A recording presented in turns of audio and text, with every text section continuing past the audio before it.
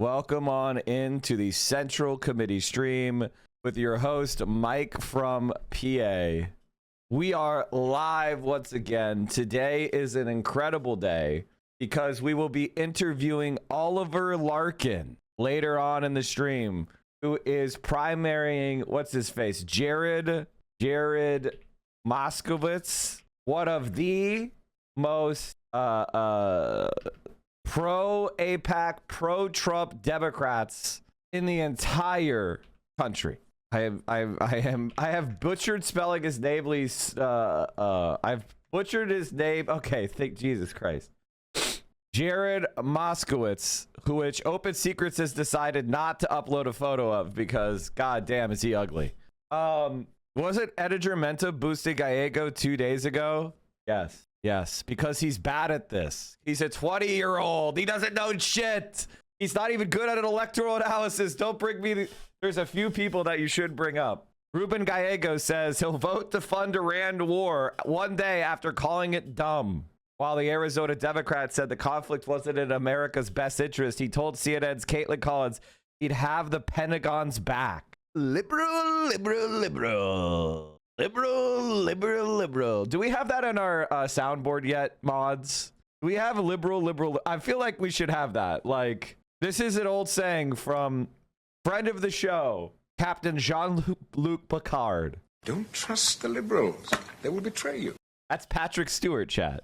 Don't trust the liberals. They will betray you. Honestly, chat, we should get... Can we get a Patrick Stewart telling Pete Buttigieg that he's a socialist? That was so funny. One of my favorite all-time clips. Newsom has done podcasts with Steve Bannon, Charlie Kirk, Ben Shapiro, but not one of the biggest progressive online voices. So true. And by the way, chat, the chorus people are going insane. They want to keep... And because their entire grift is access politics. Their entire grift is just getting... politicians that are Democrats to come on their streams where they could be sycophantic. The deal is you come on their stream and they act like a fucking fanboy, and we need to end that kind of like political, like if you're one of those people online, fuck you, you're useless. But I would get a lot of fun out of it. There's nothing like sitting around a Beverly Hills dining table with a lot of fancy guests and telling them you're a socialist. Don't come near me. Telling Pete Buttigieg that is so fucking awesome. It's so fucking awesome. Pete is that guy to be like, oh, I do think liking Pete Buttigieg means you're mentally ill and in a really bad way, like sociopath, psychopath, narcissist. Not that any I'm not trying to stigmatize any of those diseases. Okay, I'm sorry. Plenty of people are pro-social and all those things. I'm just saying it's not a good side, guys. It's got to be in the DSM. It's treatable, okay? But it's still in the DSM. It's still in the DSM. If you like that motherfucker, something's wrong with you. Did you see the Pete Buttigieg in the Wilderness Atlantic article? Oh, God. I don't know if Pete's going to make it. Like, he was a really unsuccessful cabinet secretary. He didn't run for anything. Oh, I didn't talk about this yet, did I? The Asmund Gold drinking a big soda is so fucking awesome. Mike is homophobic. Nah, I'm not homophobic, but I do hate misogynists. So that too raw, too real guy, oh, I fucking hate that guy. And it may seem that I'm being homophobic for hating him, but no, I hate him because he's a misogynist. The cat's behind me. I kind of want to move the tree over, and then I could do like Big Mike to show the cats. They got the zoomies right now. I got a notification on mobile for Denims, but not you. Just make sure that you have notifications turned on for me. Sometimes you turn them off by accident, you know. GDF did a good video on the Iran war. Yeah, we're going to watch that. Remember when Bada Padada called GDF an anti-Semite? You remember that? Remember when Bada Padada was one of those people going, I'm going to patrol the left for anti-Semitism. Anti-Semitism on the left is very important. And now he's running around going that like Jewish supremacy is a serious problem. Like he swung, he used to call me and GDF anti-Semitic, and now he's out there like basically he's walking the line, you know? I don't even know why like some of these people I defeat and nobody cares about them anymore, and I'm the only one. But but it's like you don't get a complete victory usually, right? You slay them, but they keep wobbling along because it's the internet, right? And they have nothing going for them. So they keep going, they keep waddling along, they keep kind of pseudo existing, and you're like, you never get that clean kill. Did you see the United States Marine Corps guy getting his arm ripped off? Yeah, I think that's probably TOS, unfortunately. I don't want to get banned for covering the news. To be honest, GDF had Nazi comments. Oh my God, did someone post Nazi comments on YouTube? Holy shit, I can't. That must mean the creator is an anti-Semite. Are you fucking stupid? It's an open comment section. Now, yes, you should go and ban people that make that kind of shit. I got a YouTube channel. I've got a Twitch channel. Sometimes stuff slips through. Like, as long as you're not doing it, it's not your fault. Mike, DSA, what? What's the question you're asking me? Michael Bird seems to think that people going after Kat Abu this weekend were just a lot of unrecognized misogyny. He's good friends with her and doesn't think she's comparable to Fetterman in any way.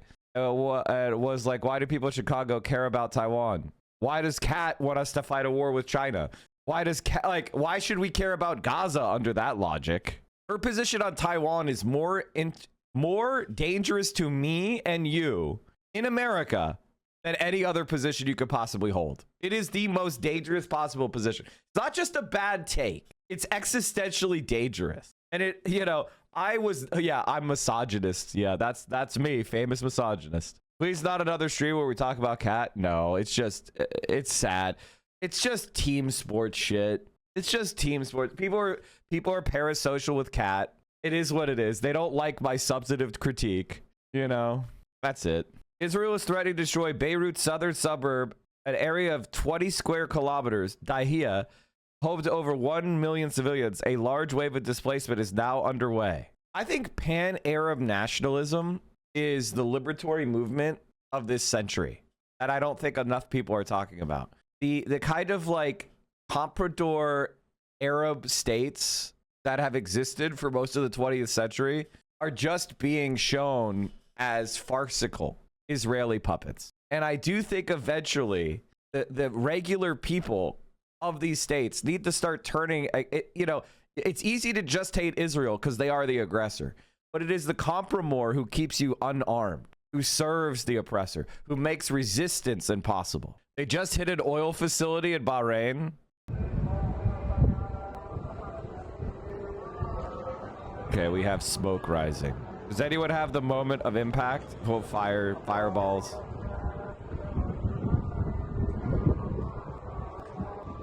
That's the thing, like, if Iran is able to just keep producing drones and launching them, you know, the United States' advanced interceptor systems are not going to be able to keep up.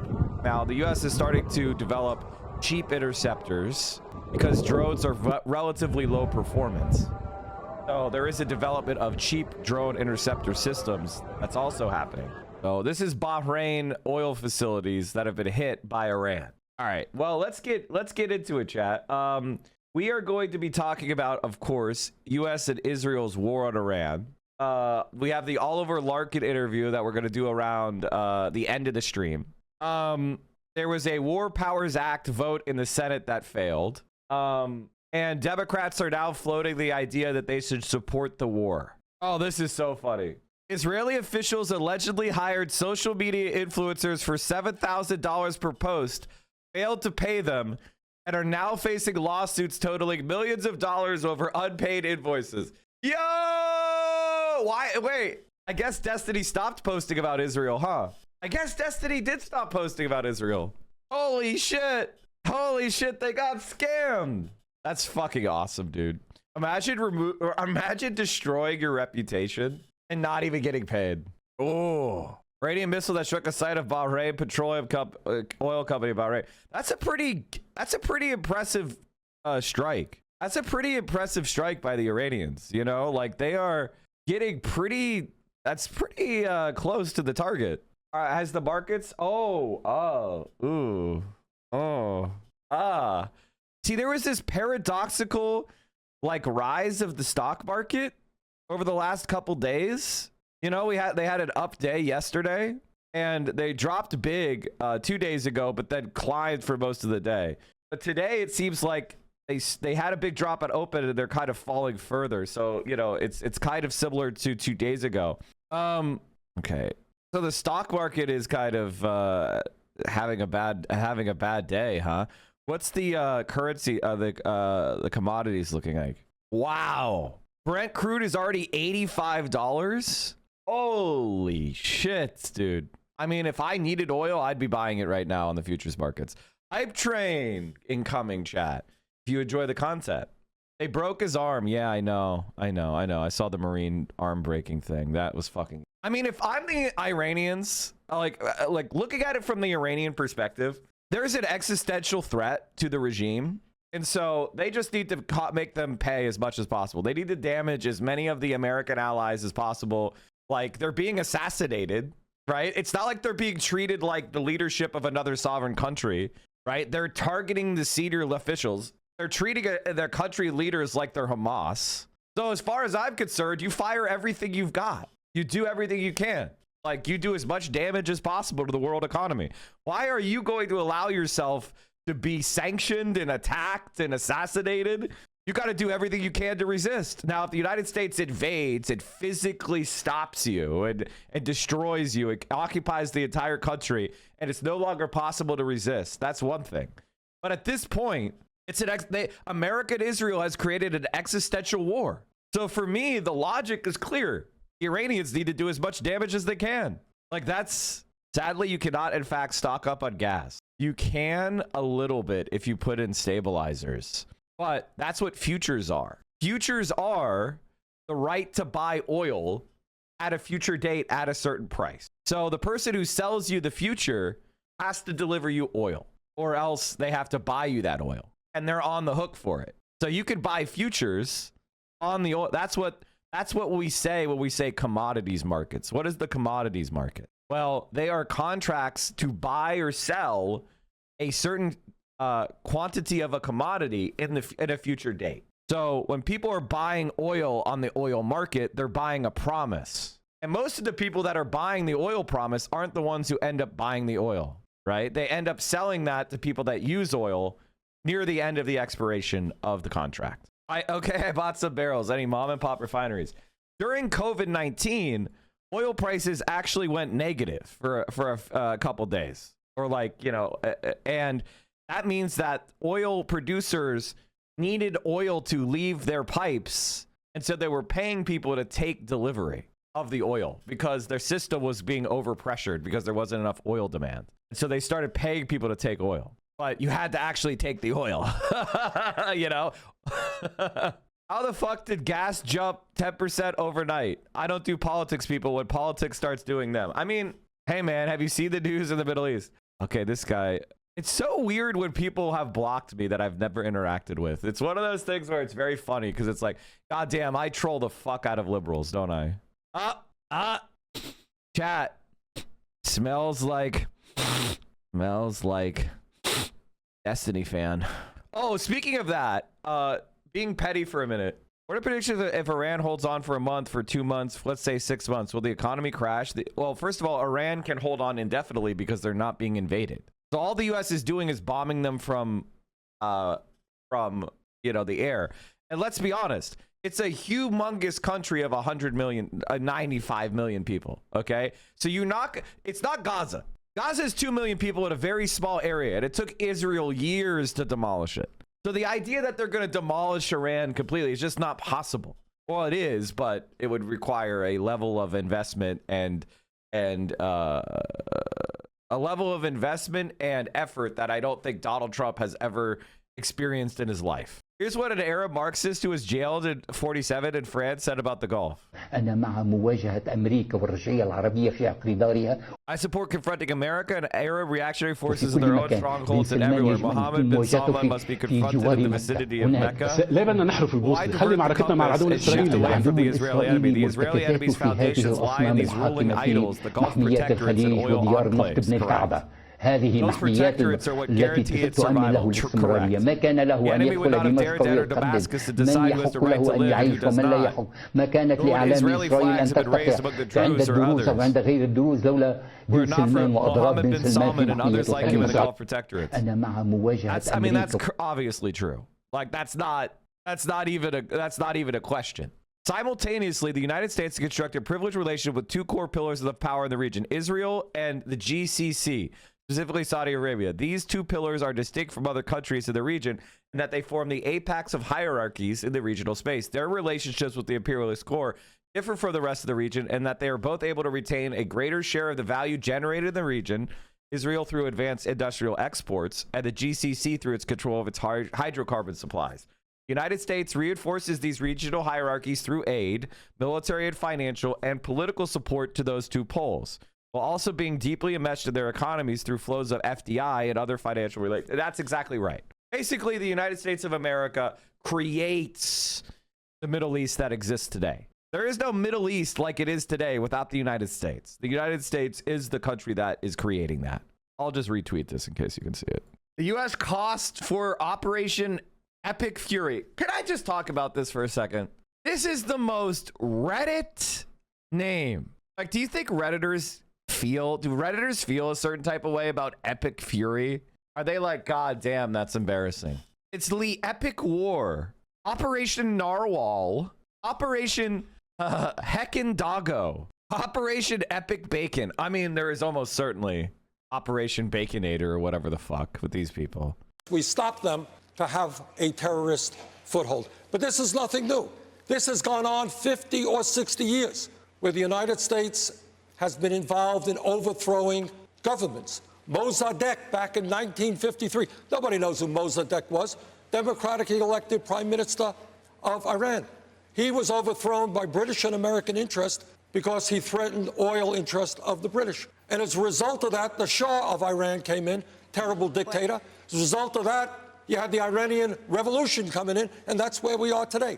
Unintended consequences. So I believe, as president, I will look very carefully about unintended consequences. I will do everything I can. The problem with this is, like, Bernie Sanders is completely correct. And to intelligent people, I know what all that shit means because I've studied it and I've read books and I'm like, oh, fuck, this man is based. And I rushed to support him, right? The problem is regular people, their eyes are glazing over. Mossadegh, Shah, what? You're just blaming America. They're low IQ, okay? Like, and that is kind of the fundamental basis of the right wing in America. They're just dumb fucking morons. They're just idiots. They are subjectively and objectively dumb. And like, the problem is that socialism is not something that you just get. The human race has to also be worthy of it. Just like democracy isn't something, or, you know, liberal democracy, that didn't happen because suddenly kings decided that the superstition of the divine right of kings was stupid and they stopped listening. It's because the societies became worthy of overthrowing the monarchy. You and I have to be worthy of overthrowing capital because that is the world. The ideas are correct. The views may be correct, but do you have the strength and the will? And that's really what it comes down to. To make certain that the United States and our brave men and women in the military do not get bogged down in perpetual warfare in the Middle East. If I could just respond. Two points. One, Senator Sanders voted in 1998 on what I think is fair to call a regime change resolution with respect to Iraq, calling for the end of Saddam Hussein's regime. He voted in favor of regime change with Libya, voted in favor of the Security Council being an active participant in setting the parameters. By the way, notice that, so Hillary Clinton's attack is, you agreed with me on some of these things. You're not as much of a peace stick. That's her argument. Her argument is, you're kind of like me. That's why you're bad. That's crazy. All right, chat. A war for Israel. Let's get this GDF The lives of courageous American heroes may be lost, and we may have casualties. That often happens in war. But we're doing this not for now. We're doing this for the future, and it is a noble mission. As the president warned, an effort of this scope will include casualties. War is hell. We expect to take additional losses, and as always, we will work to minimize U.S. losses. But as the Secretary said, this is major combat operation. On June 15, 2025, during the 12-day war between Iran and Israel, with assistance from the United States, Trump apparently vetoed a plan to kill Iran's supreme leader Ali Khamenei. A senior administration official told Reuters, "Have the Iranians killed an American yet? No. Until they do, we're not even talking about going after the political leadership. So what changed between then and now? Hey everyone, I am a one-man operation, and I need all the support I can get. I want to thank everyone who has become a patron. Your support means the world and is essential for me to be able to produce more videos. There's exclusive content on my Patreon as well that I can't show on YouTube. Love you all, take care."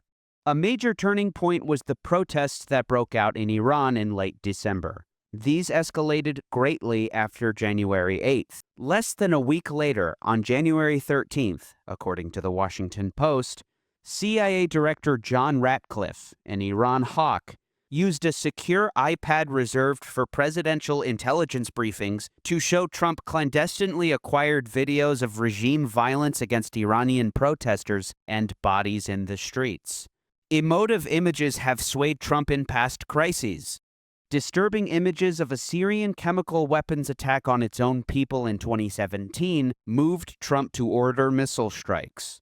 Indeed, violent videos apparently had an impact. Per CNN, the president was moved by seeing videos from Iran showing past executions, grisly scenes that seemed likely to repeat themselves amid the regime's brutal crackdown on protesters. Their source also said that by the morning, after encouraging Iranians to take to the streets and declaring help is on its way, Trump appeared closer than he had been previously to calling for a limited military operation. That same day, however, Trump spoke with the Israeli Prime Minister on the phone. During the course of the conversation, Benjamin Netanyahu told Trump not to launch an attack, even though at that point, U.S. intelligence reporting had not indicated Iran stopped killing protesters. Why would Netanyahu urge Trump not to attack Iran, a country that the New York Times Jerusalem bureau chief called the obsession of the prime minister?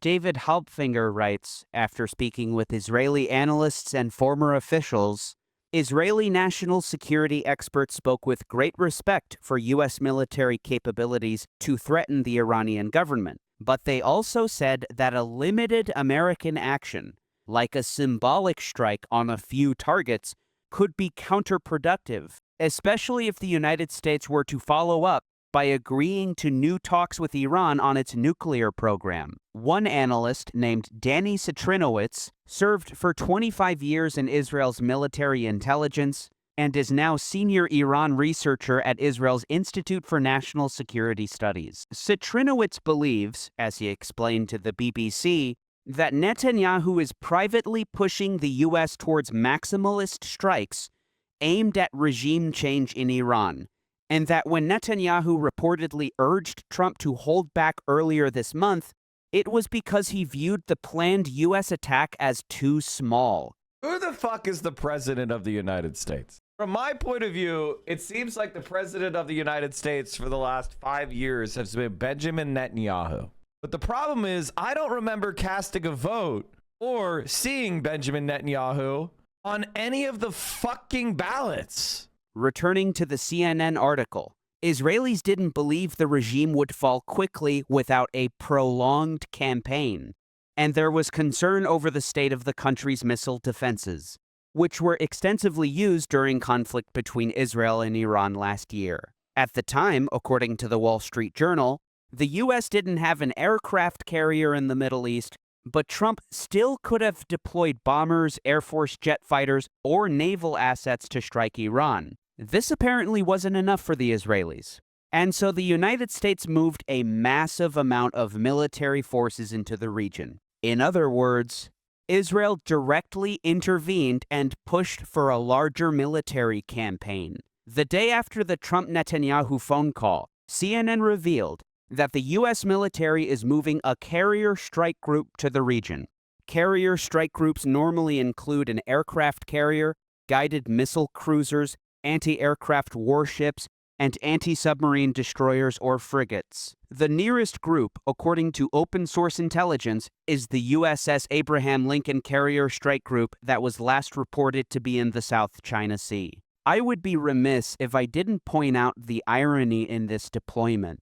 Quoting Alexander Haig, Israel's supporters call the country an unsinkable American aircraft carrier that does not... But they never have been. They never have been.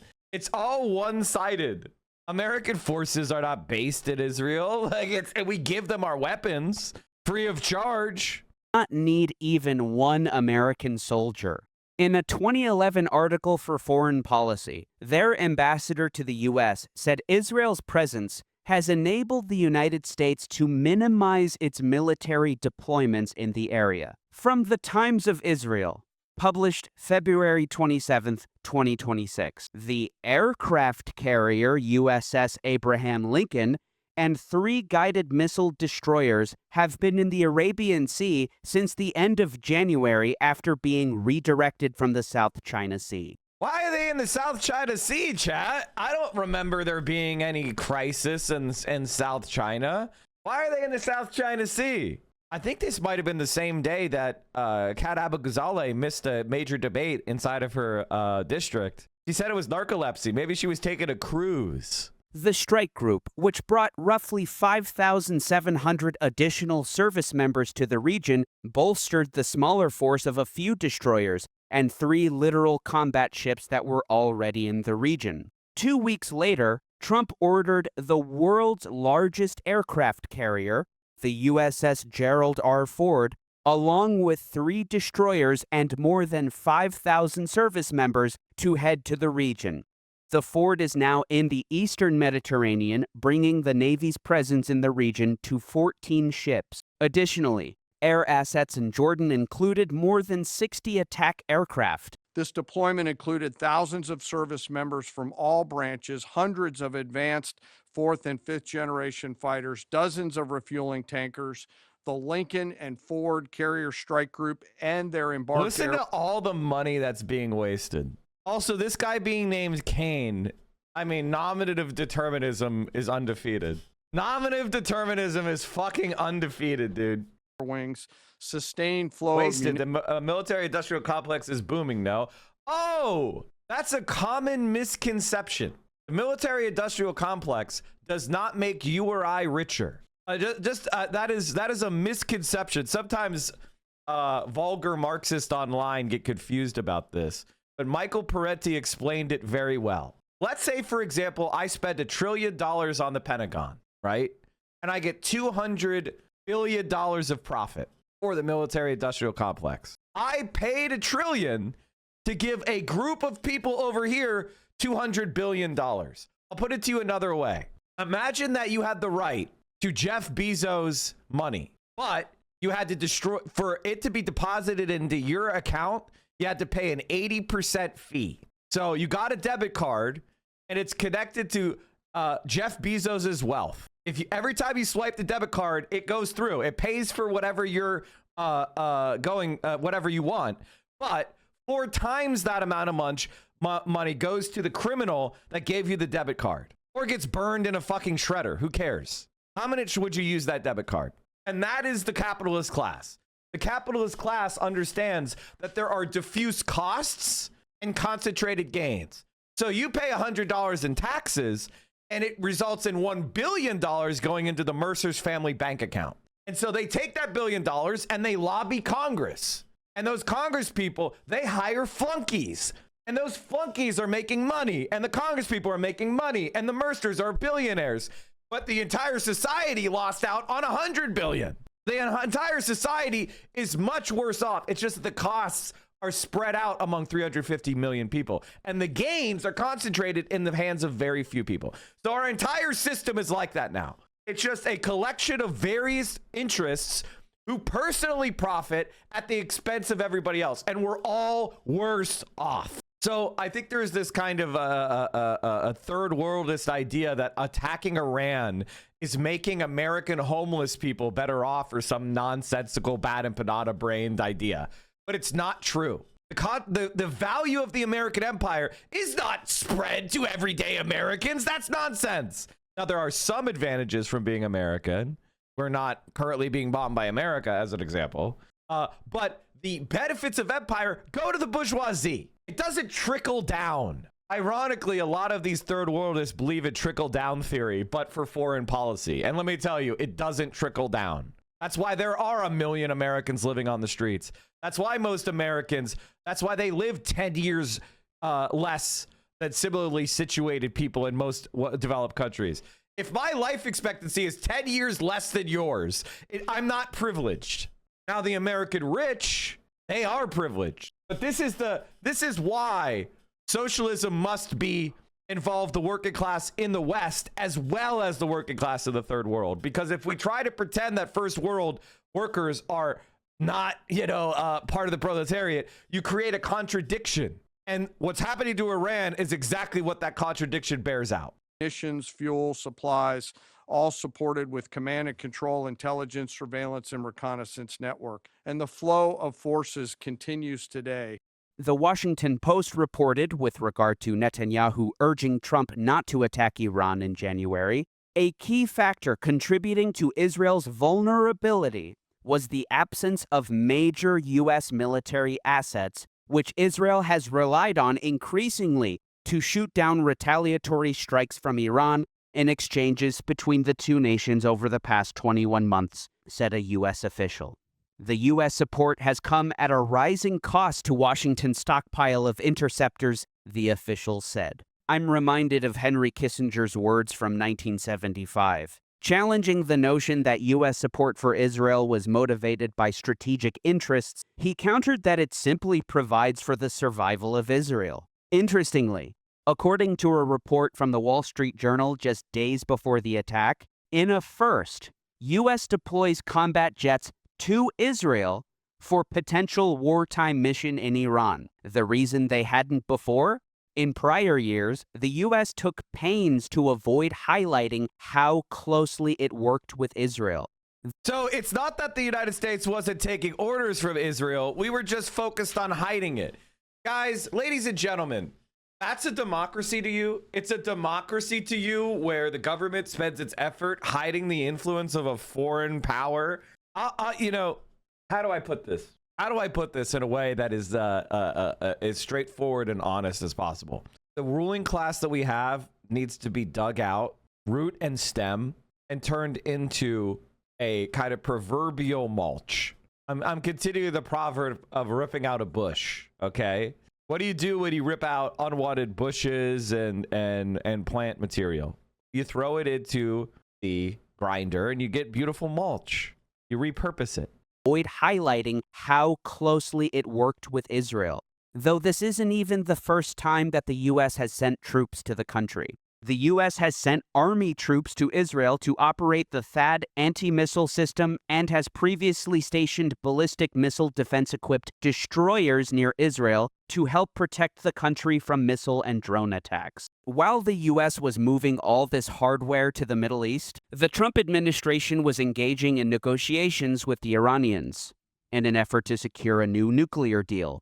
The talks failed primarily over an Israeli demand. In his State of the Union speech just before and his video address on Truth Social after, Trump justified the attack on Iran by saying that he would never allow the country to obtain a nuclear weapon. This was despite his own statements declaring the nuclear program in Iran was, quote, obliterated. Amos Harel, the military analyst for Haaretz, was incredulous at Trump's Middle East envoy Steve Witkoff, who said, without any basis in reality, that Iran was a week from producing a nuclear bomb. Actually, its enrichment capabilities were gravely damaged in the war in June, and most of its higher enriched uranium stockpiles remain buried underground, the Washington Post observed.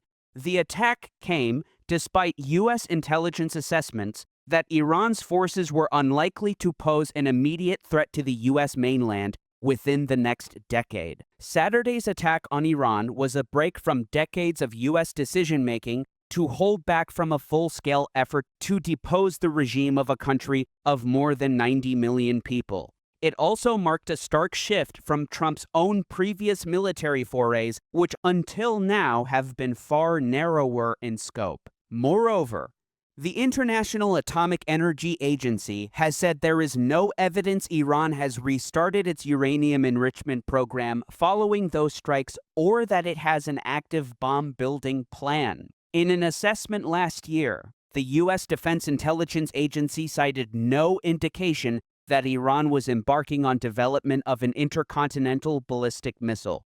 If it decided to do so, the DIA said it would take a decade to produce. Despite his insistence that the attack on Iran was an immediate U.S. strategic interest, Iran's ballistic missile program is a threat, first and foremost, to Israel. A revealing report from NBC News ahead of Netanyahu's meeting with Trump in late December reads, Israeli officials have grown increasingly concerned that Iran is expanding production of its ballistic missile program, which was damaged by Israeli military strikes earlier this year, and are preparing to brief President Donald Trump about options for attacking it again, according to a person with direct knowledge of the plans and 4 former U.S. officials briefed on the plans. Israeli officials are also concerned that Iran is reconstituting nuclear enrichment sites the U.S. bombed in June, but, they added, the officials view Iran's efforts to rebuild facilities where they produced ballistic missiles and to repair its crippled air defense systems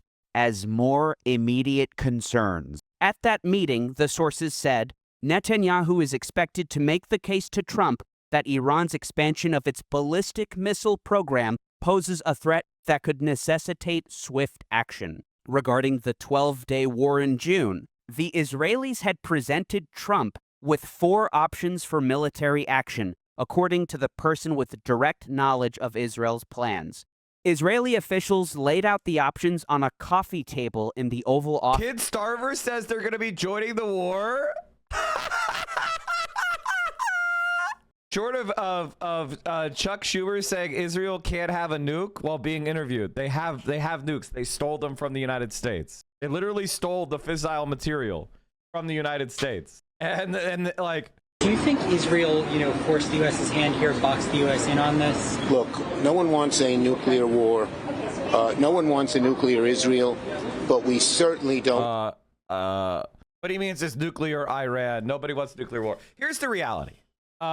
The best way to prevent a nuclear war is to give nuclear weapons to every single country opposed to the United States. That's the best way to ensure world peace. Because the United States of America does not attack countries directly that have nuclear weapons. By the way, during the Korean War, when China, when volunteers from China entered the Korean War, MacArthur wanted to nuke China. The conservatives in America were calling on nuking China. Now they're so scared of China, they won't even say Taiwan is an independent country because it's not. Want an endless war, plain and simple. What did I say? Oh, no, got it. Let me say that again. No one wants an endless war, but we certainly don't want a nuclear Iran. That's so here's basically my position.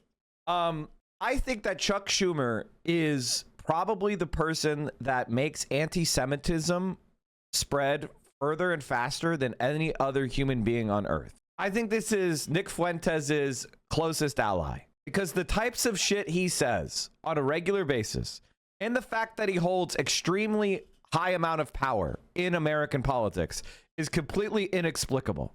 And it almost makes you seem naive when you argue it's because he gets money from Wall Street or whatever, right? Like, it is Israeli money and influence. And the Israelis want to tell you that they represent all Jewish people.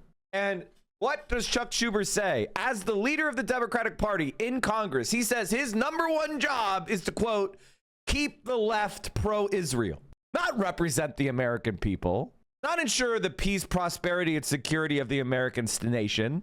It is to keep the left pro-Israel. My ladies and gentlemen, that's a treasonous statement. Can you imagine if I said my number one issue, my only goal is to make you pro-China? That would be fucking weird. And I'm just a streamer. I'm just a guy. This is the fucking majority or minority leader of the Senate. One involved Israel going it alone. Another included limited U.S. support. A third was the U.S. and Israel conducting joint operations against Iran. And a fourth had the U.S. conducting the operation on its own. Ultimately, Trump decided to approve a joint operation. The person with direct knowledge of Israel's plans suggested Netanyahu may present Trump with a similar set of options during their Mar-a-Lago meeting. By the end of January, CNN reported that nuclear talks were showing no progress. The biggest sticking point, sources said, has been the U.S. demand that Iran agree to put limits on the range of its ballistic missiles, an acute concern for Israel, which expended much of its missile interceptor stockpile shooting down Iranian ballistic missiles during last June's 12-day war. Iran has balked at that and told the U.S. it would only discuss its nuclear program. The U.S. has not replied, leaving both sides at a dead end, the sources said. On February 11th, Foreign Policy reports Netanyahu urges Trump to include Israel's demands in Iran nuclear talks, but Tehran remains adamant that its missile arsenal is non-negotiable. This followed another meeting between Netanyahu and Trump, this time in Washington. Barak Ravid reported on. He also said the quiet part out loud when he corrected himself. Israel has painstakingly hid the fact they have nuclear weapons. And if they do, how many? Chuck basically admitted Israel has nuclear weapons. They have a lot of nuclear weapons, so they could build nuclear weapons themselves. I don't think they've painstakingly hidden anything. I think that what you really are saying, and the reality is that the rules do not apply to Israel and the United States. Okay, it's actually just that simple.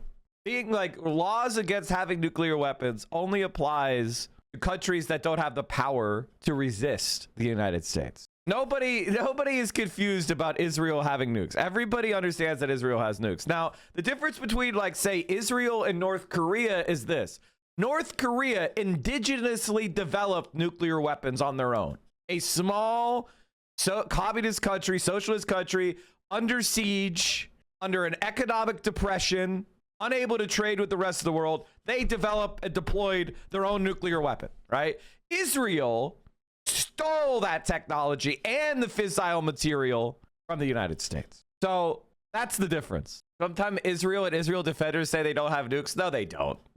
When they say that, they smile. They do a duper's delight smile because everybody knows that Israel has nukes. Did they steal it or we have some traitors? They stole it by using traitors. And, you know, I ultimately, like, we're getting to the point where anybody who associates with Zionists in any way is probably untrustworthy. Did you guys see what Mallory McMorrow did in Michigan? Mallory McMorrow endorsed Jordan Acker, a vocally pro-Israel candidate for re-election to the University of Michigan Board of Regents. Jordan Acker is the most oppressive anti-Palestinian member of the Michigan Board of Regents. This guy has basically served as an arm of Mossad in targeting anybody in the state of Michigan who opposes Israel in the university system. Mallory McMorrow is a Zionist. Mallory McMorrow is our enemy. And she tries to pretend like she's, I believe that Israel is, should not be doing the violence. What do I think about this? I think that the pedophiles in the White House are pedophiles. That's what I think about that. Operation Epic Fuck Up Nuclear Edition. Trump says U.S. running out of low-grade weapons, but plenty of high-grade weapons. Brandon Weichert says high-grade weapons include low-yield nukes. New York Post reports U.S. tested doomsday missiles. Blade for nuclear command chain flies east. And I'm not going to get into it. There are certain things that are not possible to recover from. And one is the use of unconventional, highly destructive weapons that just change the calculation forever. Yeah. And I worry about that. And everyone I ask about is, oh, no, that would never happen. Do you worry about it? Yeah. So, and I think I tweeted about this in the last 24 hours. Trump responded to what I've been writing. I mean, Trump wants to use a nuke. It's very clear that Trump wants to use a nuke. And here's the thing. If they use a nuke, I think we should all take to the streets and we should storm any institution in a peaceful protest that is in support of these people. I think we should, as organizations, begin to ready ourselves for the eventuality of the nuclear taboo being breached. Donald Trump is a pedophile. He gets a thrill from breaching taboo. I worry that, somebody like Asmongold would be in favor of using nukes. There's the right wingers in this country would be in favor. It's not like they would go like, ooh, the nukes, that's too far. And I'm not going to get into how I know that, but somebody told him what I've been writing, and he's quite cross with me. And I'm a 3-time supporter of Trump. I'm saying this out of love, not out of hate. But I was told that the statement he made yesterday in the Oval Office was partly was responding to my claims about the stockpiles. And he said something very specific. He said, not only we have enough weapons to fight a, quote, forever war, which, holy cow, but he said that we're depleted a little bit on the, and I'm paraphrasing, on the lower level weapons, but we've got enough higher end and middle tier weapons to fight forever. Well, the higher end weapons would be things like, I don't know, low yield nuclear weapons. Right. And, you don't want to think that an American president would go there, especially over something like this, where we weren't attacked, which we were not. And I'm not a fan of the Iranian regime, and they do support terror, but we were not attacked. The Israelis weren't even attacked. This was all sort of the machinations of Netanyahu's worst fears. It is my concern that if we truly are reaching depletion, that we might have an incident where a nuke is used. And, it's not the likeliest, but it's no longer impossible. It's now moved. If the United States of America uses a nuke on Iran, then Russia will use a nuke on Ukraine. What's the taboo anymore? What's the taboo? Russia won't. Why not? Why the fuck not? Into sort of the realm of. And the other thing is, and what I'm trying to say here is, part of the reason why nukes aren't used is because they are considered to be the ultimate of evil weapon. It's a weapon that everybody understands the power of it and the damage that it can cause. And so we just don't use them. But once the taboo is broken, people will start using them. Other countries will start using them. It could happen. And the longer this goes on, and the more that we run through these stockpiles, and if we start losing planes to some of the remaining Iranian air defense systems, then we're going to have some problems. And I want to also say something about the strategic side. I was on Bannon's show earlier today, and there was one of the guests was basically saying I was wrong, and maybe I am, but who knows. But he was saying that we've got local air superiority, and from there we'll be able to grow out and go farther. And the only reason you get local air superiority is because you've degraded the enemy so much. Well, yes and no, but that's just a small slice of a very large country. They probably in Iran, if they've decentralized those missile capabilities to the local commander level, anticipating that we would degrade command and control, they likely have hidden and decentralized their air defense capabilities. And that means we have to do sort of a long-term air defense hunt. And in the meanwhile, the Iranians are still combat effective. And the longer this lasts, the longer that strait is closed down, the more the oil is disrupted. And basically, the more we get to these really nightmare scenarios. In my book, I said a war over Iran will likely trigger a World War III. Now, that book came out in 2022. I remain convinced that we are at the opening salvo of a true world war. And it's happening because of our actions and the actions of our partner, Israel. I would say even more precisely, it's happening because of Benjamin Netanyahu and the hammerlock he has over the American government, including Mossad officers at CIA headquarters. Okay, I just want to say, listen, I don't like Tucker Carlson. I know I wouldn't like this guy, but it is objectively correct. They are correct that the United States of America is the aggressor. The United States of America is causing conditions that could degenerate further. They are correct about their tactical analysis of Iran. I mean, I don't know the effectiveness and competence of the Iranian, military. I'm not an Iranian military expert.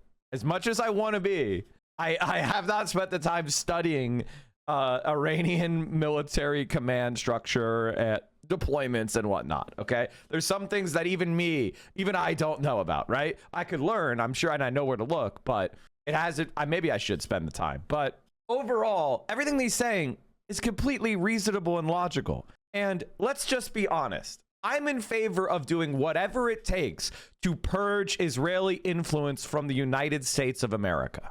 And you should be too. And IDF officers that one came, at the Pentagon. I mean, that one came from you would know this individual. He's a very famous CIA guy. I got off the phone with him about an hour before I came on with you, and it's scary. It's scary. I mean, remember though, Gary Vogler, who wrote a great book for the Libertarian Institute. It was called, I think, Israel was the winner of the 2003 Iraq War, or something like that. He was an oil guy working for the Coalition Provisional Authority, and he identified this guy named Makovsky, who was a Pentagon bureaucrat who ran the Iraq War desk for the first part of the Iraq War in 2003, and he was a Mossad officer. Not just IDF, and he was Doug Fye's son-in-law. So, this is, our country is unfortunately not being run entirely by the United States and the American people. No, it doesn't. You don't see a lot of sovereignty. I'll get emails for that one, I'm sure. Well, it's true. It's factually true. Yeah. The Secretary of State, God bless him, admitted that 2 days ago and said we did this because Israel made us do it. Right. They were going to go anyway. Right. So what about the question of hypersonic weapons? You read that Iran has them. They've been given them. Oh, yeah. They've got them. In fact, I got an interesting report from overseas yesterday. And again, these I'm sort of, I take with a grain of salt, but they've been right. And when they're right, though, they're really right. This one came from our friends in Russia. So take from this what you will. But the report that I received was a retired Russian general is telling the press over there that he knows for a fact there is a cluster of Chinese high-tech officers or technical officers on the ground in Iran. I mean, if I am China, I'm sending observers. It is what it is. First of all, if I'm China, I'm giving Iran, I'm giving them satellite intel.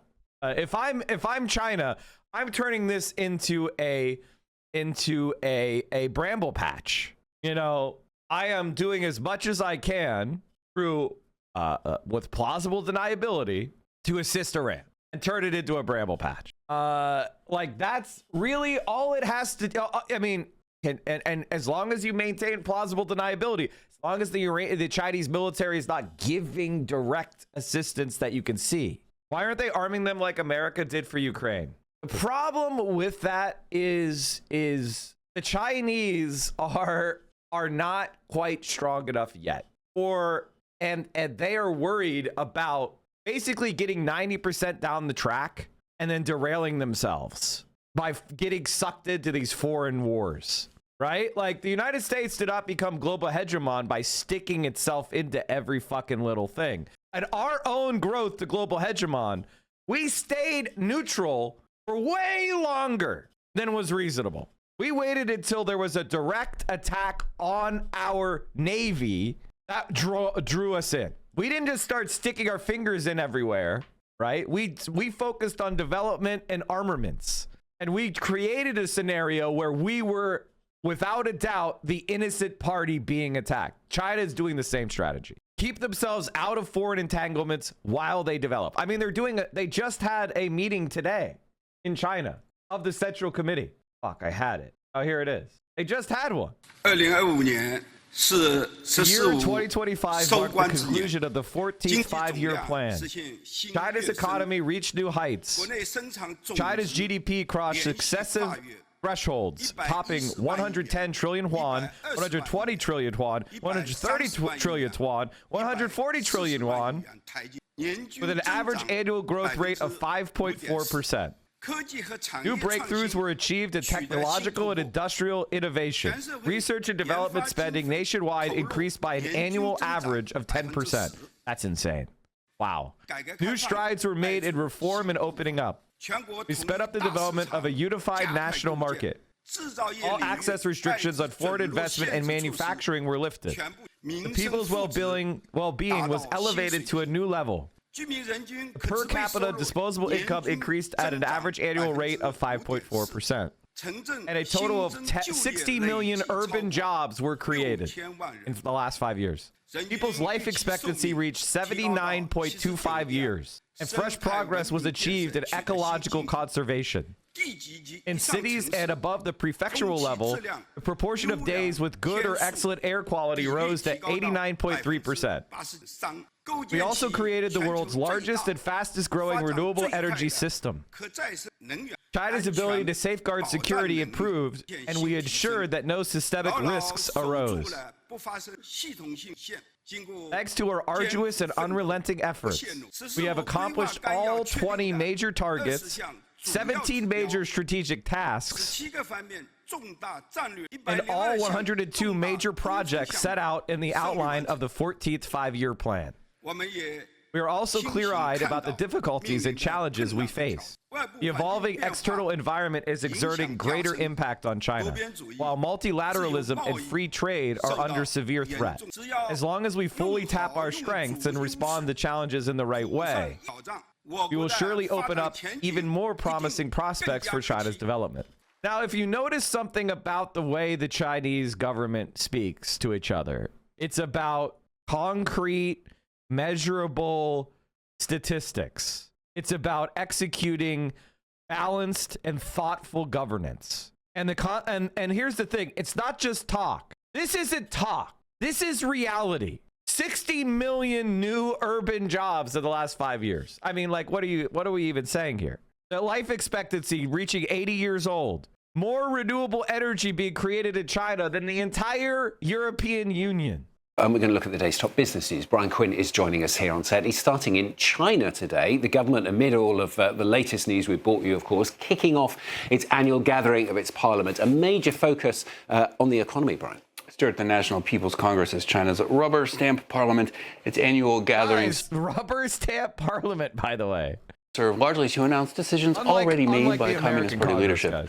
This year, the government has set its most modest economic growth target since 1991, aiming for 4.5% to 5% growth in 2026.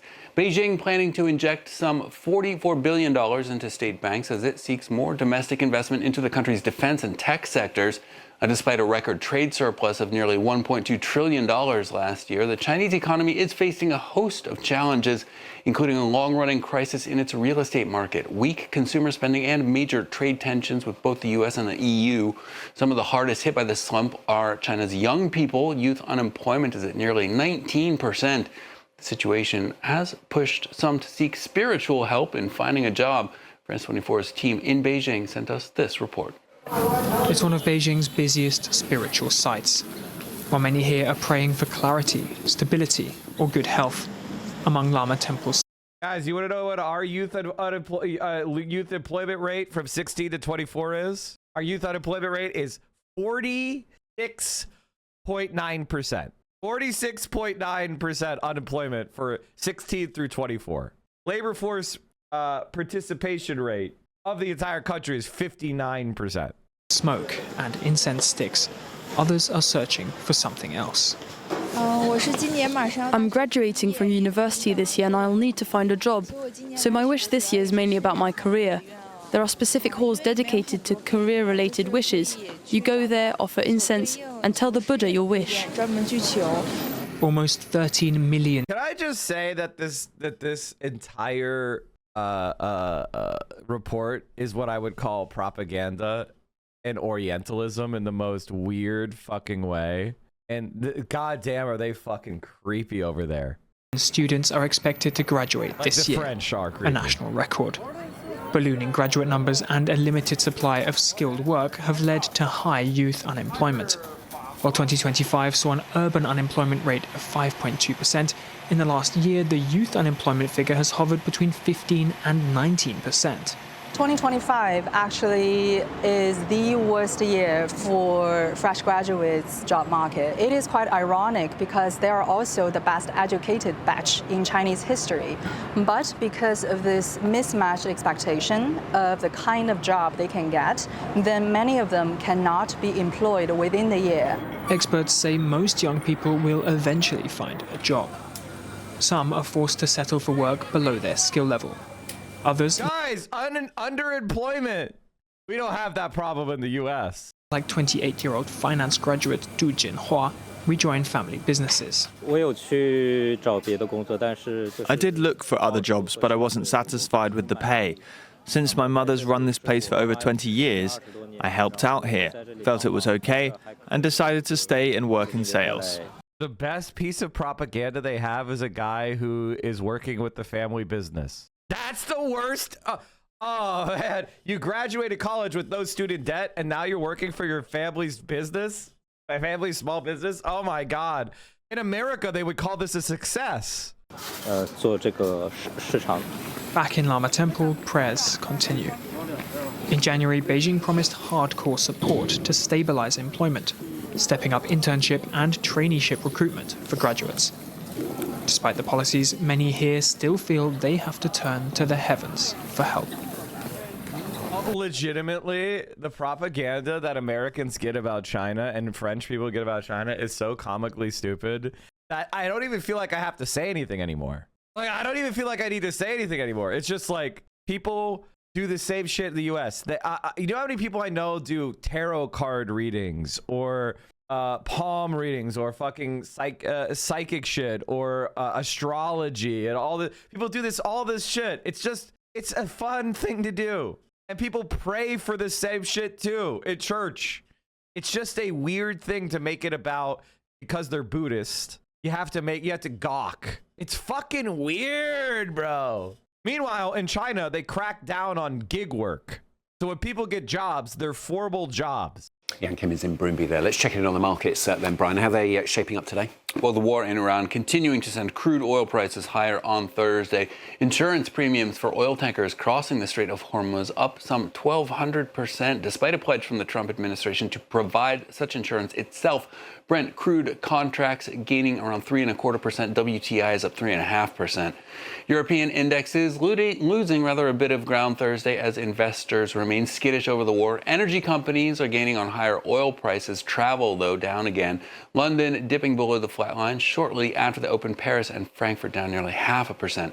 On the Asian markets, shares in Chinese oil refiners took a big hit after Beijing ordered them to halt exports of diesel and gasoline in an effort to ensure domestic supply. Hong Kong and Shanghai, though, still making some modest gains. The Kospi in Seoul lost more than 12% on Wednesday. It bounced back nearly 10% on Thursday, led by chip makers Samsung and SK. Well, I think actually it's the markets were looking bad last I checked. How are they doing? Oh, okay. Well, it looks like how's gold doing? Oh, even gold and silver took a dip. Everything's kind of dipping. Oh, crypto had a big bounce, huh? Man, the markets are so fucking volatile. It's insane. Like, what the fuck? So Asia rebounded yesterday, and then today Europe and America are sliding again. I know this was for the last video, but how much astrology is based on users asking for career help in the United States? A lot. It's also a lot. I mean, if you go to like daily astrology reading, if you just went to L's horoscopes or Taurus, mingle like you mean it, bull. The radiant sun in your sociable 11th house is at stake with an expansive Jupiter in your communicative third. Inspire you to connect with an eclectic crew of people who have the potential to open up your world and your mind, teaching you just by bringing a broad array of POVs to the table. Attend an event that stimulates your intellect and just guide discussions onto headier ground. You could easily make new friends under this star map and might even form an exciting think tank. They're telling, hey, Mike, start a think tank. That's my astrology for the day. You would almost believe in it if you didn't know better. Anyway, if you actually pay attention to what these things are hinting towards, it follows a very corporate 9-to-5 M&F type schedule. They always try new things on the weekends. So true. Orientalism is dumb as fuck. Yes. CNN talking about China. The U.S. has just took out 2 China-friendly leaders in 2 months. Why has Beijing done very little about it? Guys, is this good? Guys, is this good? Is it good to have the stock market go down? All right. Let's finish the GDF video. I think we were mostly done, but I got distracted. Where the fuck is it? Did we finish it? I just had okay, there it is. It's almost done. The conversation for Axios. During the meeting, Netanyahu told Trump it is impossible to make a good deal with Iran and claimed that even if a deal is signed, Iran will not abide by it, a U.S. official said. The U.S. official said Trump told Netanyahu he thinks there is a chance to reach a deal with Iran. We'll see if it's possible. Let's give it a shot, Trump said, according to the U.S. official. Days later, on February 18th, Ravid reported that the Israeli government, which is pushing for a maximalist scenario targeting regime change as well as Iran's nuclear and missile programs, is preparing for a scenario of war within days, according to 2 Israeli officials. The Washington Post just recently reported that, in a briefing on the 24th of February for the Gang of 8, which consists of the leaders of the House, the Senate, and each chamber's intelligence committees, Secretary of State Marco Rubio indicated to lawmakers that the mission's timing and goals were shaped by the fact that Israel was going to attack with or without the United States, according to a person familiar with the administration's outreach to lawmakers. Quote, so the only debate that seemed to be remaining was whether the U.S. would launch in concert with Israel or if the U.S. would wait until Iran retaliated on U.S. military targets in the region and then engage, the person said. The New York Times additionally reported on the briefing in an article on how Trump decided to go to war. President Trump's embrace of military action in Iran, they write, was spurred by an Israeli leader determined to end diplomatic negotiations. Few of the president's advisors voiced opposition. Regarding the Gang of 8 briefing, Mr. Rubio argued that, no matter if Israel or the United States struck first, Iran would respond with a powerful barrage of weapons against U.S. bases and embassies. It was logical then, Mr. Rubio said, that the United States should act in concert with Israel, since America would be dragged in anyway. And Israel, Mr. Rubio said, was determined to act. Israel has a set of objectives. The United States has a set of objectives. What I want to make sure is that American foreign policy is driven by, first and foremost, by American interests.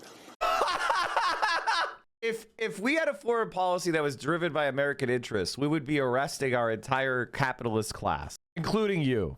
I'm using American to mean the interests of regular human beings that are America who live in the United States of America. We would be calling up Edward Longshanks for tips on what he did to William Wallace if we were operating for the interests of America. Okay? Like, what do you think we should do with these treasonous guys, Mr. Longshanks, sir? Particularly when we're talking about putting our troops in harm's way. Senator, who do you believe is driving the car here when it comes to the attacks? Is it Bibi Netanyahu or is it President Trump? I think that the Israeli concerns were more imminent. Israel has felt for a long time that the Iranian threat was existential. I don't deny that.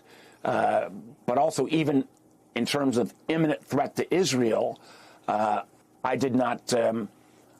I was not convinced of that as well. So I saw no intelligence that Iran was on the verge of launching any kind of preemptive strike against the United States of America. None. None. And that guy's a fucking right-winger, chat. Mark Warner is a fucking right-wing Democrat. He's one of the most right-wing. If you go to the left vote tracker on Google Sheets, and you scroll down to the bottom, Mark Warner, 20% voting record with the left. The fourth most conservative Democrat is saying this war has no American interests. He's worse than John Fetterman. Although, actually, I would say that John Fetterman is the worst. Okay, listen. The scores, they're not, like, the percentages make it very easy to sort people. I personally think John Fetterman should be at the bottom. I think he should be the worst senator. The reason why he's not is because he does co-sponsor raising the minimum wage.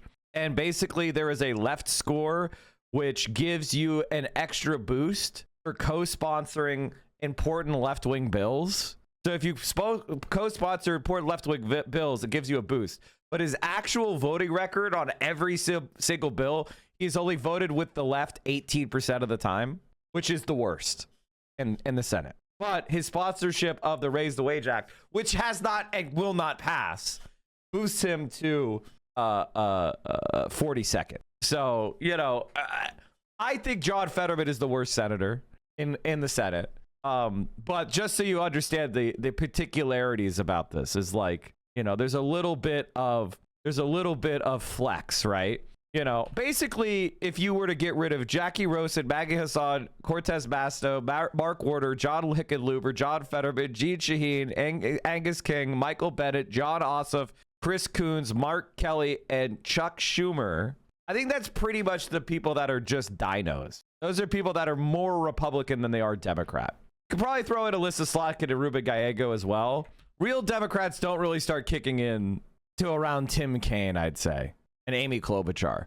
Anyone worse than them is pretty beyond the pale bad. And they're pretty bad. Blattner is getting less donations. I mean, it is what it is. It's how it works. This is just how it works. This is just like, if you look at every politician, they have spikes. They have spikes, right? So I really wouldn't worry about that. Graham Plattner made 83% of his contribution refunds from launch through end of year in the 2 months following the initial run of Tough Press. Yeah, I mean, this doesn't really matter. This doesn't really like, I wouldn't look into this too much. This is just, you have ebbs and flows with your donations. You know, like, it is what it is. He's still doing quite well. I mean, he's making like $50,000, a little bit short of $50,000 a day. That's a pretty good number. Trump admin officials acknowledged during a closed-door briefing on Capitol Hill Tuesday that Iran's Shahed attack drones represent a major challenge and U.S. air defenses will not be able to intercept them all. The drones, Defense Secretary Pete Hegseth and Chairman of the Joint Chiefs of Staff Dan Kane acknowledged, are posing a bigger problem than anticipated. Which brings me to the next video about missile math. All wars are expensive, but are the costs of America's attack on Iran financially and logistically unsustainable? Take a look at this. This is Iranian state-affiliated media showcasing vast stockpiles of low-cost but highly lethal Shahed drones. In response to America and Israel's attack on Iran, the regime launched hundreds of these against its attackers. And the other thing is, these drones are incredibly effective. Like, America copied these. Did you guys know that? America copied the Shahed drone. Russia copied the Shahed drone. They are cutting edge drones and their cost effectiveness. Like, the efficacy versus cost, they are the best in the world. Now, you could increase the efficacy of a drone. You can make it faster. You could make it bigger. You can make it more precise. But the costs kind of scale up exponentially. Did you know what in the particular way they did it was copied? Just the entire plan was copied. The entire thing was copied. This is an example of the U.S. copy right here. Here, this is a U.S. copy of the Shahed drone. I would not, you know, life pro tip. This is a bomb. Life pro tip. Do not handle bombs.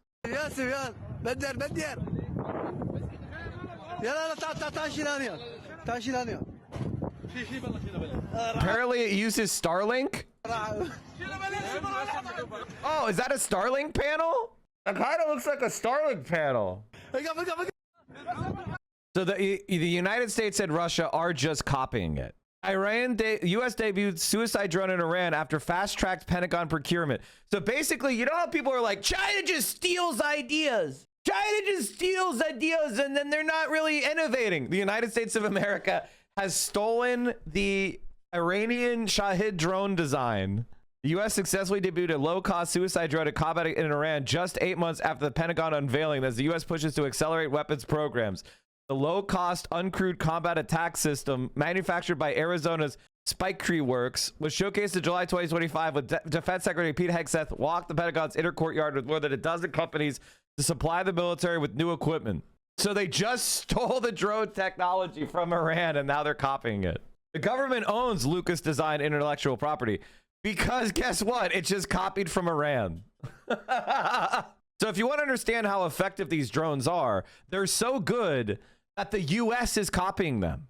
Allies. But aren't all bombs suicide bombs? Okay, so to answer your question, a drone involves propulsion and other things like that, right? And what makes it a suicide drone is that all of it is destroyed, right?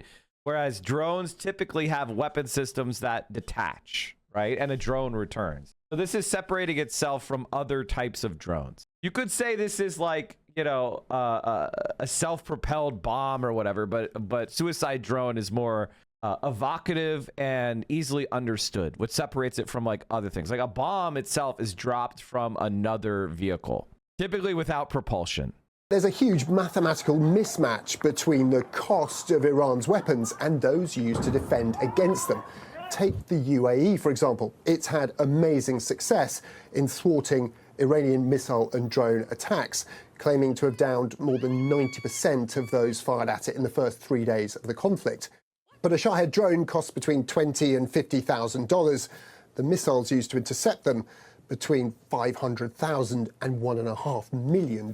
One analyst estimating it could have cost the UAE up to $750 million to thwart an attack of around 500 Shahed drones. That's 20 to 30 times more than it cost Iran to launch them. The math clearly favors Iran in this strategy of attrition because they just have, we don't know exactly how many, Shahed drones they might have in their stockpiles, but it's much larger than the combined total of the stockpiles of interceptor missiles that are available. We're now seeing sort of a race between Israel and the United States trying to locate this drone infrastructure to try to destroy it, to reduce the pressure on these interceptors versus Iran trying to keep it an active threat. The UAE says it's got plenty of missile stockpiles to continue to defend itself, but it's been reported that America's allies in the Middle East are desperately trying to replenish their supplies of mainly US-made missile interceptors. The question is, will they be able to do that, given it looks like America may well be running out of ammo too? Take Tomahawk missiles, very effective and very expensive, being launched here from warships off Iran. It's estimated the US military's deployed up to 400 Tomahawk missiles to the Middle East, but that represents 10% of the 4,000-strong US arsenal. Stockpiles of THAAD missiles are thought to be seriously depleted too. America reported launching around 150 of them in its 12-day war with Iran in June last year. That represents about a quarter of its 600-plus stockpiles of that weapon. We are using these interceptors at a rate that's much faster than you can possibly replace them. The problem is that increases your long-term strategic risk, particularly in other theaters. America, of course, can always withdraw from the Middle East once it's run out of weapons, but analysts warn its peer adversaries are watching. If America depletes its arsenal through campaigns like this, what power would it have to deter Russia or China if they decided to lash out too? Tom Clark, Sky News. Tom, how significant? And this, ladies and gentlemen, apparently the general of the Joint Chiefs, Dan Kane, delivered a private warning to President Trump with a bluntness that democracies depend upon and empires routinely ignore. We do not have enough ammunition to win this war. It will not be pretty. It was not timidity. This was a solitary act of institutional honesty still flickering inside the corridors of American military power. Trump's response was the response of a carnival barker, not a commander-in-chief. A true social, that funhouse mirror of American political life, he swatted away the warning with a salesman swagger. Oh, no, no, no. If we do it, it will be easily won. But the greater lie came next. When Kane's warning leaked, Trump did not merely dismiss it, he inverted it. He told the American public with the breezy confidence of a man who had never been held accountable for anything, that the general had said the opposite, that the United States had plenty of missiles, plenty of munitions, plenty of everything. That's not what he said at all, Trump declared. He put triumphalist words in the mouth of a man who had spoken warnings, and General Kane said nothing. By staying quiet, Kane allowed the American public to absorb a fabrication as truth.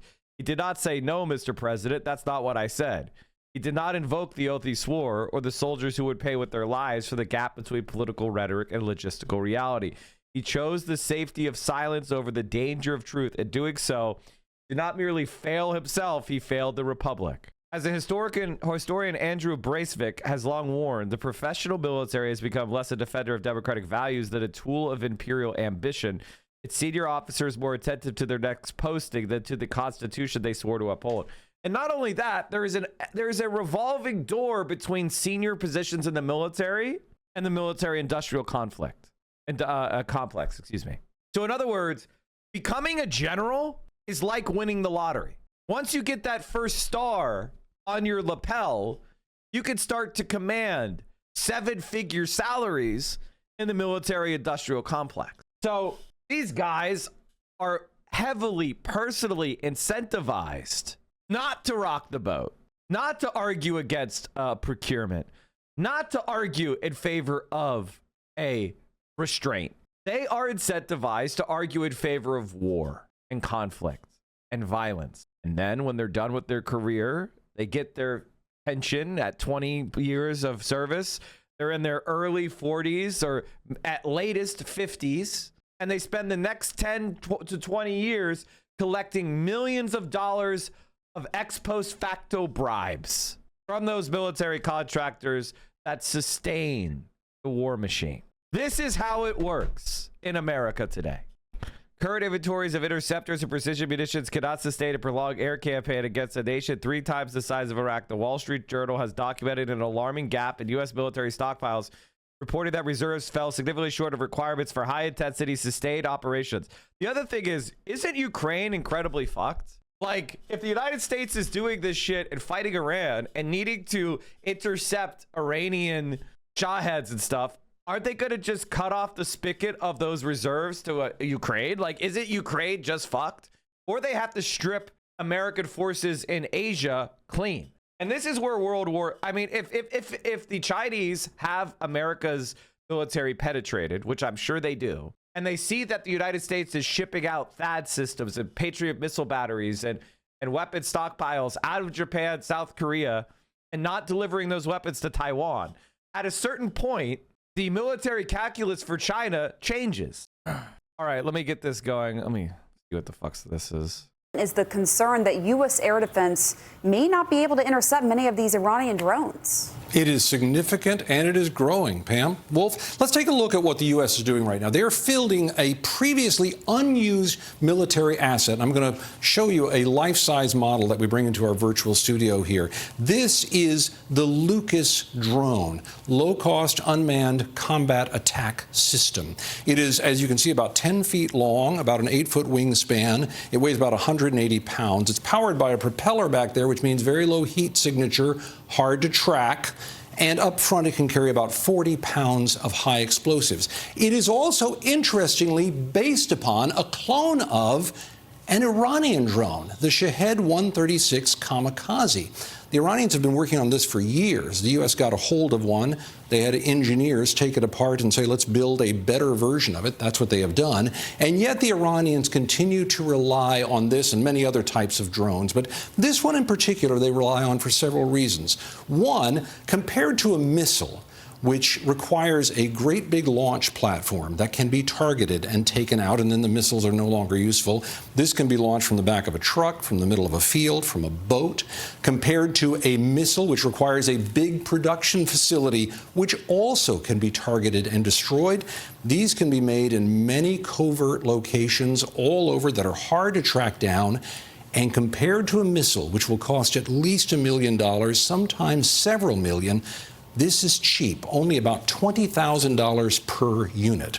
So when we look at these maps out here where you see places where drones have hit or missiles have hit, every time a drone is hit, it doesn't necessarily mean just one drone was launched there. Instead, squadrons of things are launched. They send many of them in precisely because of what you said at the top, Wolf, because if you have a system out there that can't stop all of them, you only need 10% to get through to do a tremendous amount of damage, as we have been seeing in these videos in various places. One of the concerns here is also that the cost of the systems to stop these is higher than the cost of the drones. In many ways, military analysts say the Iranians have been preparing for many years for just this type of conflict. So though they didn't want to have a war necessarily, now that the war has come to it, their use of drones is forcing the U.S. to fight a type of battle that the Iranians would prefer, even as the U.S. tries to turn that weapon back against them. What we're seeing play out here is essentially a war of attrition. It's the ability of the Iranians to launch missiles and drones versus the supply of U.S. and Israeli interceptors that can knock them out. Now, President Trump said a couple of days ago, and rather absurdly, that there's an unlimited supply of missiles and interceptors and munitions. And chat, this is Brigadier General Steve Anderson. In the military ranks, there are key breakpoints in a person's career, right? And in the U.S. military, we have a bifurcation, a class-based bifurcation in the military. We have what's known as the enlisted troop, and we have the officer class. All right. So if you're enlisted, you are signing a contract with the military, and you are permanently subordinate rank. The highest rank enlisted troop is subordinate to the lowest ranking officer. All right.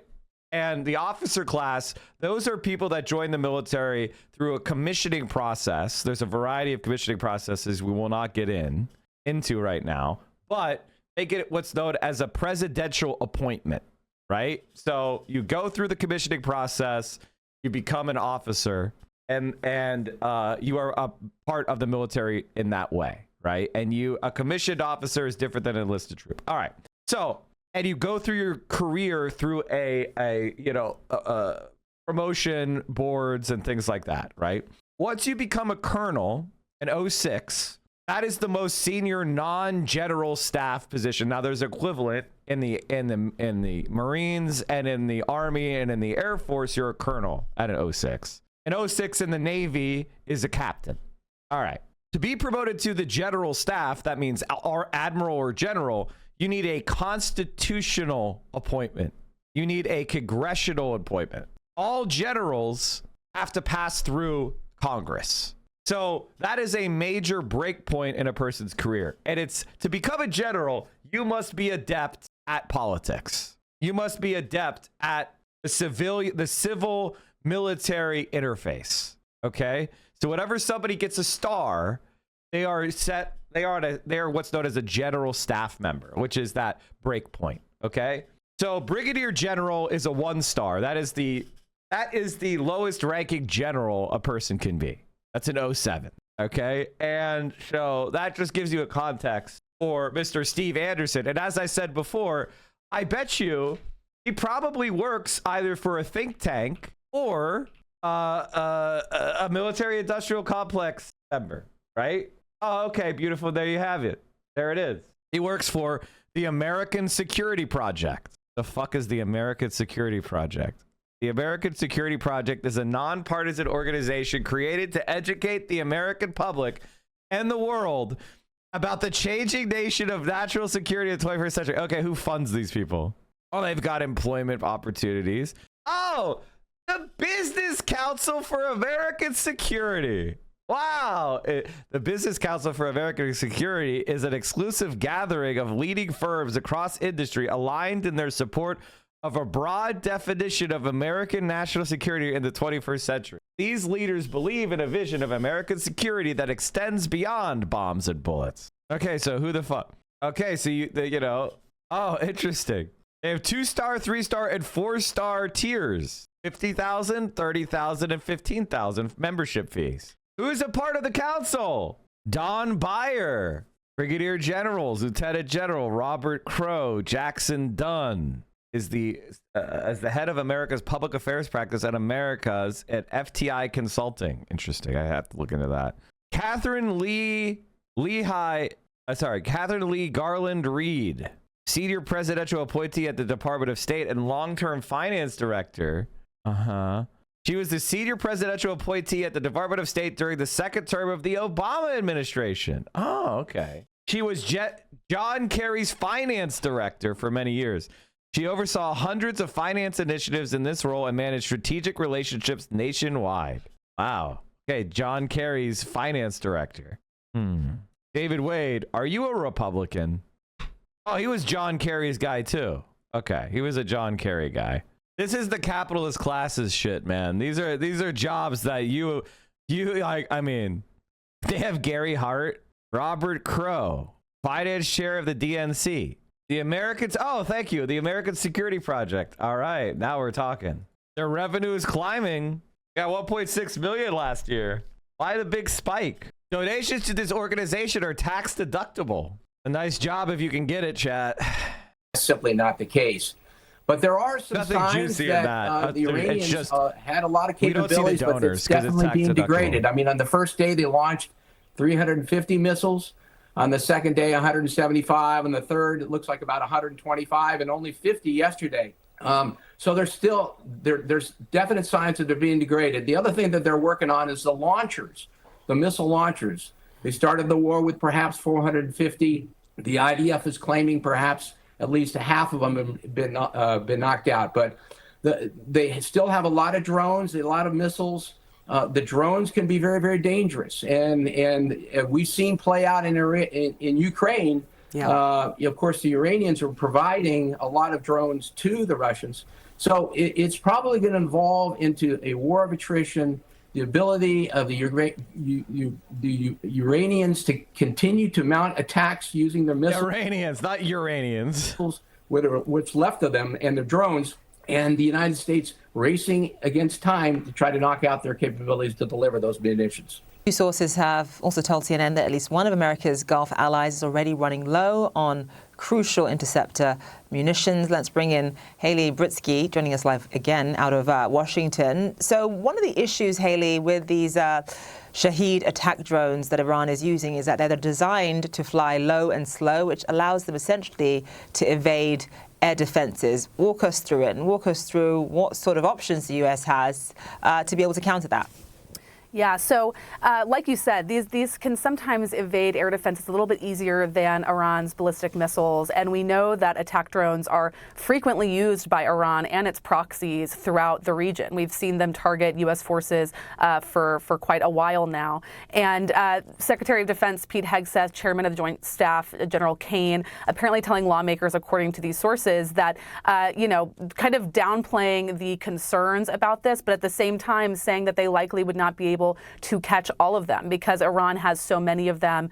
And I really have to iterate here how big of a deal that is, how striking of an admission that is, given the resources, the money that the U.S. has poured into the counter-drone problem. Since watching Ukraine's war against Russia, the U.S. military has been very aware of the threat of drones. They've been training on these cheaper drones, getting defense industry to build more of them so that the U.S.'s arsenal had them as well. So this was a really big issue that the U.S. military has seen coming, but essentially telling lawmakers that it was more of a problem than they anticipated. And we've seen the very real cost of this, right? Just a few days ago, 6 U.S. service members killed in what was a suspected drone strike on a facility they were working out of in a port in Kuwait. So these have very real consequences, and it certainly raises a lot of questions about how the U.S. military can better protect their forces against these kinds of drones, how what systems would be better to shoot them down. We saw for weeks leading up to this operation, air defense capabilities being flowed into the Middle East, more forces, more air defenses certainly coming in the next coming days.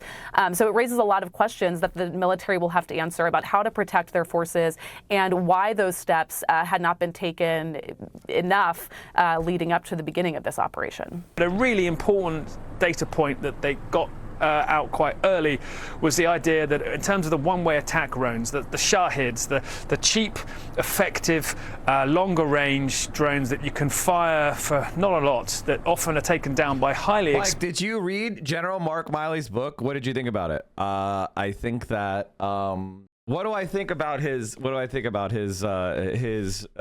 thesis about irregular war? I think the problem that we have is that we've entered a period of time where so much of the battle space is now in screens and online. And unfortunately, the portals to those places are basically bugs and they sniff you out. And it's hard to fight a unconventional conflict without we're so dependent on our phones, but the phones are compromised. So that's kind of my general reaction to forming a irregular force at this point is you need to be able to you need to have devices that aren't compromised. And are there any devices that are not compromised? And I don't know that. I mean, maybe the Chinese have it, but any kind of American or European device, you should consider that to be an Israeli bug in your house. War will last until September. Pentagon preparing for U.S. war with Iran to last until September, according to Politico.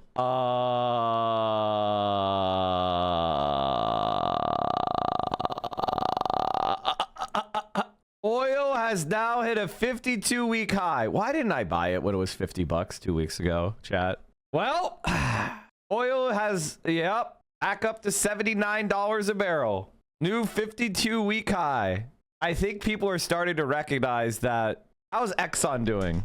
Oh, it's not up much. I mean, it's up quite a bit over the last year. Okay, so the past 6 months, it has gone up quite a bit. Yeah, it's gone up, what, 50% since January? No, 50% since last October. No, 50% since, okay. It's up quite a bit in the last 6 months. Roughly, what, 40%? LOL. What's this LOL?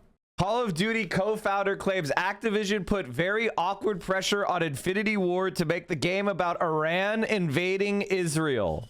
Bro, I remember after Activision took over post-Respawn Formation, there was a very awkward pressure from Activision to make the next COD about Iran attacking Israel. Luckily, the vast majority of our devs were disgusted about the idea and it got shot down.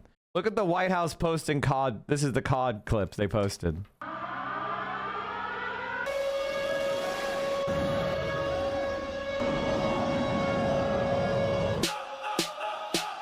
Guys, you blew up a truck. Congratulations on blowing up a truck and a single-shot head drone.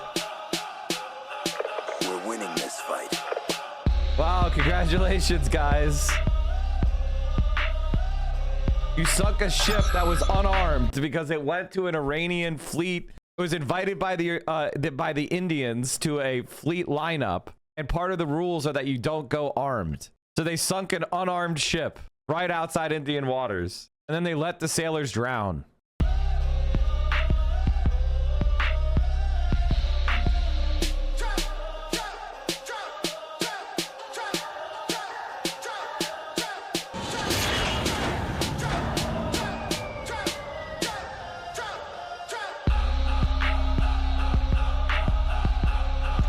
We've taken control.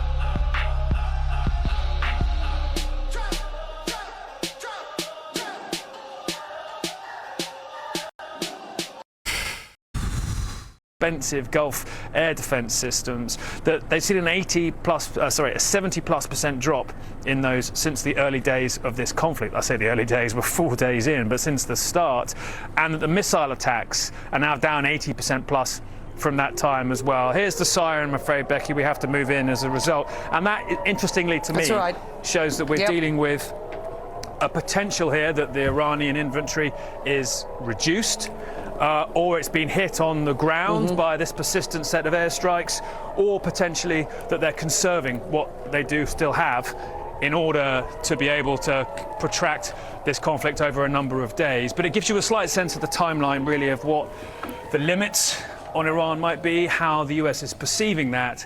And then we had this other change they talked about as well. Let me just guide my cameraman, Luis, through here.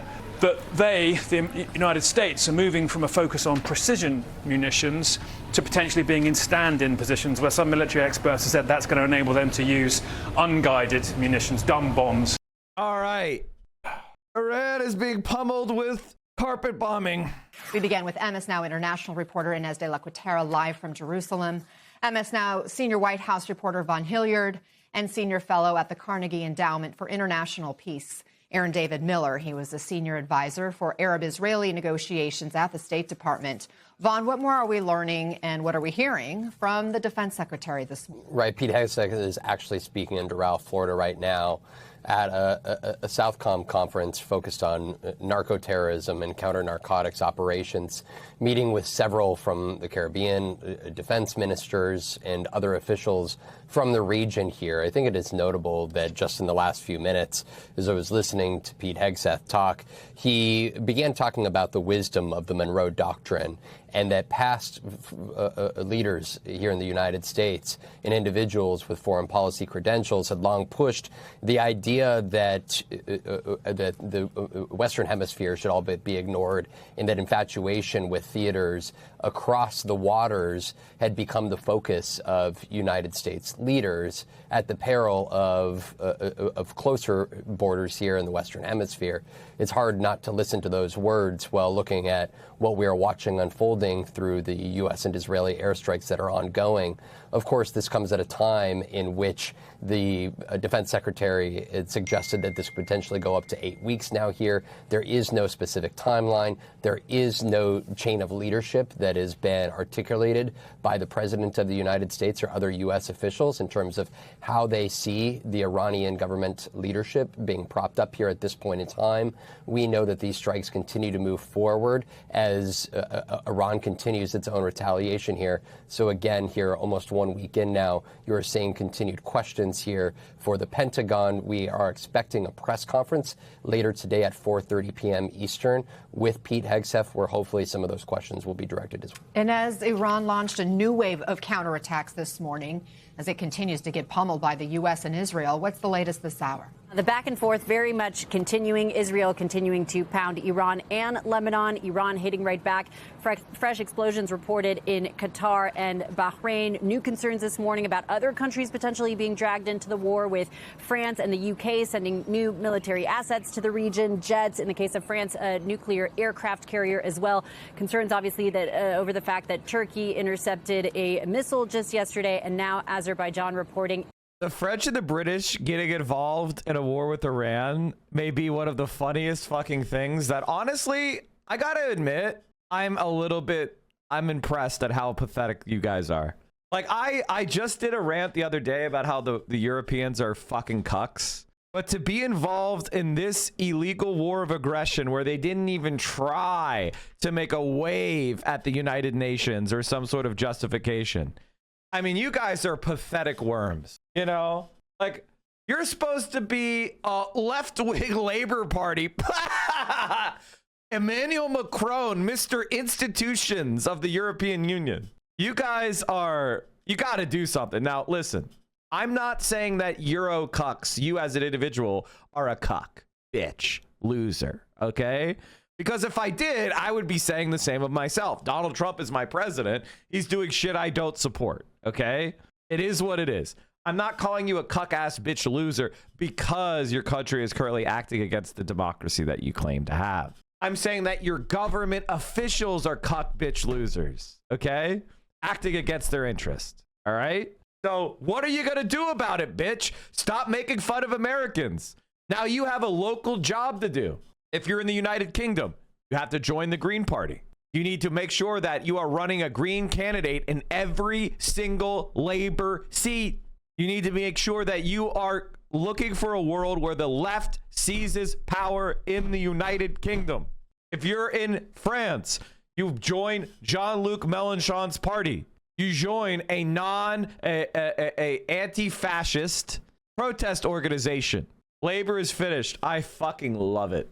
It was targeted as well. Here in Israel, sirens continuing to go off throughout the day. We've had at least 3 sirens so far here in Jerusalem. I will say, though, Israeli officials are beginning to lift restrictions a little bit, so people have been told they can return to work, for example, if their workplace has a shelter. Schools remain closed, but the Israeli government has also begun operating repatriation flights. So these are flights for Israelis who were stranded abroad when the war first broke out. They are now being brought home back to Israel. As of now, though, there are no flights leaving Israel with people on board. The airport remains closed. So we are beginning to see evacuees arriving back to their home countries after being stranded in the Middle East. And you already touched a little bit on this, but more broadly, what more can you tell us about the administration's efforts to help people in the region still stranded? Yes, we did learn from the State Department that the first flight evacuating Americans from the region left overnight. We didn't get a whole lot of details in terms of where the flight left from, where it was headed. We understand that is due to security concerns. This comes, of course, as the administration has faced criticism for not doing more to get Americans out, for not having a plan in place when this war first broke out.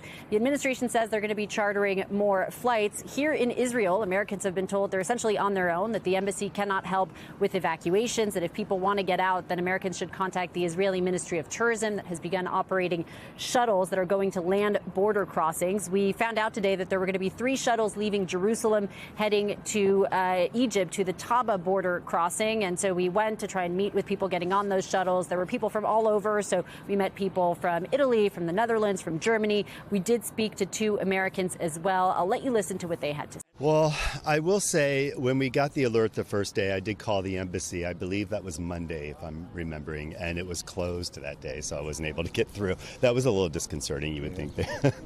But otherwise, I didn't actually try to contact the embassy or the State Department because we had already acted quickly to book our flights out of Taba. But they have nowhere else to go. They have nowhere else to go. That's why they got to do the genocide. They have nowhere else to go. Oh, they booked their flight right out.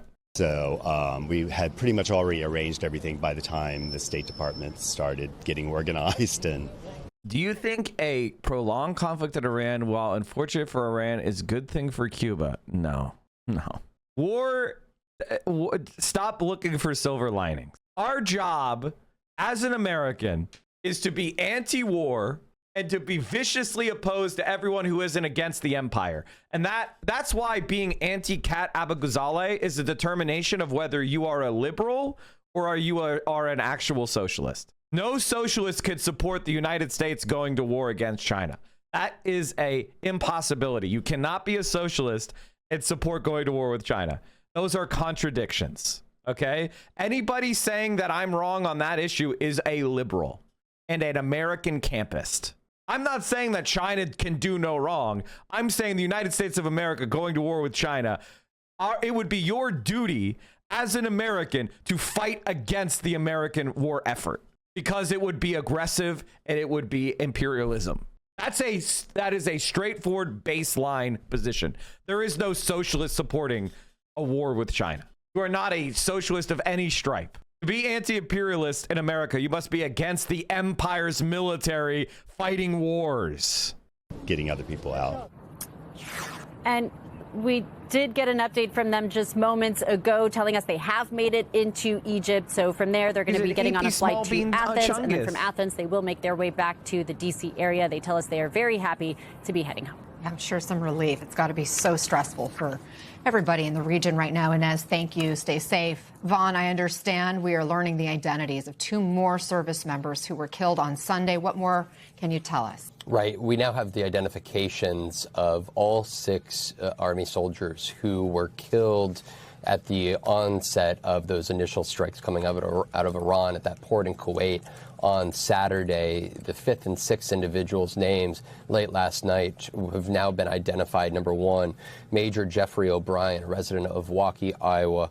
And tentatively, the Army believes that Chief Warrant Officer Robert Marzin is that 6th individual of Sacramento, California. Again, all 6 of those individuals were a part of the same group. They were assigned to the 103rd Sustainment Command Army Reserve Unit based in Des Moines, Iowa. You can see each of their photos there. We have a new statement from the sister of Declan Cody, just 20 years old, of Des Moines, Iowa. She writes, Declan was a man of few words more often than not, but if you ever had the chance to talk to him about something he was passionate about, you were lucky. He was so smart and could just talk your ear off for hours about what he loved. And while we may not have always known what terms or acronyms he was throwing out, we would always listen because we always loved to hear him speak. I wish I could think of words beyond that. He was smart and kind and amazing, but even if I were to throw in other words, it still wouldn't quite capture his spirit. He was truly a rock in all of our lives and was just the most amazing brother and son my family could have asked for. Truly heartbreaking, just 20 years old. Aaron, the UK, France, Italy are now sending assets to Cyprus. And according to the AP, a Sri Lankan minister reported another Iranian vessel in its waters after the U.S. sunk an Iranian warship on Tuesday. As the conflict expands, how much pressure is being put on NATO right now? I'm not sure there's much, frankly. I mean, NATO did intercept what the Iranians are now denying, which was a ballistic missile launched presumably at Incirlik, at Turkish base there. So no. Presumably, guys, AKA I'm speculating and I don't know anything. I'm just saying shit.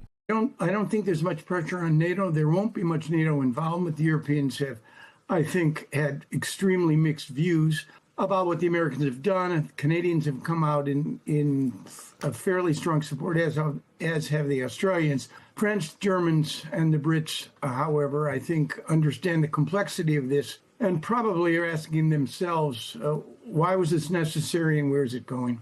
Of course, key Iranian leaders have been killed. Experts suggest the regime is as weak as it's ever been.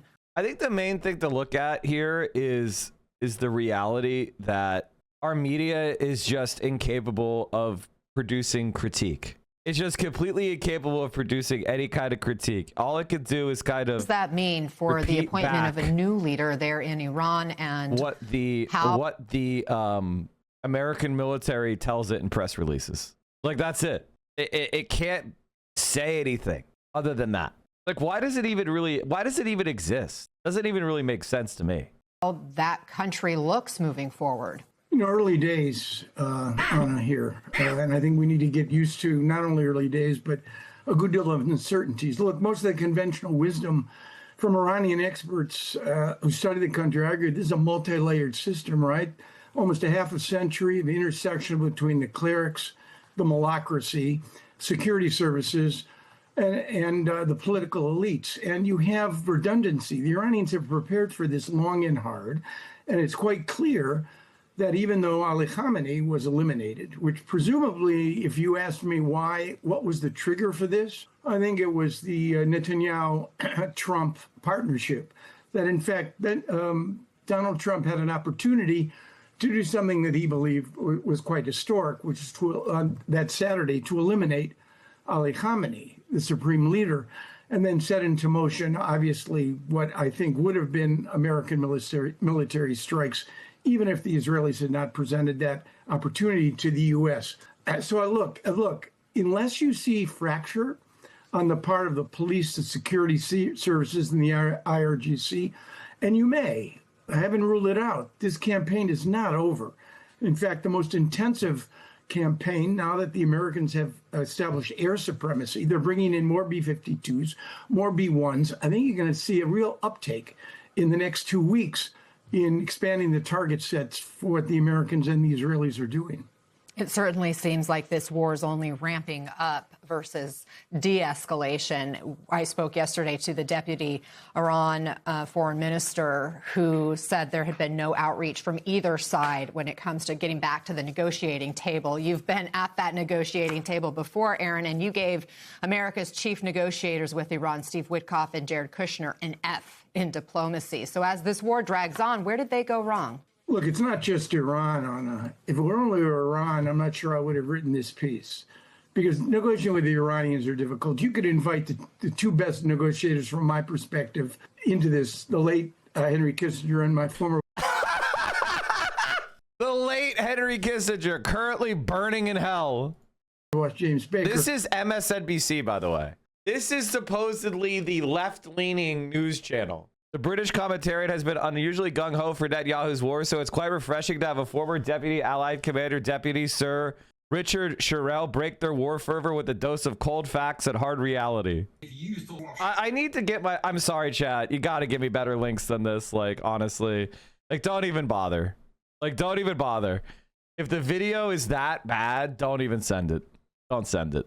Even they would have a tough time. My knock on Witkoff and Kushner is that they're managing three of the most complicated negotiations in the international system today: Russia, Ukraine, Israel, Gaza, and the U.S. Iran. The president's son-in-law and his best friend. And it just seems to me, based on their efforts so far, to be charitable, the semester isn't over. Maybe you can give them an incomplete. But right now. Okay, this is dumb as fuck. Correspondent Zain Bazravi, who is in Doha for us, because just in the last few moments, we've had multiple explosions here in Castle. We've heard them in the skies above the Doha skyline. We felt the newsroom shake. Zain, what more can you tell us about what's happening?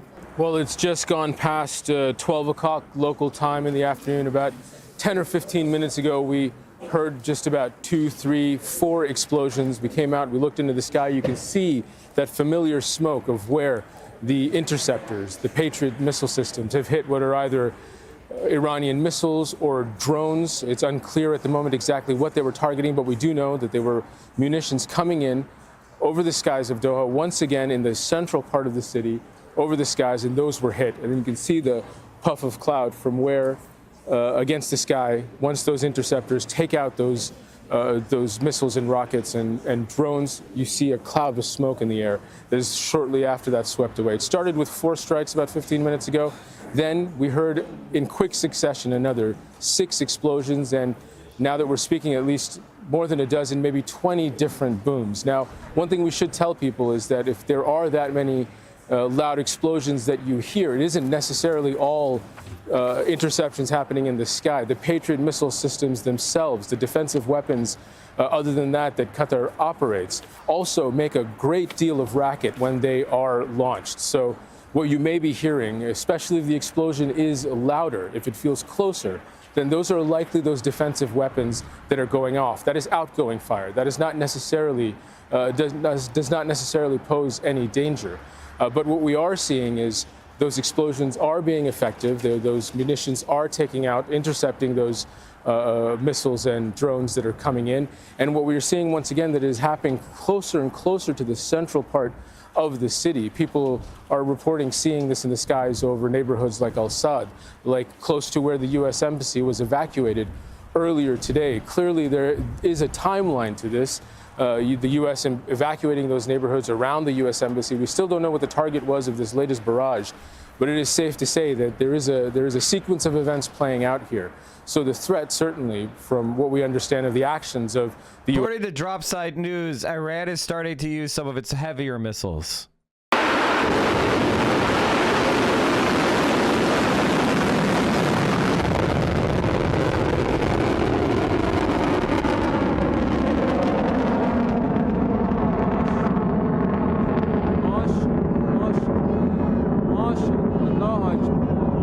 Okay.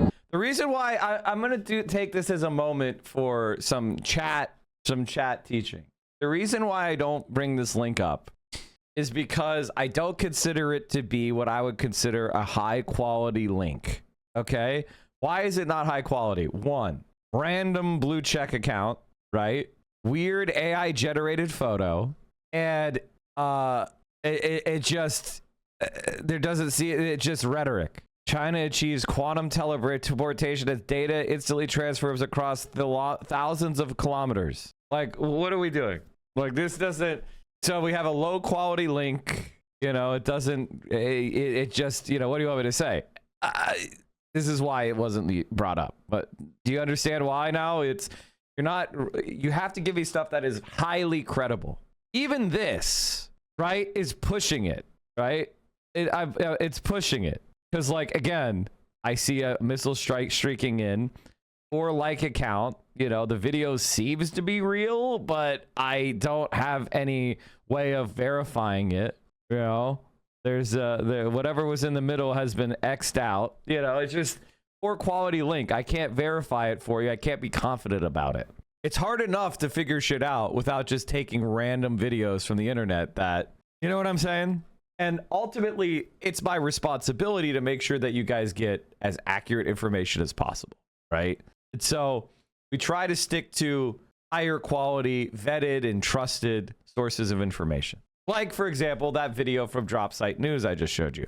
Dropsite News is highly credible, right? So when they say, for the first time since the war began over 5 days ago, Iran has released footage showing a Khorram Shahar ballistic missile being launched from Iranian territory toward Israel. It has a 6,000 kilometer range and designed to carry a very heavy payload, reportedly up to 1,500 kilograms, putting Israel and various U.S. bases across the region within reach. That's a very heavy bomb. That's a very heavy bomb. So we're talking about like a 4,000 pound bomb. That's a big one.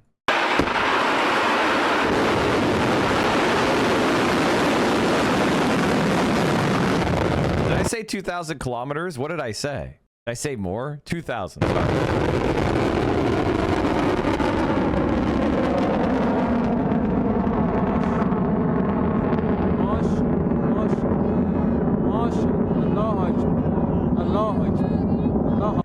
chat, Ukraine is now assisting Israel in the war. This is why being like a NATO leftist is not, it's not a legitimate position. Taiwan is supporting Israel. Ukraine is supporting Israel. Like there is no NATO leftism. It's not campism. It's just a fact. We received a request from the United States for specific support and protection against Shahids in the Middle East region. I gave instructions to provide the necessary means to ensure the presence of Ukrainian specialists who can guarantee the required security. Ukraine helps partners who help ensure our security and protect the lives of our people. Glory to Ukraine. Next time, put Hail Victory at the end. So ultimately, like, you know, I could already hear the apologetics. I could already hear but Mike, Ukraine has to help Israel because if they don't help Israel, then they will be not denied support from the United States. Exactly. That's why we don't support the U.S. empire. That's why we don't support war with China. That's why we don't support infinite war in Ukraine. Because the American empire is the bad guys. Not saying Russia is good. I am saying to you that the biggest supporters of Israel are the United States, Ukraine, and Taiwan. You cannot separate that. You cannot deny it. They're willing to overlook war crimes and genocide in Israel for their own personal gain. Sounds awful lot like you. It's rather likely they are truly attempting to bring about Armageddon, and that it's potentially pretty easy to pull that off. I guess they could do that with nukes any day, though. Well, I mean, it is very, very, very likely that the United States of America will either need to invade Iran or use nuclear weapons on Iran in order to proceed. Like this, the conflict they're doing on Ukraine, like, yes, they're damaging Iran. Yes, they're bombing Iranian forces. We have the technological supremacy. We can bomb them. We have better jets. We spend more money. We have longer range rockets, right? We have that. We have the ability to fly bombers across the world with midair refueling, right? We are attacking Iran in Iranian territory.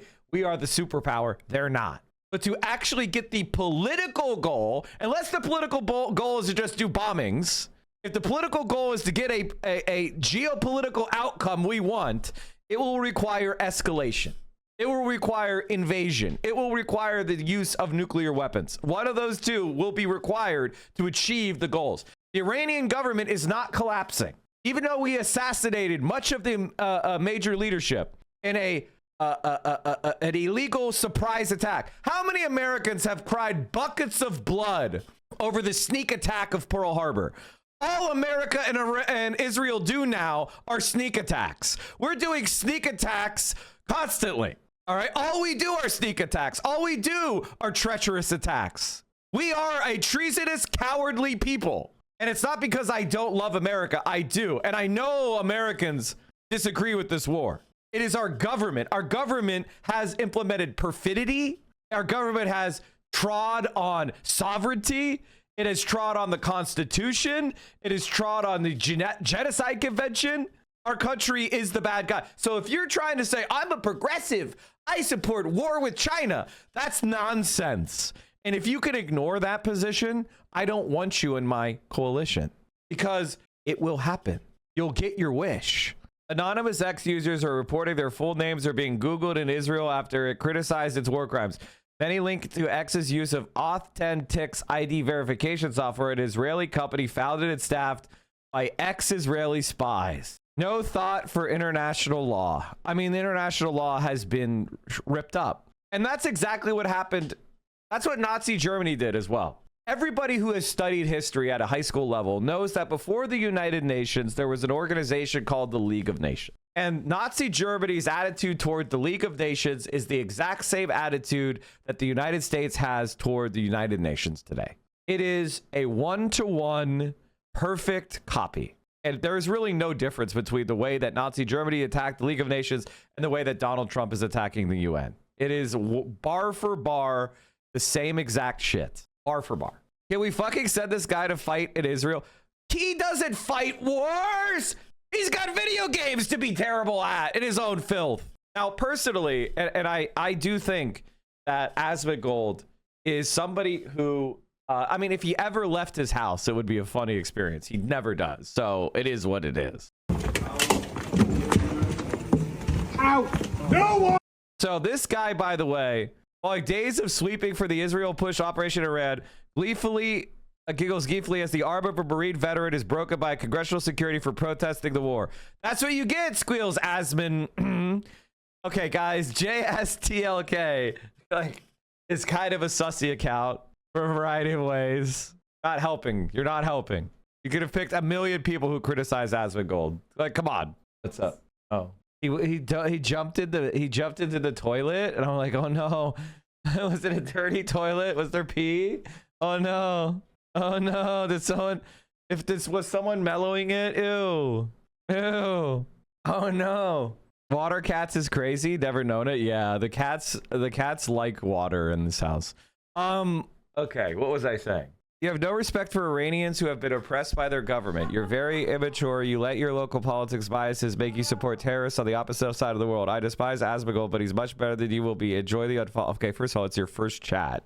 Also, secondly, when you're a streamer like me, I don't care if anyone leaves. Like, any individual could leave. It's not going to change anything that I say or believe. Like, who the fuck do you think you are? You're immaterial. Okay, that's number one.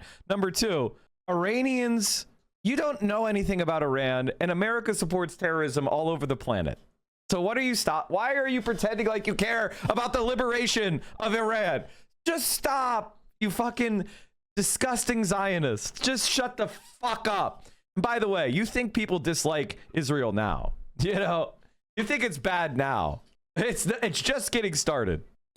What are your opinions on China? We got to find something that you're going to have a bad take on. Let's hear it. You already said you've been to China, so I suspect you're probably not going to have a negative opinion on China. I wouldn't say I've been to China because I literally just had like a layover in Shanghai where I was stuck in a hotel and ended up watching a random documentary about New York subways. I have a really strange memory of that. Would you commit to nuclear first strike mainland China if China militarily overtakes the Philippines, South Korea, and Taiwan? That's a joke. That's not a serious question. I mean, my position on China is we have to get to a point of cooperation and stop this freaking Cold War. You know, like they're... Wow. Oh my God. It's so hard. Now, Kat Abou-Ghazaleh can't say that. She says, I want to fight a war where we end the position of strategic ambiguity in favor of strategic clarity, and that she would order the president to send the Marines, the Navy, and the Air Force into combat with China. That's her position.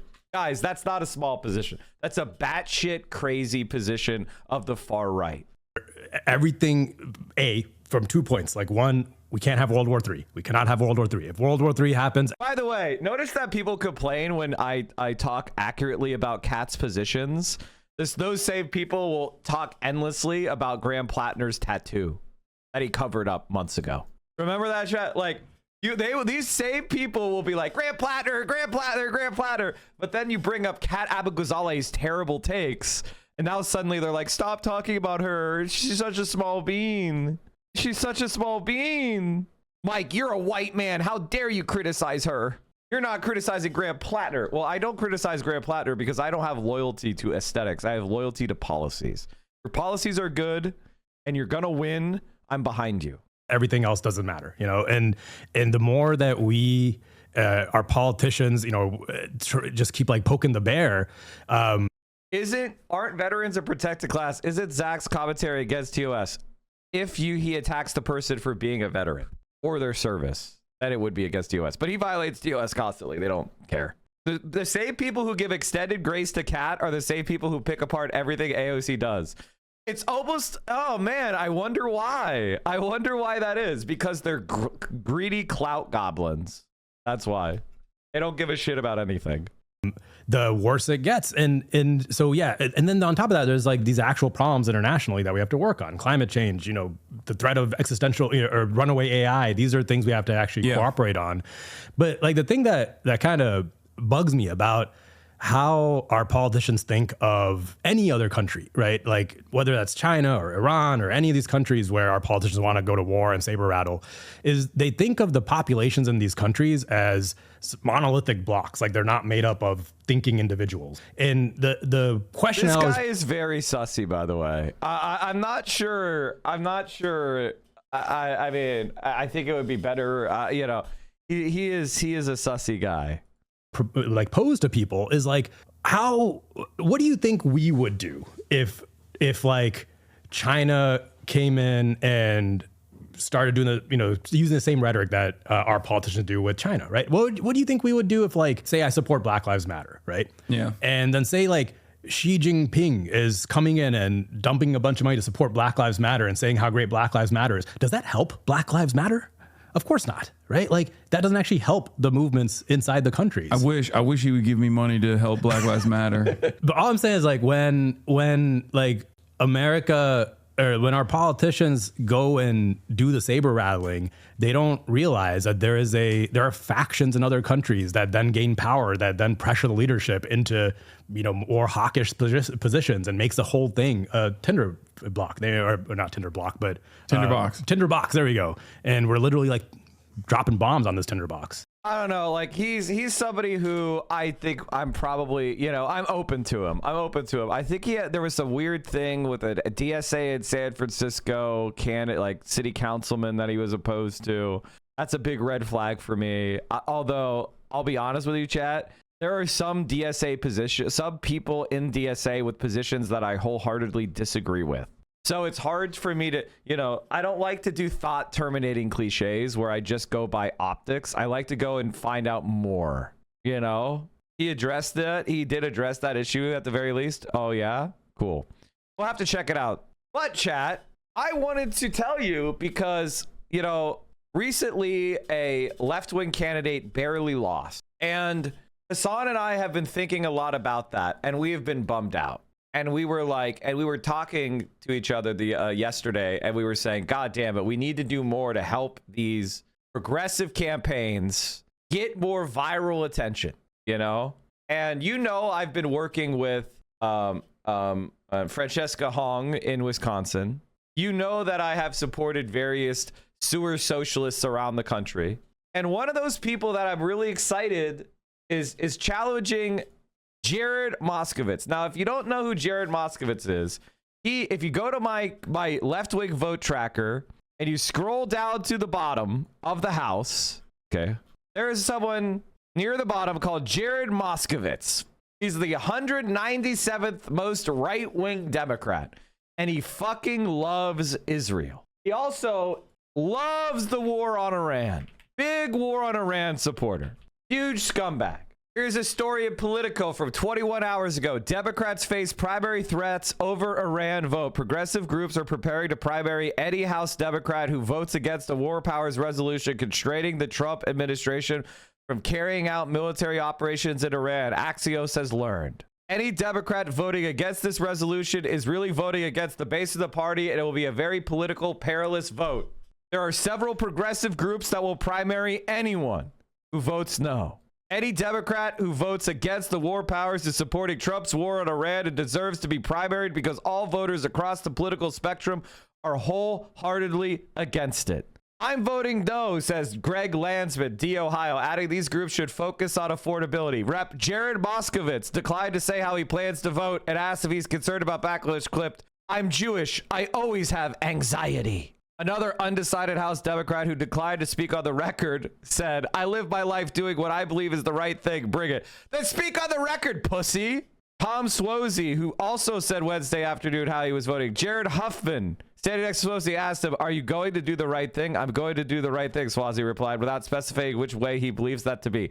He's going to do the right thing, Huffman said. So, all right. Jared Moskowitz, the 196th most right-wing Democrat in the House, with only the most despicable scum to his right. Well, we've got to take him out. We've got to take him out, chat. And so we are supporting DSA-endorsed Oliver Larkin. In Florida, status quo leadership tells us to ask for little and expect less. They tell us Florida's not changing in our lifetimes.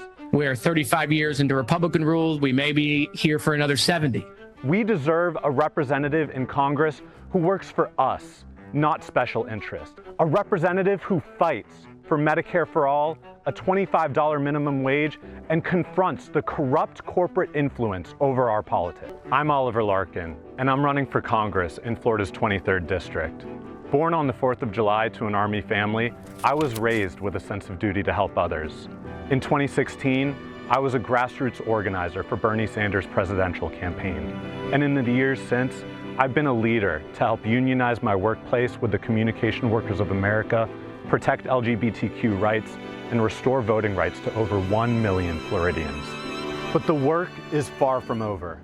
Living in Florida has become unaffordable. Groceries have gone up, rent is through the roof, and millions of us are losing our paychecks to skyrocketing healthcare premiums. We need to tax the rich and reinvest in America. Billionaire greed is the paramount issue of our time, and we need more members of Congress who will fight for working-class Americans against the billionaire oligarchy. My opponent, Jared Moskowitz, is Florida's least effective Democrat. He's taken Trump's side with ICE deportations, became the first Democrat nationwide to join Elon Musk's Doge caucus, and has voted with Republicans to censure fellow Democrats. On top of that, he's taken corrupt, dark money from AIPAC and corporate PACs. And in Florida, he's made headlines for his stock trades with Marjorie Taylor Greene, his refusal to hold public town halls, and his appointments by Republican Governor Ron DeSantis. Twice. He's not helping you put food on the table or pay your rent. As a democratic socialist, I believe a better world is possible. I will work to abolish ICE, end regime change in Latin America, end the genocide in Gaza, and reverse Trump's billionaire tax cuts so that we can invest in America. My name is Oliver Larkin, and I'm running for Congress because an affordable South Florida is worth the fight. All right, chat. Well, in 15 minutes, we're going to be bringing Oliver Larkin onto the stream. All right? And we are going to be chatting to him about the issues. He's going to tell us how he doesn't want a Cold War with China. He's going to tell us how he doesn't want war with Iran. He's going to say he believes in peace and diplomacy and international institutions, and then bringing the troops home to fund investment in this country, like Medicare for all, like college for all, like jobs for all. Oliver Larkin is going to be one of us who wins power. And that, ladies and gentlemen, is the important point. That we have to take our politics and move them from beyond just rhetoric to actually achieving a campaign so that we can enact those policies into law. So now I think we have his website. I wanted to, before he gets here, I wanted you guys to have the opportunity to peruse the website with me. And let me grab this. Is the website? Yes. Okay. Oliver Larkin for Congress. We just watched his announcement video. Here's his website. Don't donate yet. We're going to be donating. Actually, if you feel, if your fingers are itching and you're ready to donate, use this link. Use this link to donate. We have, I think we're starting off with a goal of 1,000. So it's a very low goal. If you donated already, donate again. Donate again through my link, because I want people to feel the direct, measurable benefit of participating in left-wing political campaigns and media, right? If we want these people to come on our shows, we got to make sure that they can see and feel the positive effects. I want you guys to sign up for the campaign. If you're in South Florida, I want you to sign up to volunteer. I want you to help Oliver. If you're in the 23rd district, I want you to vote for him in the primary. Make sure you're a registered Democrat so you could vote in that primary. And I want you to get off your fucking ass and start meeting your fellow left-wingers who live down there. And we have the opportunity to strike a blow at one of America's most despicable representatives in the entire country, Jared Moskowitz. His top fundraising committee is the AIPAC, where he has received over $322,000 in just the last 2 years. I would like to hear how his take on he as an anti-Zionist plans on winning over the folks in Boca Raton who lived through the Holocaust or are baby boomers whose parents went through the Holocaust. If I want to help him win if I can, I love a Democratic Socialist to be my rep. The answer is some of those people are just going to vote for Jared Moskowitz. We don't need everybody, okay? But even Like, that's just the reality. You have to accept that some people of extreme Zionist Jews are not going to support the challenger to the Apex Golden Boy, right? That's just the way it goes. Okay? So let's make sure that we are actively fighting for him. All right, chat. I think we're going to be starting it in a couple minutes. So let's all donate. Let's get some money flowing through the Central Committee donation page. Here it is again. Make sure that you are donating as much as you can. The larger the donation, the better, chat. Because as much as we like to say it's a grassroots campaign, it 100% is a grassroots campaign. But the big donations, you pay less processing fees to the fucking banks, okay? A bunch of small donations means more money for Stripe, okay? It means more money for the banking processing fee. So if you want to donate at once and donate a big number. I closed the door and the cats are so mad. So almost all of Oliver's team are DSA members. He is endorsed by Broward County, Democratic Socialists of America. This is a serious, serious campaign, okay? And we are going to win it. We're going to win it. And I'm going to be asking Oliver tough questions. So I hope he's ready. I hope he's fucking ready. And he better not tell me he wants to fight a war with China, because if he does, I will fucking rip him a new asshole. Right? Live on stream. Right, Oliver? All right. Let me make sure that we have everything set up nice and early.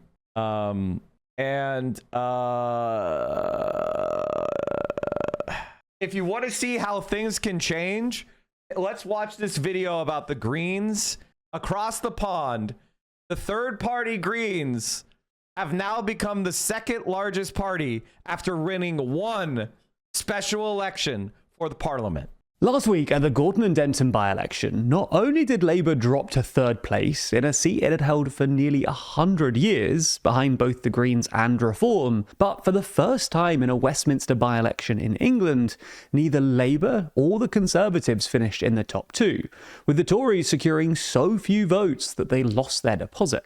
Then earlier this week, YouGov published its latest poll, showing the Greens in second place for the first time ever, with 21%, and Labour on its lowest figure to date, on just 16%.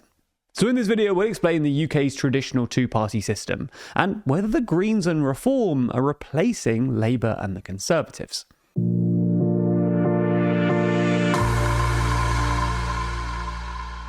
If you look at the composition of the House of Commons, everything would look normal. Labour and the Tories occupy the role of government and official opposition. I'm gonna go over to the interviews scene. I might have to make some updates here. It looks like I forgot to do that. So because we're not having Jake and Joel are not here, so we're going to go ahead and hit hide those. But I'm gonna keep the video up so we can keep watching here. Let me just go ahead and get Chrome. Unhide this. That way we could keep watching this while I set everything up. Professional stream. My camera is smooshed. Why is it? What is going on with it? It doesn't seem like it. Like, I didn't do anything. All right, I'll parties don't really have any power. Out in the country, though, things are changing. Reform and the Greens are on the rise, and polling suggests that they could be on the cusp of usurping the traditional parties. In the latest issue of our magazine, we discussed this political fragmentation, and exactly how it could change the political fabric of British politics. That's just some of the 72 pages in the magazine, because as always, there's more to too long than you'd expect. Purchase your copy by clicking the link in the description. While the combined vote share for Labour and the Conservatives has declined since the early 1950s, it never dropped below 65%, until recently.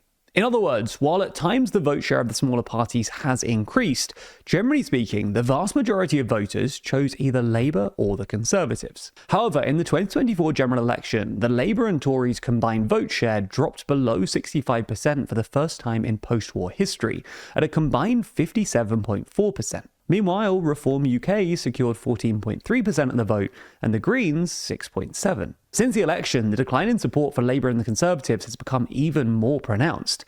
Labour are now polling at around 15 points lower than their 2024 election result, and the Conservatives are around 5 points lower. Conversely, the Greens are polling at about 8 points higher than their 2024 election result, and Reform are 14 points higher. Now, theoretically, the UK's first-past-the-post voting system should suppress both the Greens and Reform. As time goes on, voters would theoretically realize that supporting smaller parties could cause vote splitting, which would ultimately help an unfavorable party. A left-wing person voting Green, for instance, would theoretically take votes away from Labour, helping the Conservatives. This is one of the fundamental mechanisms behind Duverger's law, which states that in single-member districts, where each constituency only has one MP, the first-past-the-post electoral system will tend towards a two-party system. Well, and that's obviously true, but the more important thing is, and this is the more important thing, who gives a fuck? Right now, and in American history, there have been periods where the coalitions break up, and new coalitions have not yet been formed. And so right now, Labor is starting to sink to the point where people are starting to switch over to the Greens. And what purpose does Labor Party serve? In a country with the Lib Dems and the Green Party, the centrist Labor Party is a party without a constituency. And that is what we're seeing. Surveys suggest that voters are aware of this. A YouGov poll from February 2025 found that of the 21% of Britons considering voting Green, half of them said their main reservation about voting Green was because it would be a wasted vote. However, another YouGov poll from January 2025 showed that of the 24% of Britons considering voting for reform, only 9% of them cited a wasted vote as their main reservation. At the time, Reform, unlike the Greens, were close to overtaking both Labour and the Conservatives in the polls, and therefore appeared to be approaching a tipping point at which they could overcome the effects of Duverger's law. As such, it's possible that we're now entering an era where Reform, rather than the Conservatives, is seen as one of the two main parties, and voters are starting to rally around them instead of the Conservatives. But is this really the case? And if so, how close are the Greens to replacing Labour too? Well, a good place to start is with Gorton and Denton. Not only did the Greens win this by-election by a 12-point landslide, but Reform also finished second, meaning that for the first time in post-war history, neither of the two main parties, Labour or the Conservatives, finished in the top two in an English Westminster by-election. The Greens won with 40.7% of the vote, followed by Reform with 20%. Okay, hold on. Let me admit him into the room. Let's finish. Let's go until 10:30 while he sets up. And okay. So, ladies and gentlemen, as you can see, politics can change. The Green Party in this by-election, which is basically the British term for a special election, to a member of parliament, the Green Party in 1 year gained 28% to lead to and they won the election with 40.7% of the vote. The centrist Labour Party candidate finished third in a seat that had formerly been a safe Labour seat. And the Conservative Party has basically become deleted. Like, it doesn't even exist. And so you have the choice of socialism or you have the choice of barbarism. And that, ladies and gentlemen, is the situation that we are facing. All right. Well, chat, we're going to bring on our let's see here. Oh no, that's not. Yes. All right, Oliver is here. Let me make sure he's on. Make sure you're unmuted, Oliver. Let me introduce you, chat. This is really exciting. We have Oliver Larkin for Congress, who is running against one of my most despised. Can you hear me good? Are you able to? Can you hear me, Oliver? Yeah, I can hear you, Mike. I'm here. Okay, beautiful. All right, this is a one-man show, so I'm handling the producing while I create it. So I hope you don't mind. He's running against one of my most despised candidates in the world, but he's not just someone we like because of who he's running against. We can say that Oliver represents the future of American politics as we have been campaigning for on this stream for 7 years. And Oliver is, you are, okay, let me see. I have your bio. I want to make sure I'm reading this chat, just so you know exactly. He's running in Florida's Congressional District 23rd. And he is a proud member of the Democratic Socialists of America since 2020 and the first congressional candidate in Florida history to be endorsed by a DSA chapter. And he believes that socialism is the only rational response to the capitalist economic system that is destroying the climate, driving historic levels of income and wealth inequality, and producing a genocidal, authoritarian, fascist moment of increasing power in the United States and countries across the globe. Basically, what you're saying here is socialism is the only way to achieve the means of democratic control, state ownership of industrial sectors, and it is key for human rights, dignity, and the public good, such as healthcare, housing, transportation, energy, and education to be administered effectively and cost effectively without the profit motive. Wow, I couldn't have said it better myself, Oliver. So welcome in. In my interviews, I usually like to start with a bit of a autobiographical section. Can you tell us and my stream, the Central Committee stream, a little bit about yourself and why you decided to run? Yeah, absolutely. And thank you so much for having me on, Mike. And that was, I think, your distillation of socialism or barbarism. This really is the moment where the entire world is. It's not just the United States. And what brings me to being a candidate for Congress for the very first time, because I've never been a candidate before. I've never considered public office to be something in what I would pursue in life. But this is really a moment where we all need to ask more of ourselves. And from my perspective, as a union organizer, as a campaign staffer for Bernie Sanders back in 2016, and having worked in the movement, in the rank and file, winning a union with the Communication Workers of America, holding the Democratic Party bosses to account, this is really something that I felt was something I needed to do, rather than waiting for a candidate that reflected my values, especially in a district like ours that is represented by one of the most neo-fascist conservative Democrats in all of Congress. He's a dino. He's a Republican. Yeah, and if he were not running in Broward County, Florida, he would be a Republican, but there is still an electoral imperative to be a Democrat in the highest Democratic registration county in the entire state. But when I looked at this race, I was first ready to volunteer because that has been my background. I've been a door knocker. I've been a phone banker. Like I said, I've organized a union. I was actually, after the Sanders campaign, one of the original signatories on the letter establishing the Campaign Workers Guild, the first campaign-specific labor union in the entire country. And the reason we did that with so many of my Sanders comrades was because we saw a disconnect between the good jobs and working conditions that the Democratic Party says it stands for and how they actually treat their own workers, who are disposable and ready to be cast aside, while media and television consultants make millions and millions and millions of dollars. There's stark inequality even within the Democratic Party and grassroots organizing movement. So we see kind of replicated this winner-take-all capitalist structure even within a Democratic Party that ostensibly supports labor and the working class. And so I've really been on the forefront of this labor organizing effort. It started with the Campaign Workers Guild in 2017 and winning a union with my former company, Revolution Messaging, with the News Guild Communication Workers of America in 2018. That started a movement that led to the unionization of the Democratic National Committee, of the DCCC, of the Sanders campaign in 2020, of the Biden-Harris campaign in 2024, as well as unionization of many nonprofits, digital advertising agencies, and the working class within the Democratic Party and nonprofit progressive system. So I think this is really central to my story of standing up to challenge an incumbent Democrat, because I'm doing it as a candidate now, but it is something that I've been doing for the better part of a decade, going all the way back to when Bernie Sanders was down 50, 60 points in the polls to Hillary Clinton. And in the summer of 2015, I was obsessively reading every piece of news I could about the Sanders campaign, about Medicare for all, getting corporate money out of politics, overturning Citizens United, raising the minimum wage to a living wage. And when I saw my own appetite for this kind of progressive change not reflected in the polls, what I did was I quit my job as a line cook. I was fresh out of college. I was working for the federal minimum wage of $7.25 an hour. I would work 40 or 50 hours a week over a hot grill, bricking the grill, cleaning the grease trap, dropping fries in the oil. And I decided that if this Sanders campaign and if this larger progressive movement was going to go anywhere, then someone who believed as strongly as I did had a responsibility to go to where I went, New Hampshire, or states all across the country, to actually spread the good news of the campaign. Yeah, so I was the sixth.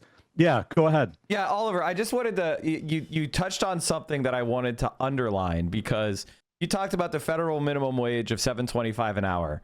And the last time the federal minimum wage was passed into law was under George W. Bush. And we have had 12 years of Democratic presidents, 2 Democratic Party trifectas, including one where they had 60 senators, and they have not raised the minimum wage since. And I think that kind of highlights why your race is so important, is because it's not, it's not blue no matter who. We need a different type of person representing us in Congress who actually represents the working class. And so we can't just put our heads in the sand and say, we'll vote Democrat and they'll save us from Trump. Right now, and I hate to make things about current affairs right off the bat, but with foreign policy, I think that's the biggest difference between you and Jared, right? And I call him that with all due disrespect, because he seems to be basically Netanyahu's personal congressman. Would you say that's a fair characterization of his foreign policy? And where do you stand on Israel, Palestine, and the war in Iran? Yeah, I'll start with Congressman Moskowitz, because I think that is a very accurate reflection of his type of politics. And just to give a few key examples, Jared Moskowitz actually authored the House resolution to bar the State Department from citing data from the Gaza Health Ministry, including death tolls, as the genocide was ongoing. He was one of just 22 Democrats who voted to censure Rashida Tlaib, and has accused members like Ilhan Omar of rabid anti-Semitism, and that is a direct quote. So Jared Moskowitz has absolutely been one of Netanyahu's attack dogs in Congress, creating this manufacturing of consent for genocide on a 2-party basis. And it's really disgusting. I mean, when we look at the State Department, they've cited data from the Gaza Health Ministry for decades. These are figures that are now internationally recognized, that even the IDF recognize and accept the Gaza Health Ministry's death toll estimates, which is a minimum. All right, hold on one sec. You know what? I just had an audio issue on my end. I'm so sorry. Just give me 1 second. This happens. This happens from time to time. If I can't fix it in like 2 seconds. Jared was spinning and my audio fucking cut out, which is terrible. Oh my goodness. Leftist audio it's a long-standing problem. For some reason, whatever thing, it's like the scene in Forrest Gump when he goes up to speak to the anti-war rally, and then all of a sudden the audio is broken. Okay, can you try, Oliver? Can you? Oh my, Jack, can you hear him? Give me 1 second. Right, fine. We did before you stopped him. I know, but I couldn't hear him, so maybe it was still working for you guys, but I couldn't. All right, hold on 1 second. I'm so sorry about audio issues. Let me see if I can hear anything. Everything should be working for me. All my audio is now broken. All right. You hate to see it, chat. You hate to see it. Hold on. I don't know what to say. It's all right. We'll be there. Just give me like 10 more seconds. We'll fix it. What the hell? I don't. All right. We'll have to. I hate to have to go wired because. Mike, hire a professional. Audio happens. I'm not panicked. I'm good. It's all right. We'll figure it out. We have to go to a headset now. Just give me 1 second here. Status quo leadership tells us to ask for little and expect Oliver, less. Are you there? Yeah, I'm here. How's my audio? Beautiful. Can you hear me? We got it. We're back on. We got it wired. All right. Sorry about that. I apologize. Anyway, getting back to what we were saying. Okay, so you were saying that he's basically in Netanyahu's pocket. Yeah, absolutely. And just to put a fine point on that, before my stance, he wrote the House resolution to bar the State Department from citing data from the Gaza Health Ministry. One of 22 Democrats who voted to censure Rashida Tlaib more recently voted to send $3.3 billion in additional aid to Israel in violation of the Leahy laws, U.S. law, international law. We are prevented from sending military aid to foreign security forces that are accused of committing gross human rights violations. And virtually every international body views what Israel is doing in Palestine as a genocide. And so for my part, I don't make any distinction between quote unquote offensive and defensive weaponry when it comes to arming Israel. The quote unquote defensive weaponry is the pretext that Israel uses to continue not only the genocide in Gaza, but increasingly this ever expanding apartheid system in the West Bank. The Knesset is endorsing dozens of illegal settlements in our state, we've had teenagers, Mohammed Ibrahim, who was literally incarcerated in Israeli prison for 10 months after being abducted from his family's home in the West Bank while visiting from Florida. A U.S. citizen, a Florida resident, a minor who was incarcerated for 10 months, had a third of his body weight lost, contracted scabies because of this depraved, inhumane Israeli detention system in which the West Bank is under Israeli military law. It is not subject to the domestic law of Israel proper. It is a military dictatorship in the West Bank that is just, it is inhumane. While Mohammed was incarcerated, his cousin, Saifullah Musalat, another U.S. citizen, a Floridian from Tampa, was beaten to death by Israeli settlers and blocked off by the mob from having an ambulance come to save him. So Mohammed's cousin was murdered while he was incarcerated. We've been very active with the Muslim community here locally, attending CARE, Council for American Islamic Relations, as well as the South Florida Muslim Federation. I remember back in October when Mohammed's uncle, Ziad Kaddour, came to the CARE South Florida Gala and spoke so movingly about the family's struggle and the fact that we have a government where we spend tens of billions of dollars sending our money to Israel to perpetuate this genocide while they have free healthcare, while they have free education. And U.S. Ambassador to Israel, Mike Huckabee, Secretary of State Marco Rubio, with all of that leverage of our taxpayer dollars, can't secure the release of an American citizen, of a teenager, of a minor who has had part of his childhood ripped away from him and stolen in Israeli detention. It is just, it's beyond countenance, right? And so what we're doing with this campaign is in the heart of AIPAC's strength in the stranglehold that AIPAC has on South Florida politics. We're asserting that Can I ask this you a is not question something about that, Oliver? Yeah, absolutely. And I hate to ruin your flow, but I like to underline certain things that are important to focus on.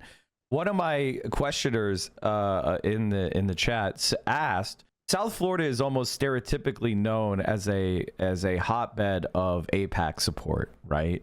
And so is this a situation where the vast majority of people are actually skeptical of his politics, or is this just a geographic concentration of support for Netanyahu in the United States? Like, is this a race where his Israel support is going to hurt him like it would in an average district in this country right now? Yeah, I'm really glad you asked that question, Mike, because we actually just got some polling this morning that's going to be released publicly as soon as tomorrow that I think is really going to shock people. But if you look at this at the broad level, it really comports with what people all across the country are feeling right now, which is U.S. military funding for Israel is incredibly unpopular.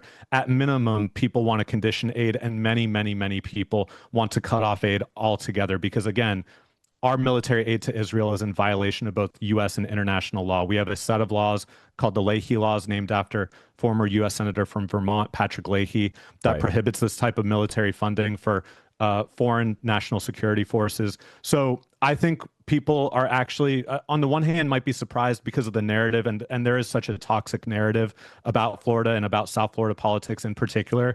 And it's because we have these members. It's not just Jared Moskowitz. It is our next door neighbor, Debbie Wasserman Schultz, who I have some stories about working in New Hampshire during that primary when she was chair of the DNC that made our lives hell. And they did everything they could to stop the Sanders movement then. But this working class movement, it's been a long time coming. And I think certainly my own trajectory has been a part of that over the past decade, moving from the rank and file to now stepping forward as a candidate.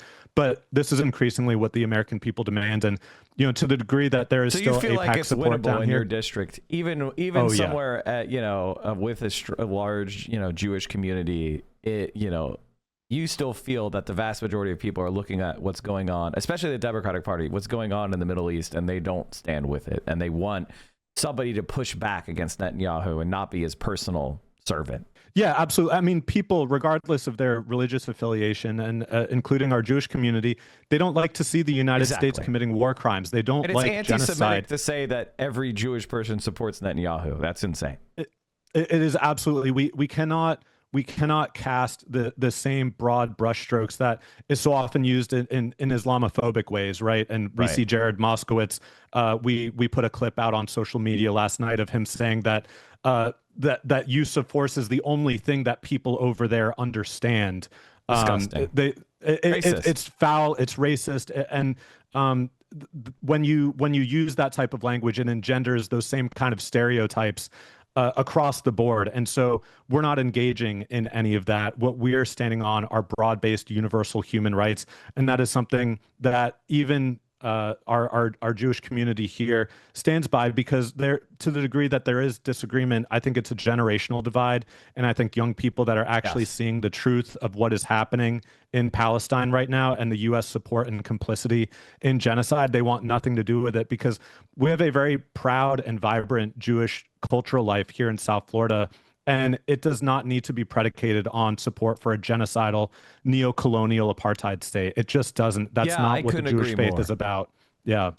So I'm hearing some reports, and I'm seeing something in CNN, and I wanted to get your live read, because it seems like Kristi Noem has been fired, or they are about to replace Kristi Noem as, I guess, Secretary of DHS. And which was dovetails well into another topic of a really existential concern and immediate concern, which is ICE. What is your position on ICE? What are your thoughts on Kristi Noem being fired? And what would you pursue as a immigration policy? And what's your position on what we're doing now on the ICE in particular? Yeah, so my position is that ICE needs to be abolished, and the individuals within ICE, as well as the government contractors, the private prisons like Geo Group, which is literally headquartered here in the 23rd District in Boca Raton. Which is just to, not all of my viewers are quite as informed on the particularities. ICE, Geo Group is... Geo Group is a private prison corporation. It is the largest for-profit private prison corporation in the United States. Tens of thousands of capacity for tens of thousands of detainees. We have a private prison that is operated by Geo Group that is contracted with ICE. Also here in the 23rd District, the Broward Transitional Center, that is where one of the deaths in ICE custody occurred last year. Marie-Ange Blaise, a 44-year-old Haitian national who was detained on a flight from U.S. Virgin Islands to Charlotte. She died in ICE custody right here in Broward County. Jared Moskowitz literally recommended a Geo Group executive vice president, a private prison executive, to the board of trustees of Florida Atlantic University, the largest public university in our district. I mean, like, it seems to me that, and this is something that we've been fighting against centrist Democrats, and why, I started our conversation by saying it's not blue no matter who. It depends on which blue. Right? Yeah. And so Jared is basically plugged into pro-private prison, pro-ICE, pro-genocide politics. It sounds to me like he's a Republican. Really? This just sounds like a Republican. I'm confused why he's even a Democrat.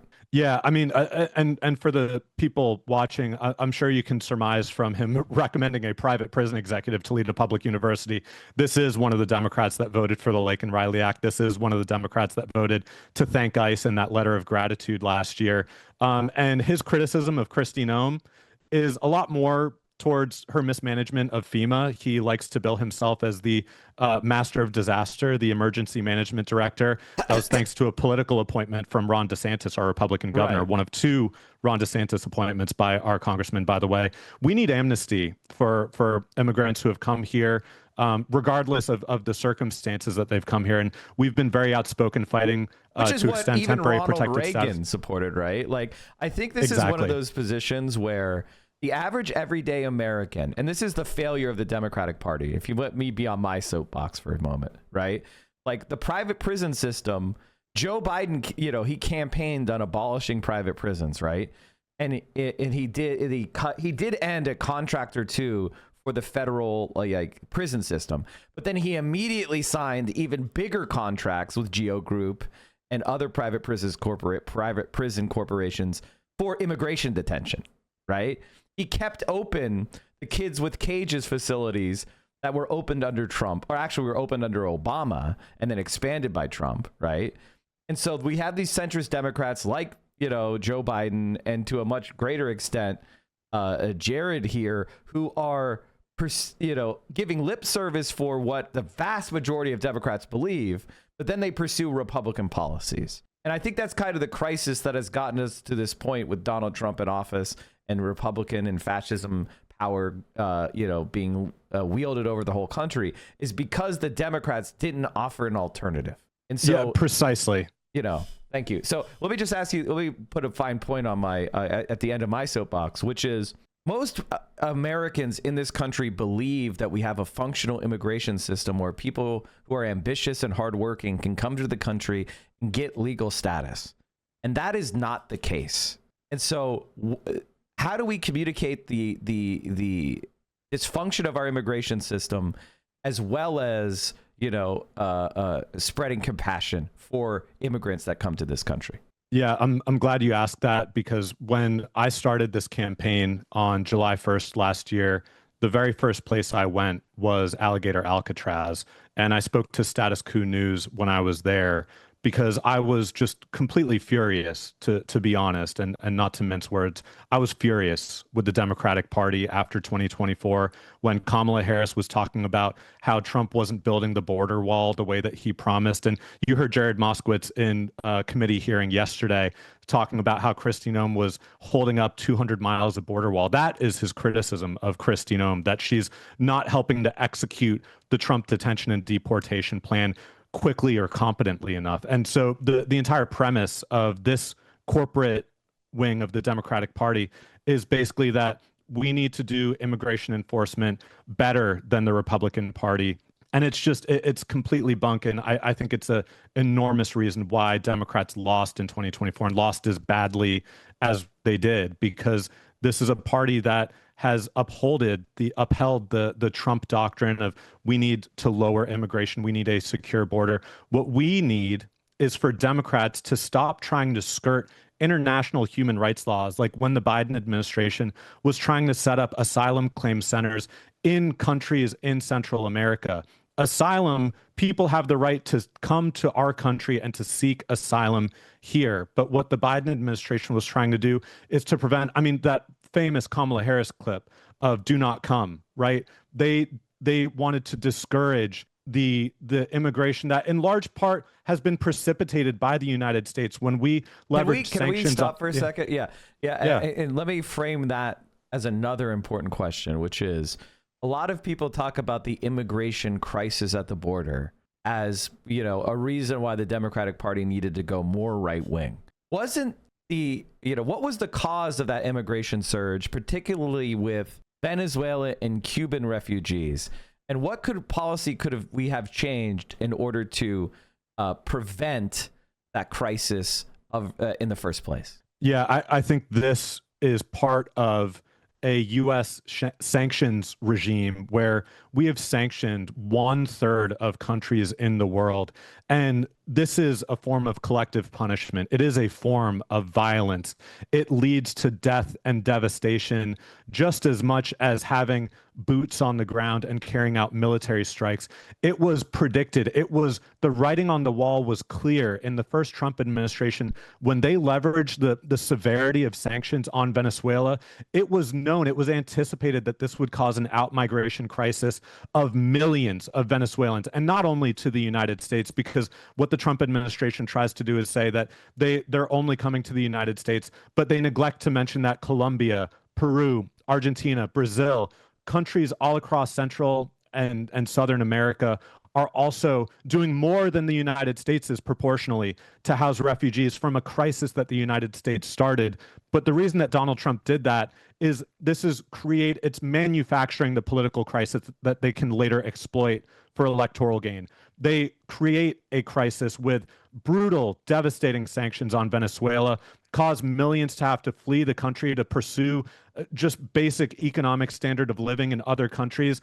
And then what does Fox News do? This is a joint project of the Republican Party and their far-right billionaire media allies like Rupert Murdoch to manufacture the crisis and say there's a wave coming, there's a caravan, there's an invasion. They use this dehumanizing or militaristic language. And this is something that I actually wrote about in the South Florida Sun Sentinel last year before I was a candidate, when the Trump administration tried to turn terminate temporary protected status for Venezuela. We also see it with this absolutely brutal blockade on Cuba right now.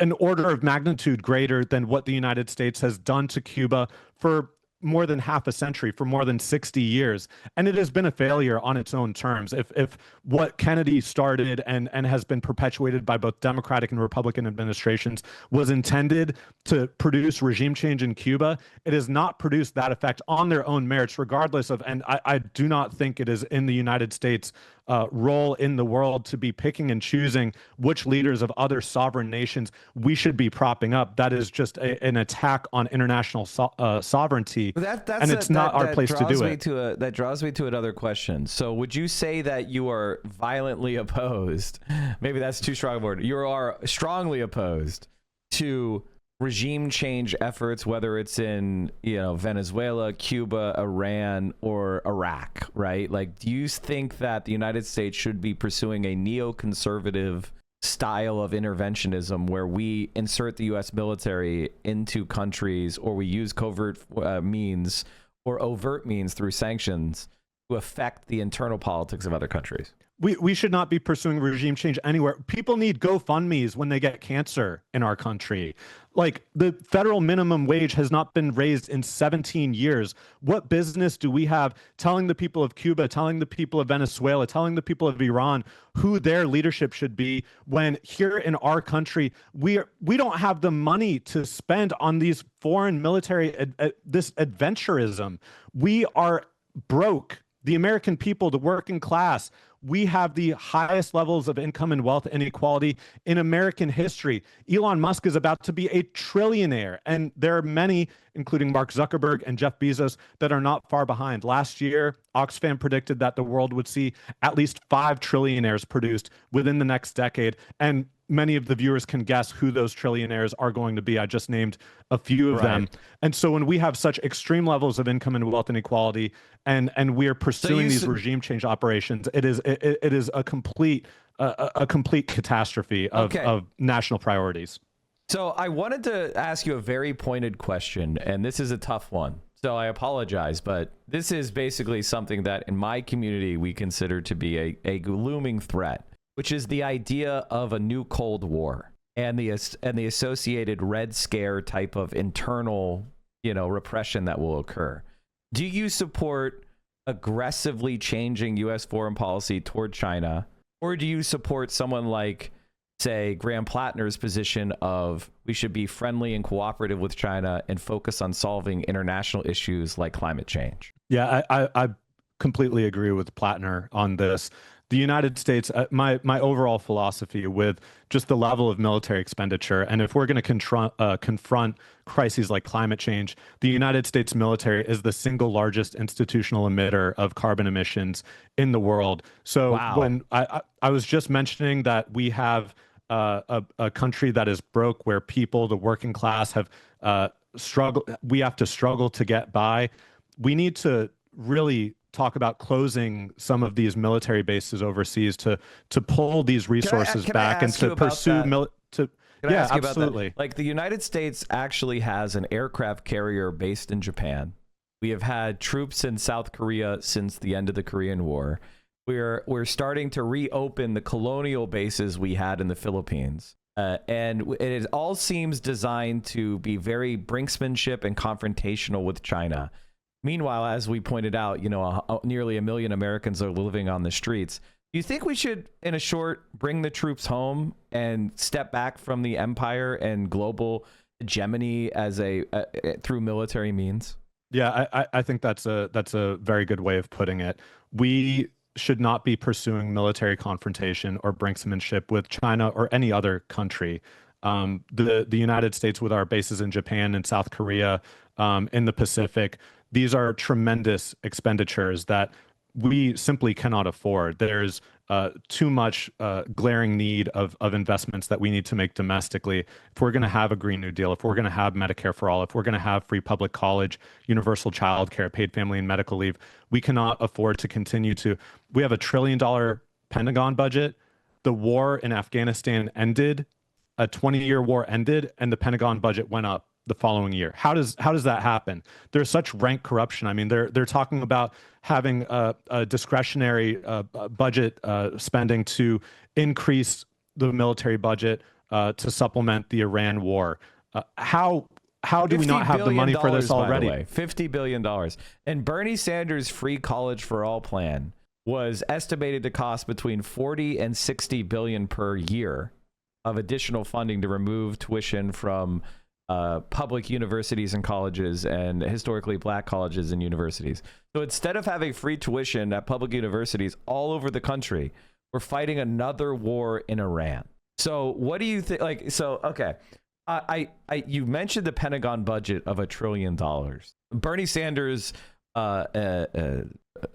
sponsors a bill that will do a cross-the-board 10% cut of the Pentagon budget.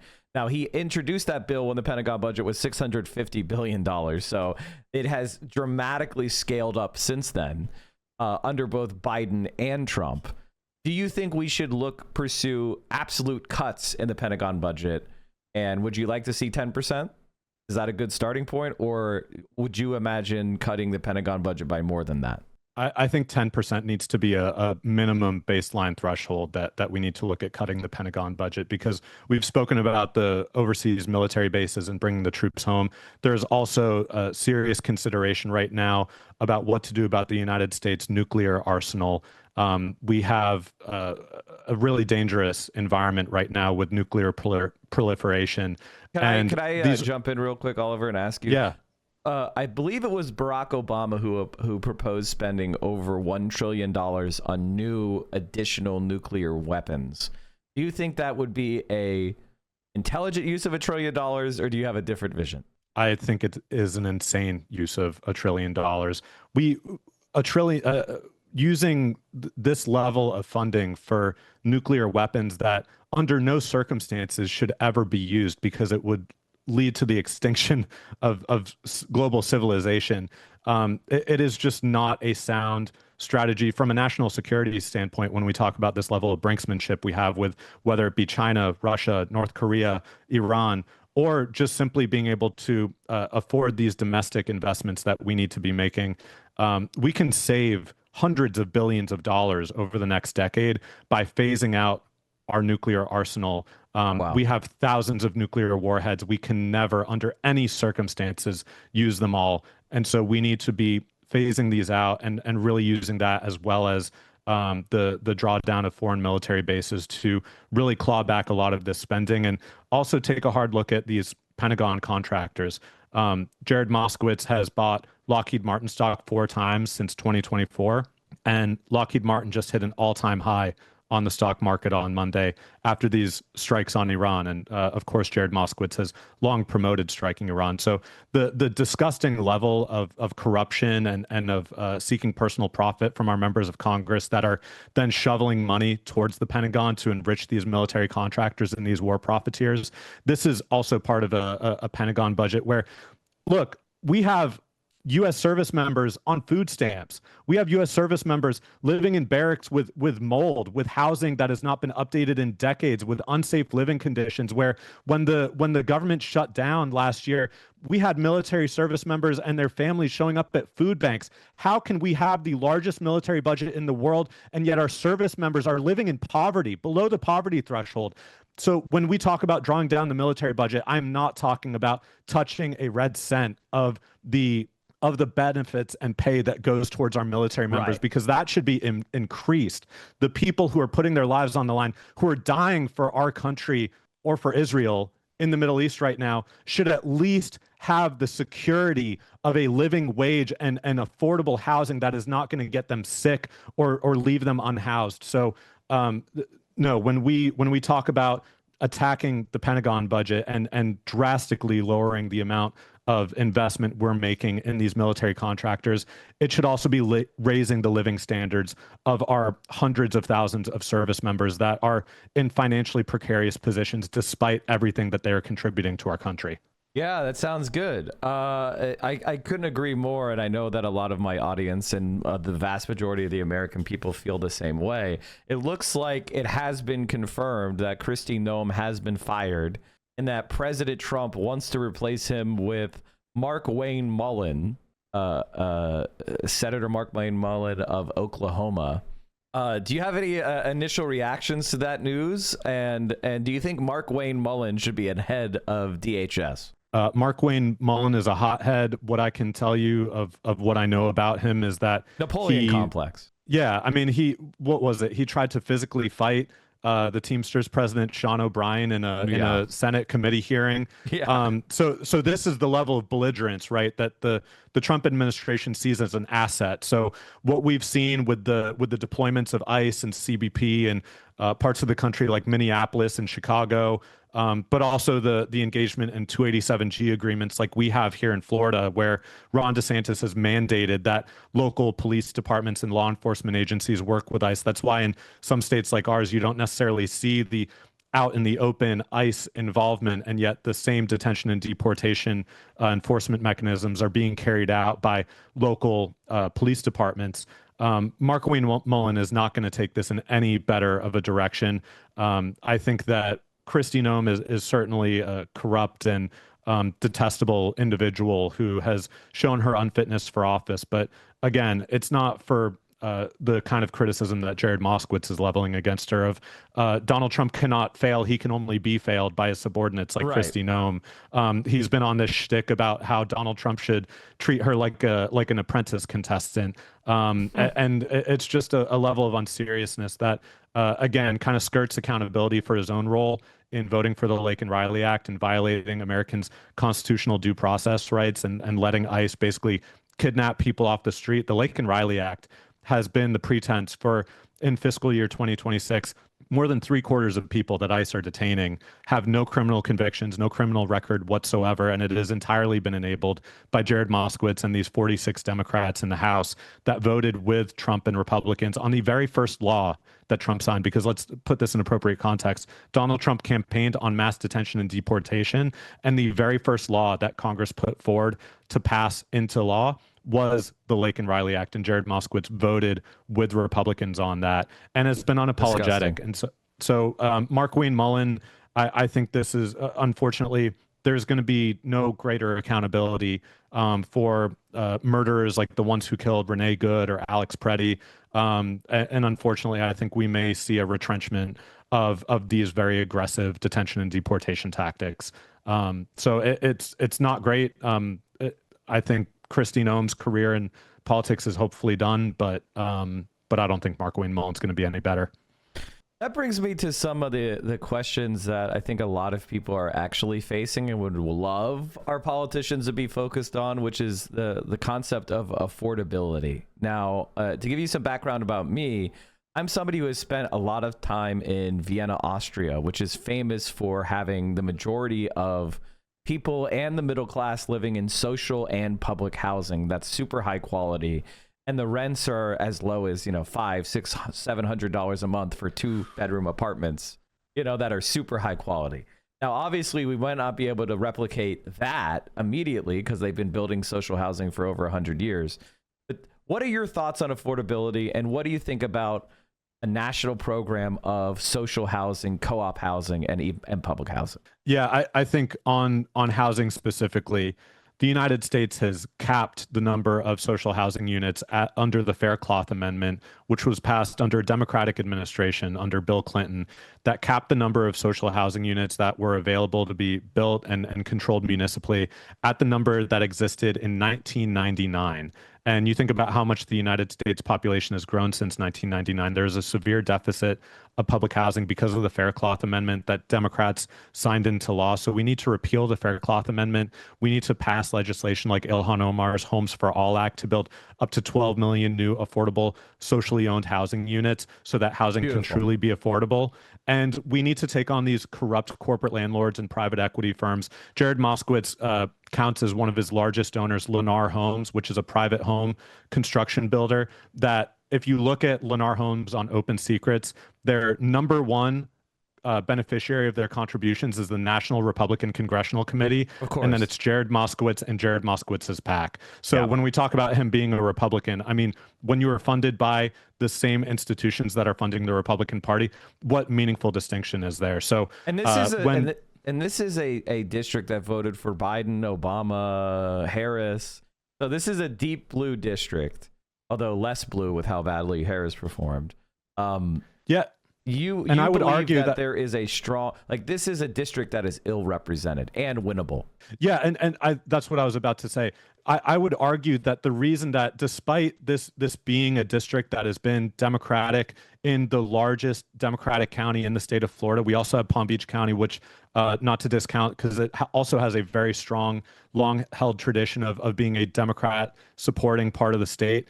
But when we have a representative in Jared Moskowitz that is twice appointed by Ron DeSantis, the first Democrat in the entire country to join Doge, to join Elon Musk's effort to cut the federal government.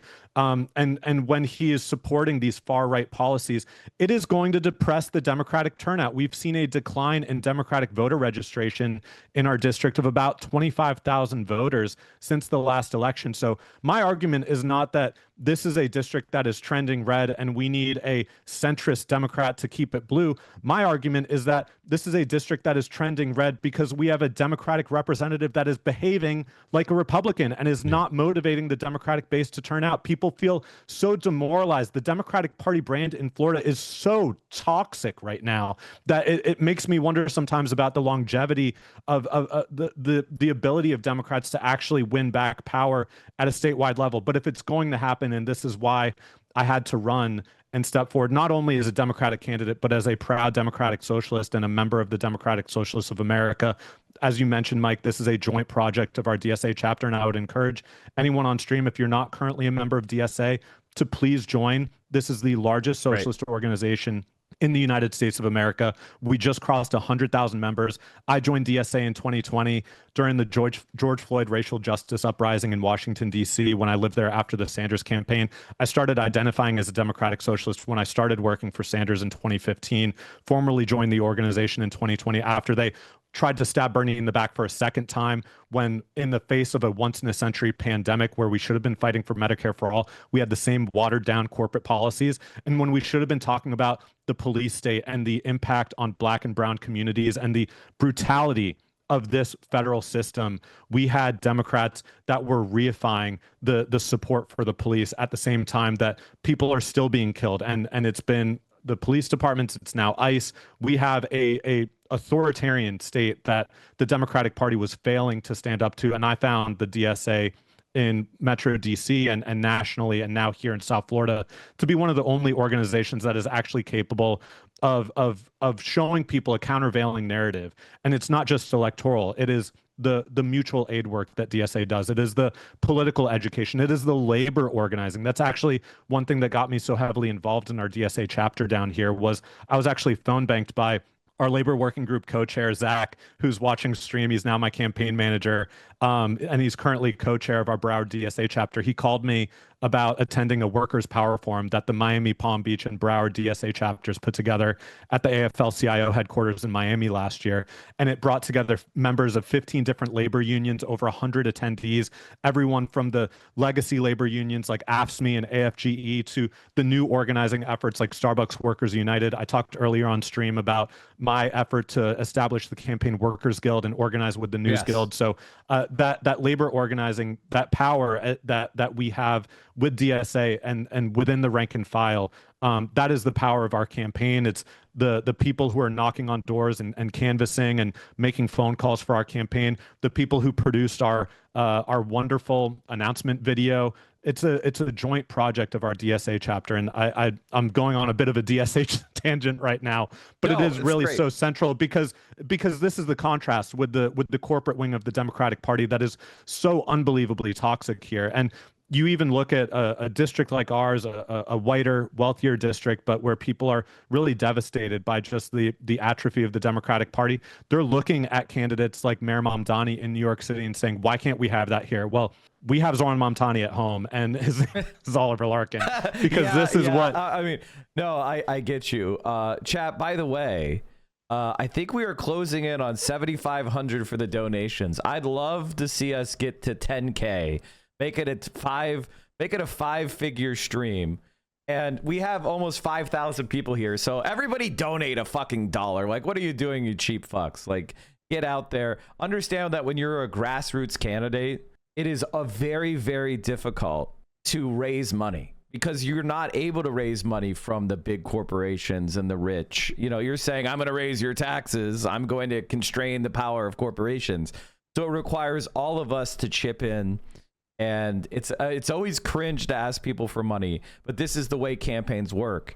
And I know one of the policies that you're running on, Oliver, is actually about public financing of elections. There's a bill called HR 1 that already exists that would significantly increase public financing for congressional elections, where as long as the campaign pledges not to take money larger than $1,000 from any individual, there'll be a 6-to-1 federal match. Do you support that, or would you like to go even further from the For the People Act? I think the For the People Act is a great start, and I think the more public financing and the more democratically that our elections can be decided, the more fidelity we will have to the real ideals of what we talk about when we talk about American democracy. And certainly there are flaws that exist, and we're, to coin another DSA phrase, we're in a battle for democracy right now. And to change the undemocratic nature of the Constitution when we have an anti-democratic body in the United States Senate that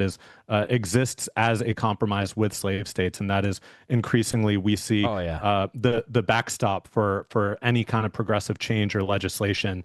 That we need to fundamentally reform our democracy. In HR 1, we live in a state in Florida where Ron DeSantis and the Republican Party are currently examining whether to gerrymander our state even further after the already brutal 2022 gerrymander that eliminated 4 Democratic seats. They're trying to take away even more and have even less proportional representation. So I think we need to uncap the House of Representatives. We need to ban partisan gerrymandering. We need to get private money out of our elections. I'm taking on AIPAC in this race. I'm taking on the corrupt special interest, Florida Power and Light, the private utilities that are funding Jared Moskowitz's campaign, the big sugar interests that are funding Jared Moskowitz's campaign, many donors, incidentally, who he shares with Donald Trump and the Republican Party. So yes, we do need that. We do need those donations. We just saw Nita Alam in North Carolina lose by less than 1%. And this was a campaign that was so close to winning. It was underfunded. It was a funding problem, and it was a visibility problem. And I think, Oliver, I thank you for bringing that up, because I think that Hassan and I and other left-wing commentators and DSA and all the left-wing groups in America, we need to start pulling together and be more coordinated, be more organized, and learn how to churn that, online energy, that national fervor, and focus it into discrete projects and campaigns in every part of this country, right? So please give Zach money. Hi, I'm Zach. Give us money. Enjoy the essay. That's exactly what I know how cringe it is, especially if you're a left winger. I know how hard it can be to be like, hey, guys, we need money. But we honest to God need money. And I'm sure this is going to make Oliver go on Hassan's stream because he likes to jack my fucking... my entire Riz. He jacks all my fucking moves. Okay. And then he takes credit for it. So you guys better start donating. All right, motherfuckers. I better see 10K. All right. If we hit 10K, I will donate as well. So if you want this Mike from PA, the cheap fuck, to donate, then you guys have to get to 10K. Take money out of my wallet for Oliver, who deserves it. Okay. That is what I'm saying. So, okay, what else did I want to ask? Oh yeah, okay. That reminds me, I'm wearing my old Bernie Sanders shirt. It says "College for All, Medicare for All." What do you think about, the way that we fund college? Do you support free college for all? Do you support abolishing student debt? What is your vision of education in America? Yeah, I believe that we not only need free public college and universities for 2-year associate degrees, community college, bachelor degrees, 4 years. We need free tuition at vocational and trade schools. There's a tremendous need, especially if we're going to have projects like the Green New Deal that are implemented. We're going to need people in the trades to have that level of education that is accessible to them. I also believe I would go even further and say that when it comes to medical school, that we need to really look at making medical school tuition free, because the American Medical Association kind of artificially puts a cap on the number of admissions that can occur into medical school. It's prohibitively expensive, so it is isolated to just the wealthy, well-connected, and those that can bear the cost of taking on these insane amounts of medical school debt that is then used to justify these exorbitant salaries. And it creates this kind of exclusivity around the medical profession when there is such a serious need of medical professionals in this country. We have the baby boomer generation that is graying out right now. There's also a so-called graying out of abortion care providers, of people who can administer reproductive health care. And with the very restrictive abortion laws in this country following the following the Dobbs decision and the overturn of Roe v. Wade, medical schools are afraid to even teach this kind of care. That is leading to the lack of this care is leading to birthing people dying and having to seek emergency room care. Infant and maternal mortality is increasing. So when we talk about free public college tuition, it has to really be comprehensive and extend to not just the 4-year college degrees, but people in the trades all the way up to people with professional degrees, because again, there's such a severe need. And this is something that has existed in this country before. Decades ago, public college tuition was subsidized much more greatly. It was actually an ability that people had to pay for their college tuition with a summer job. I think this dovetails with raising the minimum wage to $25 an hour. I talked to students at Florida Atlantic University. The cost of attaining a college tuition, also the lack of affordable housing for students when they're attending schools on campuses that have a lack of student housing, that they have these student lotteries to get into campus housing and otherwise are left to their own devices to try to find affordable housing in the neighborhood. When we look at the shortage that exists here, this needs to be a wraparound comprehensive investment in public education, and it starts with universal pre-K and childcare. Beautiful. It extends to eliminating these voucher programs and the privatization and charter schools that are sucking money out of the public education system. In the state of Florida, we have the lowest average teacher salary in all 50 states, Disgusting. the lowest in one of the highest cost of living states in the country. At the same time that we have Moms for Liberty candidates being elected to the school board, we have Ron DeSantis and the legislature trying to ban certain types of history, banning AP African American history, passing the Stop Woke Act, restricting freedom of speech and freedom of expression for students and teachers to Or history, share the full real history. They're making us spread lies about our own country, which is an embarrassment. And so it is this privatization effort that allows them and enables them to do that. Florida became the first state to take PragerU, if your viewers are familiar with PragerU, I'm sure they are, into the public education system and have it be a verified. Embarrassing. It's a catastrophe. It's an embarrassment. That's just embarrassing. And these groups, the powers that be in the Republican Party, they don't respect your intelligence. They think you're stupid. They don't think that people can do their own research and find out the wool that they're trying to pull over our eyes. So there's such a lack of respect, and I think that's one thing that I really pride our campaign on, and I think the left in general, we have a respect for people's intelligence, and we can present our case and just make the facts clear to people and communicate in a way that is not condescending, that is not going to diminish people's own agency, because ultimately that's what we want when we talk about the labor rights, having a democratically controlled economy, not just a government, but an economy where democracy exists not only at the ballot box, but in the workplace with labor unions. This is fundamental to empowering people and having the fullest expression of what a democracy is supposed to be. So having an educated public and giving people the freedom to choose what they want to do with their lives and not be encumbered by the fear of the financial cost or living the rest of their lives in debt, because debt is also a means of the capitalist class to control people and to discipline the labor market. That fear of debt, the fear of defaulting on your debt, is what keeps you working, even if you're sick, even if you're even if you're unwell, even if you're struggling to destroy your credit score, because then your whole life is ruined. Exactly. And so we really need to not only attack student debt, which was another part of your question, and eliminate that. If we can eliminate Marjorie Taylor Greene's PPP loan, then we can eliminate student loan debt. But we should also be eliminating medical debt. We need to unburden the American people from these debt burdens that many people escaped their former countries to come to the United States. When you look at the history of how the country was founded, it was these debtors' prisons and people who are looking for a new way of controlling their own lives and having a real stake in the economy. Well, that's why we cannot recreate these debt.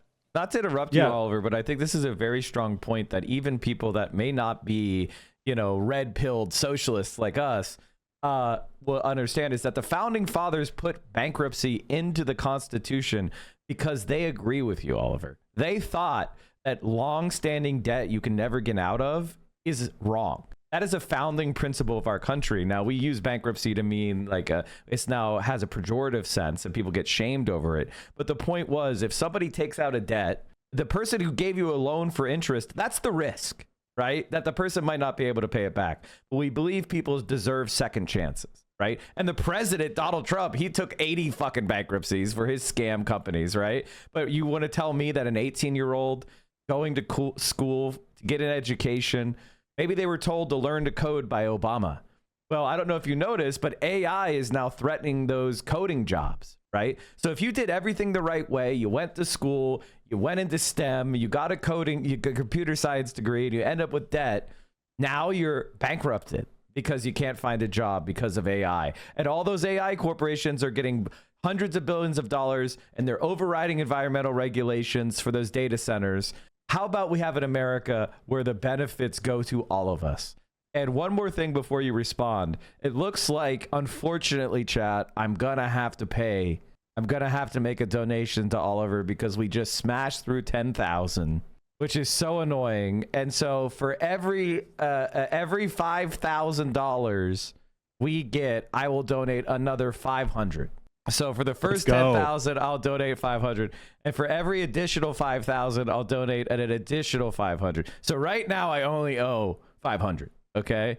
So we're good. We're good. But if you get to 15,000, I have to do 1,000. If you get to 20,000, I have to do 1,500 up until the limit.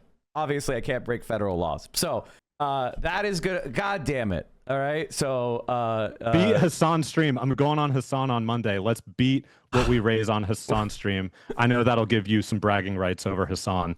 Okay, Shad. He's trying to beat Hassan's stream. He's only 10 times larger than you. Beat Hassan's stream, he says. All right, motherfuckers. Now, you got to make me pay. This is a limited time offer.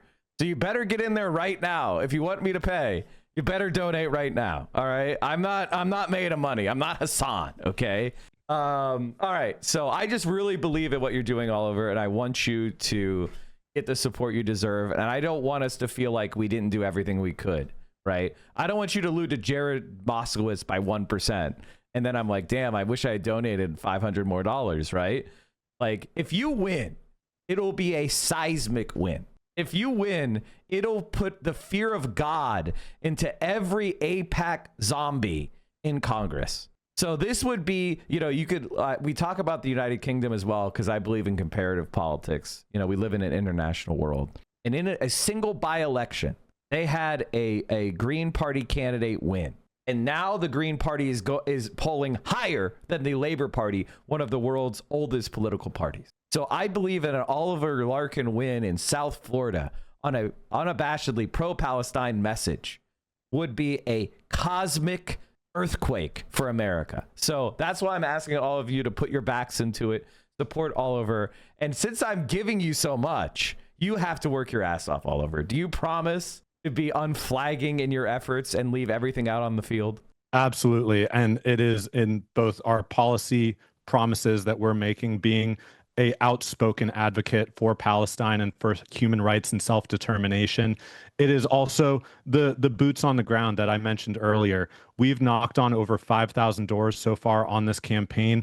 I'm knocking on hundreds of those doors myself. I come from an organizing background. This is not new to me. I'm true to this. This is who I am and who our campaign is being run by, with our DSA members, our rank and file, young people, overwhelmingly people in their 20s, their 30s, who want to see an American dream for us. It was sold to so many generations before us, and it has been sold out from underneath us with $8 trillion in foreign military interventions, these forever wars, the bailout of Wall Street, and the failure of Democrats and Republicans to have any measure of accountability for the crooks that ruined our economy, that once again, the highest levels of income and wealth inequality in American history. It's been exacerbated by the Great Recession. It's been exacerbated by the COVID-19 pandemic, and we're still fighting for the America that we deserve. So we're going to knock on 80,000 doors between now and August 18th. That is a promise. We're going to do it. I'm going to be doing it with our volunteers because that is how I believe we're going to win.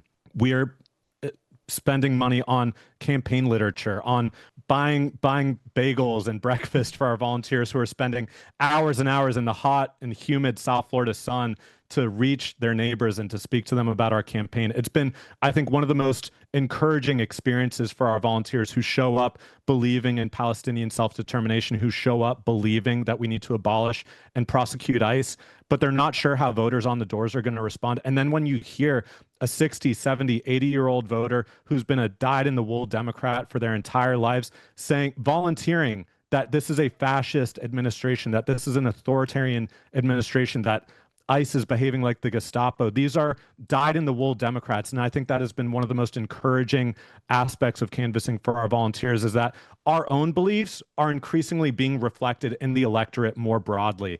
It is not just the DSA members who believe this. It is the community at large. But DSA is the organization with the courage and the foresight and the fortitude to take this message to the masses. And so I promise that I will continue to do what we've been doing on this campaign trail. And I know that I speak for every member of our Broward, Miami, and Palm Beach DSA chapters, as well as the rest of our volunteers. We're going to do this. We're going to do this. Nita Alam just showed us how scared the establishment is, but we need that investment early. We need it now. We cannot have another heartbreakingly close loss because we did not invest early enough. We need to hire a field director. We need to open a campaign office. These are expenses that cost thousands and thousands and thousands of dollars a month, but they're necessary if we're going to do what needs to be done to win this race. This is a goal. This is the best opportunity that the left has had in South Florida, perhaps in my entire lifetime. And if we win this race, it will change the character of American politics. Yes, it will. For good. No, it will absolutely change. That's the thing. That's the thing about a congressional race. It is an intensely close, personal, it's a community, right? It's a city, right? But you have real national power. And so it is something that we on the grassroots, we can achieve a congressional campaign victory. AOC has proved it. Many people all over the world. This is the part of our democracy where you and I as individuals can make the most difference to the world. And I think that if you were to win this, it would absolutely cause a panic. And so obviously I love everything you're saying. I love how hard you're dedicated to work. I understand. And I love, of course, your issues, and I appreciate your ambition. And you're right. Like, we're never going to have a better opportunity than right now. You know, the establishment is weak. They are hiding their head in the sand. They are feckless. And so there is never going to be a better time than right fucking now. And let me tell you, if you're feeling doomer or you're feeling depressed, joining in on this campaign is the single best treatment for that. Going out with your fellow socialists, your fellow left-wingers, and meeting your neighbors. It sounds scary, but when you do it, you're going to realize, holy shit, a lot more people agree with me than I thought. And that's how we achieve change in this country. And of course, and what I really appreciate about what you're doing, Oliver, is you are not just doing this as a campaign about yourself, as awesome as you are. You're also making it about building up DSA and the movement so that the campaign is just part of one of many campaigns that we're going to win, and that you will become that champion. So chat, looks like we're very close to 15,000 now. Let's kill it here. I don't want to, you know, if we make it to 15,000, then I'll have to pay another 500. So don't make Mike pay. You know, let's get to 14,999.99, and then we'll cut it right there. I'll donate 500, and then everybody's happy, right? Everybody's happy in that scenario. Let's not break through 15,000. And certainly let's not get to 20,000, because now I'll have to explain to Vio where all our money's going. Okay, so let's keep it small. Okay, small donations. Let's not get oh fuck. Oh no. Okay. Sorry. I have you here while I'm being cringe. All right, so I mean, we've covered almost everything that I wanted to cover with you, and I know you have a lot of. Is there any issue that we haven't covered that you want to make a specific point on? I have one. What is your position on trans rights, and what do you think about the Democratic Party centrists who are trying to throw trans people and trans athletes under the bus? I'm really glad you asked that, because our district, the 23rd district, is, I would say, the strongest representation LGBT district in the entire country. According to the 2020 census, the city of Fort Lauderdale, which is included in our district, among medium-sized cities, had the highest proportion of LGBTQ couples per thousand. It was 42 households per thousand that were LGBTQ in the city of Fort Lauderdale. And among small cities, the city of Wilton Manors, proudly 213 households per thousand that are LGBTQ represented. The city of Wilton Manors was the second city in the entire country with an all LGBTQ governing body. And I support trans rights to the hilt. Our trans siblings are entitled to the same human rights and dignity as the rest of us. And any oppression of trans rights is an attack on all of our civil rights.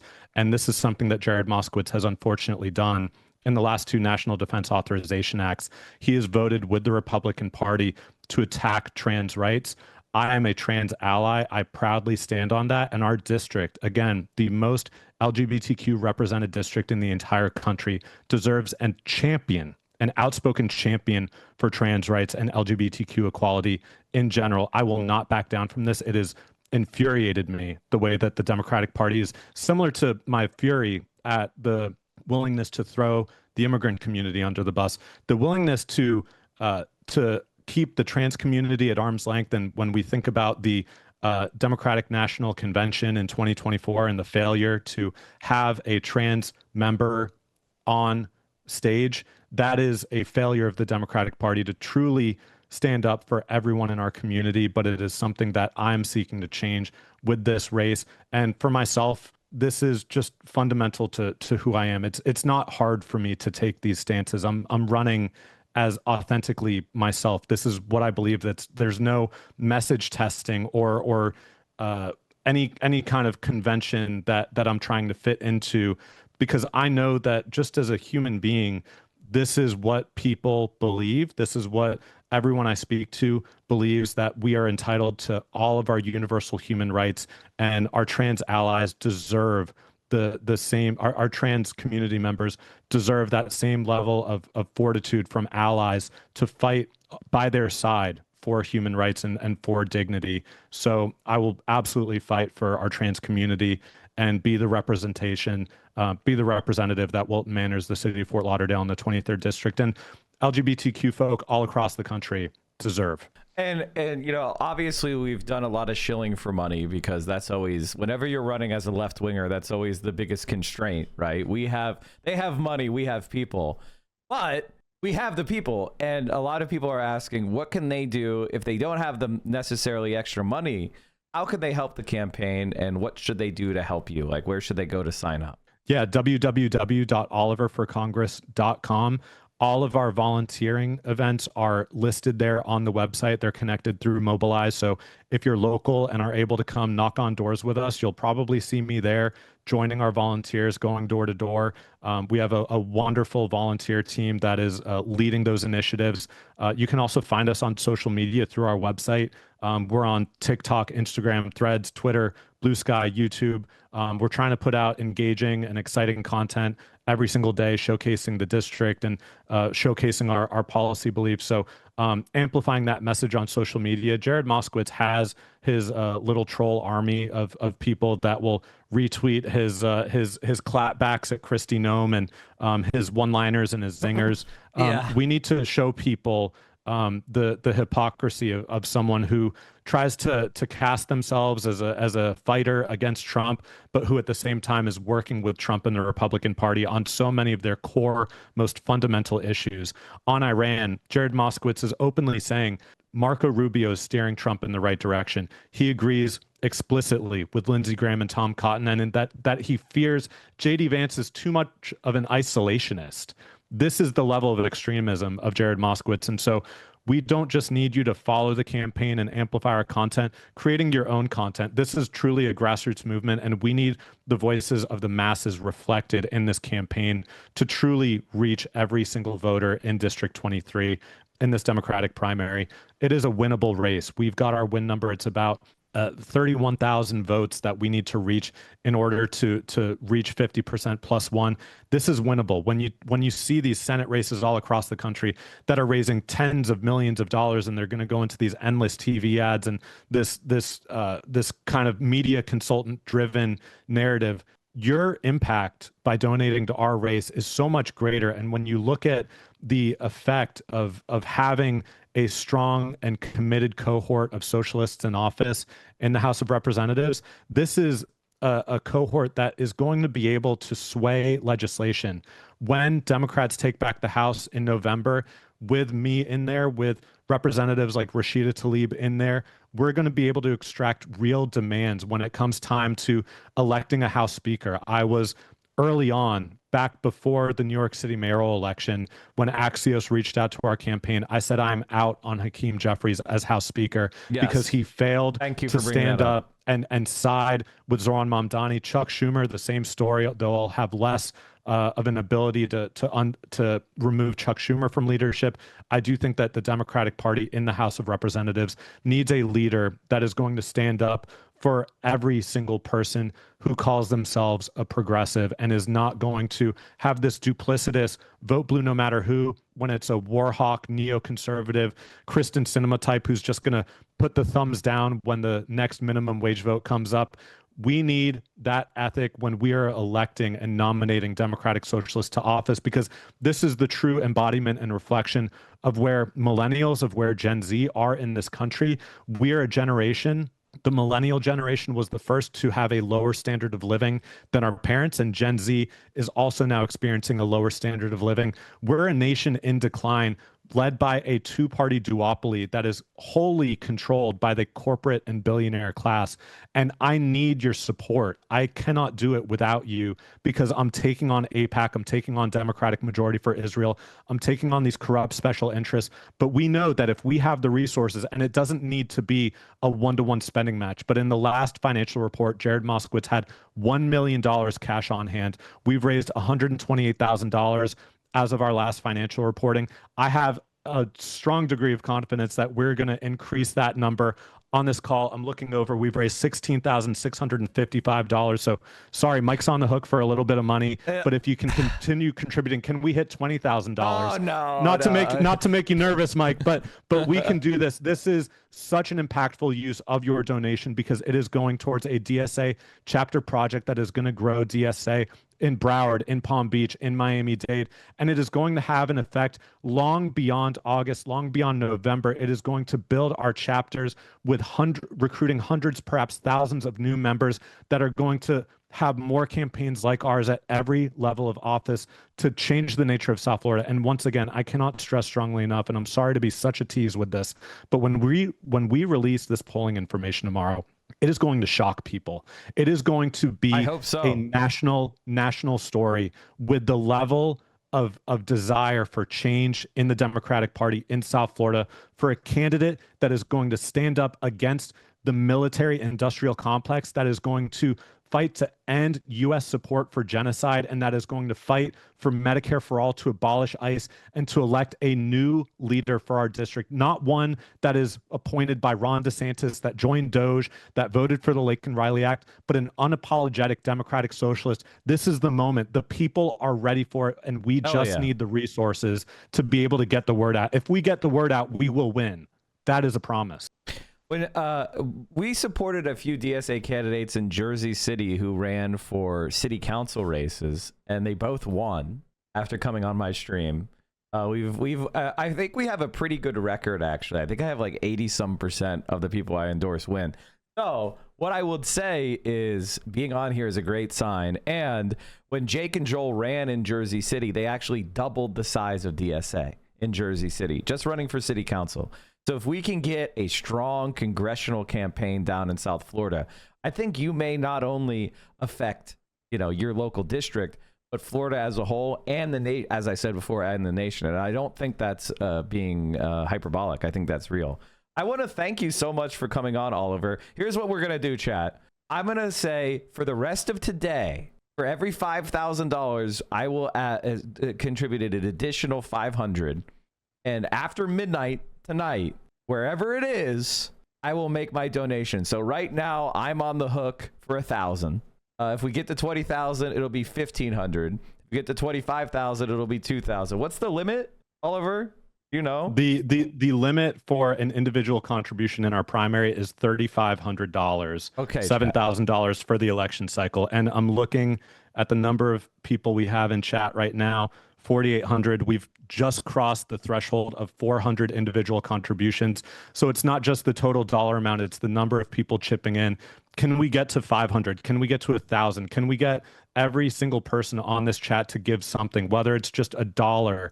It helps. It is an enormous help when we're going up against AIPAC and the corporate interest. Pretty impressive that we got 10% of our viewers to do anything. That's considered a very high number in the internet, by the way.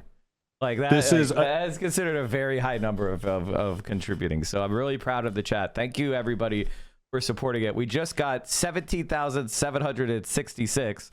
So 1776, which is not bad. $17,766. And somebody with the 1 cent shitter additional donation. I see you. All right. Well, if there's anything else you would like to say, I know you're a busy man, so go ahead if you don't mind giving a closing statement. And I really appreciate you coming on. Yeah, thank you so much, Mike. This is a lot of fun and great to be in a space with like-minded people from across the country who believe in building a better world. A better world is possible. I want to once again encourage people to join DSA. This is an organization that is doing this work not just here in South Florida, but all across the country. Wherever you are, you can find a DSA chapter near you. And if you can't find one, maybe you can establish one. The support exists to build this movement. We just crossed 100,000 members nationwide. And you can find our campaign at www.oliverforcongress.com. We need the support. The House is about to vote on the War Powers Resolution today. Jared Moskowitz is one of the only Democrats in Congress that is openly opposing the War Powers Resolution. He called it the Ayatollah Protection Act. So there's never been a clear contrast in this race. Never been a clear contrast in this race. I mean, like, it really is, it really is disgusting to not even give a rationale about how it's in the American people's interest to attack a sovereign country in violation of the UN Charter. That used to be a mainstream position, to support sovereignty of countries and treat war as a serious manner. He really is a Trump Democrat. Precisely. So again, please visit our website, www.oliverforcongress.com. If you can donate, great. If you can give monthly, even better, because that helps us predict our budget and anticipate what we can spend in the months to come, who we can hire, when we can open a field office. And just believe that Florida is capable of changing. Florida gets memed to hell, the Bugs Bunny meme of sawing the state off from the rest of the country. But we're a state that is not a far-right fascist state. We're a state that the working class has been suppressed and not represented to the degree that it deserves. And so that is what our campaign is championing. We are truly fighting for the working class here in our state and all across the country. And if we unite, we can absolutely do this. And so I want to just thank you again, Mike, for having me on. I hope we can do this again. I can just say anecdotally, this may be one of the best fundraising days of the campaign so far. And well, I hope I have you and your chat to thank for that. I know how expensive congressional races have gotten, and I was very happy to have you on. We went over a little bit, so thank you for giving us extra time, and I'll see you soon. Hopefully, this will get a little bit of competitive juices flowing in Hassan, because I just mogged his ass. I just mogged him. So I'm going to leave this donation link open. I'm going to have it in my Discord chat until tonight. And then at midnight, I'll send you my donation when I wake up in the morning. So I want to make sure that these people understand that if you want to make Mike pay, you got to donate right now. There's no waiting. Okay. So you have till midnight tonight to donate using my link, and then I'll donate. All right. Thank you so much, Oliver, for coming on. I appreciate you. Have a wonderful rest of your day. Good luck. I'm glad we were able to help you out. And I'll see you very soon. This was great. Peace out, Thank you brother. so much, Mike. Take care. Peace. All right. Let me just... there you go, chat. Oliver Larkin is running for Congress in South Florida. Ladies and gentlemen, I hope you guys enjoyed the conversation. Great interview, I feel. Sorry about the audio issues that happened. That was fucking annoying. I guess the Zoom or whatever did not like what was going on with Bluetooth. We fell short of 20,000. Woo! I don't owe 1,500. So, chat, I mean, so I think we'd be going up. Okay, so it'd be 1,500 at 20,000, and then it would be 25,000 would be 2,000, and then 30,000 would be 2,500, and 35,000. So if we get up to 40,000, you'd have to donate up to 40,000 to make me max out to Oliver. So don't do that. All right, don't do that. Don't donate up to 40,000 because I'd have to max out. That would be terrible. Okay, don't. That's a lot of money. Don't make me do that. Okay, that would be crazy. Donate when he releases his poll tomorrow. Yeah. See, this is an ideologically principled candidate, DSA cadre, challenging a clear enemy in a primary. These are the candidates we need to support. Why do you think he's here? Why do you think I got him on here?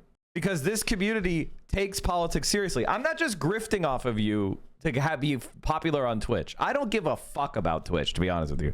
I do it because it's the most effective place for me so far, right? It is. I do this because I care. I am a true believer. You know, I'm not trying to be famous. I'm just doing what I can do in order to change the world. And this is the way things bounce for me. And I've just been rolling with the punches. Okay. Like, that's what I care about, which is why we bring these candidates on. I mean, honestly, you know, from a calculation of a streamer, bringing on random guys that don't have motion yet hurts me. I'm not and me standing against Kat Abu-Ghazaleh for a principled reason and then bringing on a guy that doesn't have motion yet. Do you think those are something you do if you're a grifter? Think about that. And so that is the nature of this. So I appreciate all 5,000 of you that stuck around during the interview. I was reading the chat messages. So I appreciate all of you, which means we now know Kristi Noem got fired. Kristi Noem was fired during the interview. Let me pull that up with some of these things. It's going to be really great to have somebody like him in Congress. And I might have to move to South Florida when he wins. Okay. Let's pull this story up. Not Hasanabi. Wait, fuck you. No, CNN. I'm trying to go. Okay. There it is. It just happened. Breaking news into CNN. Kristi Noem is out as the Secretary of the Department of Homeland Security. We have a team of reporters on this. Let's start with Kristen Holmes at the White House. Kristen, it was, what, like 10 minutes ago that you were reporting that her job was in jeopardy, and now it's official. Yep, President Trump has announced that he has fired the Department of Homeland Security Secretary Kristi Noem. This is the first cabinet position that he has fired during his second term. Of course, the only other high-profile ouster we've had like this was when Mike Waltz served as the head of the National Security Council. He was the National Security Advisor. So President Trump just posted this on Truth Social. He said, "I am pleased to announce that the highly respected United States Senator from the great state of Oklahoma, Mark Wayne Mullen, will become the United States Secretary of Homeland Security effective March 31st, 2026. And Boris, just so you know, this is one of the names that we had heard he was floating in these conversations he was having with lawmakers on Capitol Hill. The current Secretary, Kristi Noem, who has served us well and has had numerous and spectacular results, especially on the border, will be moving to be Special Envoy for the Shield of the Americas, our new security initiative in the Western Hemisphere. We are announcing on Saturday in Doral, Florida. I thank Kristi for her service at Homeland. Again, this is a huge deal, Boris. This is the first time he is firing a cabinet member. He has been incredibly reluctant this term to fire, to shuffle any of his staff, any of his officials, because of the perception of his first term when he was in office, that it was a revolving door. However, as we reported, we were told that the catalyst for this was essentially this appearance that she made, this hearing in front of the Senate Judiciary Committee, in which she claimed President Trump had signed off on a $200 million ad campaign that featured her asking illegal immigrants to self-deport. President Trump has now said publicly he didn't do that. And of course, all of this. She was stealing money? We can put her in prison? Let's put her in prison for stealing money. Yes! This is amid the fallout that we saw from Minnesota, from Minneapolis, and there had been pushback on the Hill and from many of President Trump's allies that Kristi Noem was not the right person for the job, but many of them had been careful to walk a very thin line, not getting too far out there. But clearly, we are told now that this hearing put Trump over the edge in terms of his anger factor. Now he has fired Noem, replacing her, with this Oklahoma senator. All right, Kristen, this is huge news as we are getting this, that Trump is replacing Kristi Noem as DHS secretary and moving her to a special envoy position, which is certainly a demotion and something that is meant to give her a little cover as she is getting ousted here. Kristen, thank you so much. If you could stand by for us there at the White House. Let's go to Priscilla Alvarez, who has been tracking this for us. What are you learning? Well, I have been hearing from Homeland Security officials who are stunned. Of course, they had been talking amongst themselves over the last several weeks and months, anticipating that the secretary may be out soon, given a series of missteps that they perceived she had done over the last several weeks. And one of those in particular, or many of those in particular, are stemmed in what happened in Minneapolis. Recall, of course, that surge of federal agents for that immigration enforcement operation where 2 U.S. citizens were fatally shot by federal agents. And it was the secretary who came out in that immediate aftermath calling them domestic terrorists, something that she was grilled on during the congressional hearings this week, but that also shocked Homeland Security officials that she would so quickly draw conclusions over such incidents. And recall, too, that President Trump, in the aftermath of those shootings, had dispatched White House border czar Tom Homan to try to resolve the issues on the ground. It was the most high-profile rebuke over the course of the last year of the secretary and the way that she was managing the department and the immigration enforcement mission. God damn it. We just broke 20K. Now I owe him $1,500. Son of a bitch. I only planned to donate 500, chat. What the fuck? I just made it up on the spot to try to hype it up. I didn't realize you were going to go through fucking 20 grand. Now I got a Hutch amount of money I owe him. Make Hutch pay me the $1,500 he owes me so I could donate it to Oliver Larkin. DSA pay up. Hey, that's supposed to be for Hutch, not me. If you guys break 25,000, then I owe 2,000. Don't do that. That's crazy. Stop donating. Too much money. Also, I didn't even get a hype trade today. Come on, chat. Like, what the fuck? Leftist fiscal management. Yeah, what the fuck? I was just kidding. No, I'm not. I always keep my word. Aww. I is 3 years old. Oh, really? Time flies. She's actually a dog now. She's actually just a dog now. 3 years. I miss having a dog, chat. I love the cats. Oh, we have a hype train incoming, chat. Come on. If you, no, in all seriousness, chat, if you enjoyed the content, especially if you're not an American and therefore you cannot donate to American politicians, one of the things you can do is you can support my stream and the political project that we are building here. Because I'm not running for office and because this is a news program, you are allowed to support the stream by subscribing at tier 1, tier 2, or tier 3 sub. If you have Amazon Prime, you can attach that to your Twitch account. You get 1 free sub a month. That's your Twitch Prime sub. Take $2.50 from Jeff Bezos' pocket and put it into mine. Or $5, whatever the fuck it is. When you support streams like this, you create opportunities for people like Oliver Larkin. And I got to tell you, chat, $20,000 is not a small amount for a congressional campaign, especially in the primary. Typically, people look to see if you raise at least $100,000 before they even consider if you're a real candidate. So by helping him get significantly closer to raising that number, he goes from kind of a fringe, candidate that no one needs to pay attention to, oh, fuck. This guy might actually have some juice. Xlax gave 200 subs. Let's fucking go! Yes! Yes!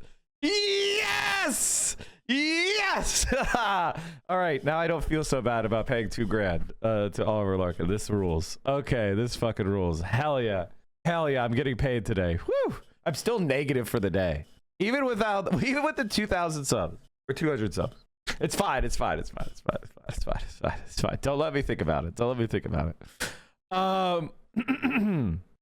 Anyway, thank you so much, chat. Stop making Mike pay. It was a funny joke at first, but stop making Mike pay. Mike, speaking of Kaya, have you seen this? Someone get that dog away from him. Hi. Yo, whenever I would always tell Romeo, I'd be like, if the shit hits the fan, you are 60 pounds of quality meat. He's like, you're a caloric store. Oh, you wouldn't. I wouldn't eat dog meat. It's just a joke. All right, let's get back to Kristi Noem being fired because it's fucking hilarious. Now, of course, the White House said at the time that she was in lockstep with Tom Homan, but it was also clear internally that there had been long simmering tensions there. So all of this to say that it had been building over some time now, what was happening in the department, the management of the department between her and her chief advisor, Corey Lewandowski, who was serving as a special government employee. There had been multiple concerns from within the department about the way that she was handling things, even most recently when she said that she was suspending TSA PreCheck, and then the department had to reverse that within hours. So this has been just a shock for a lot of Homeland Security officials who, even though they thought the writing was on the wall with her leaving at some point, the fact that it has happened now in the wake of these hearings just has them all scrambling.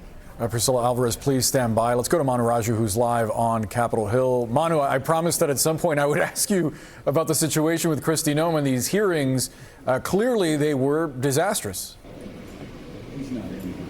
Yeah, and no question about it. And there had been a lack of support for Kristi Noem throughout, and a growing number of Republicans expressing frustration, concern, and actually, frankly, not even saying if they would support her continuing in the job. And no doubt that echoed at the White House, and the President Trump clearly had some of those similar concerns as well. But I want you to listen to what some of the Republicans told me just in the last day about whether they would continue supporting Kristi Noem staying in that job. Do you have confidence in Secretary Noem? Time will tell. Would you vote for her again if you had a chance? Time will tell. Do you have confidence in her? I'm not going to answer that. That's not my decision. But you voted to confirm her. That's not my decision. If the president, that's up to the president. I want to be a team player, and I want to secure the border, and I want to enforce our immigration laws. But I'm tired of trying to explain behavior that is inexplicable to me. Well, if you had a chance to vote for her again, would you? I'm not going to answer that, Manu. You can try 1,000 times, mate. Lots of luck to you. Now, Markway Mullen almost certainly would get the support of a majority of United States senators to be confirmed as the next Secretary of Homeland Security. The Senate tends to look favorably upon its own. He has served in this body for 3 years. He's a former House member for about 10 years. He's a former mixed martial arts fighter as well. And he's also been a staunch defender of President Trump's agenda. It is unclear exactly. Holy shit, we hit a level 16 on the hype trade. Thank you so much, chat. Remember, the top sub gifter, we don't have a bit donor, so you can become a hype trade conductor with as little as 200 bits right now, which gives you a golden locomotive next to your name, and that becomes a purple locomotive. And I gotta tell you, chat, when I see someone as a hype trade conductor and they say something super fucking annoying, which you all do, I go, all right, maybe they're not so bad. And I don't ban. All right, everybody, thank you so much for all the support. I appreciate you. You are the fucking king. Thank you for donating 200 subs. That's crazy. I appreciate you so fucking much. You are a king. 261 subs in that hype train. Let's fucking go. Almost 21K, Mike? Yeah, the Oliver fundraiser is at $20,983.18. Okay, so I'll owe him what? 1,500, right, chat? I owe him 1,500. I said I would give him 500 if we broke 1,000, and then or 10,000. So I owe him 1,500 right now, right? It's 2,000 if we get to 25,000. So that's not bad. 1,500 ain't bad. That's the hutch bucks. That's the hutch bucks.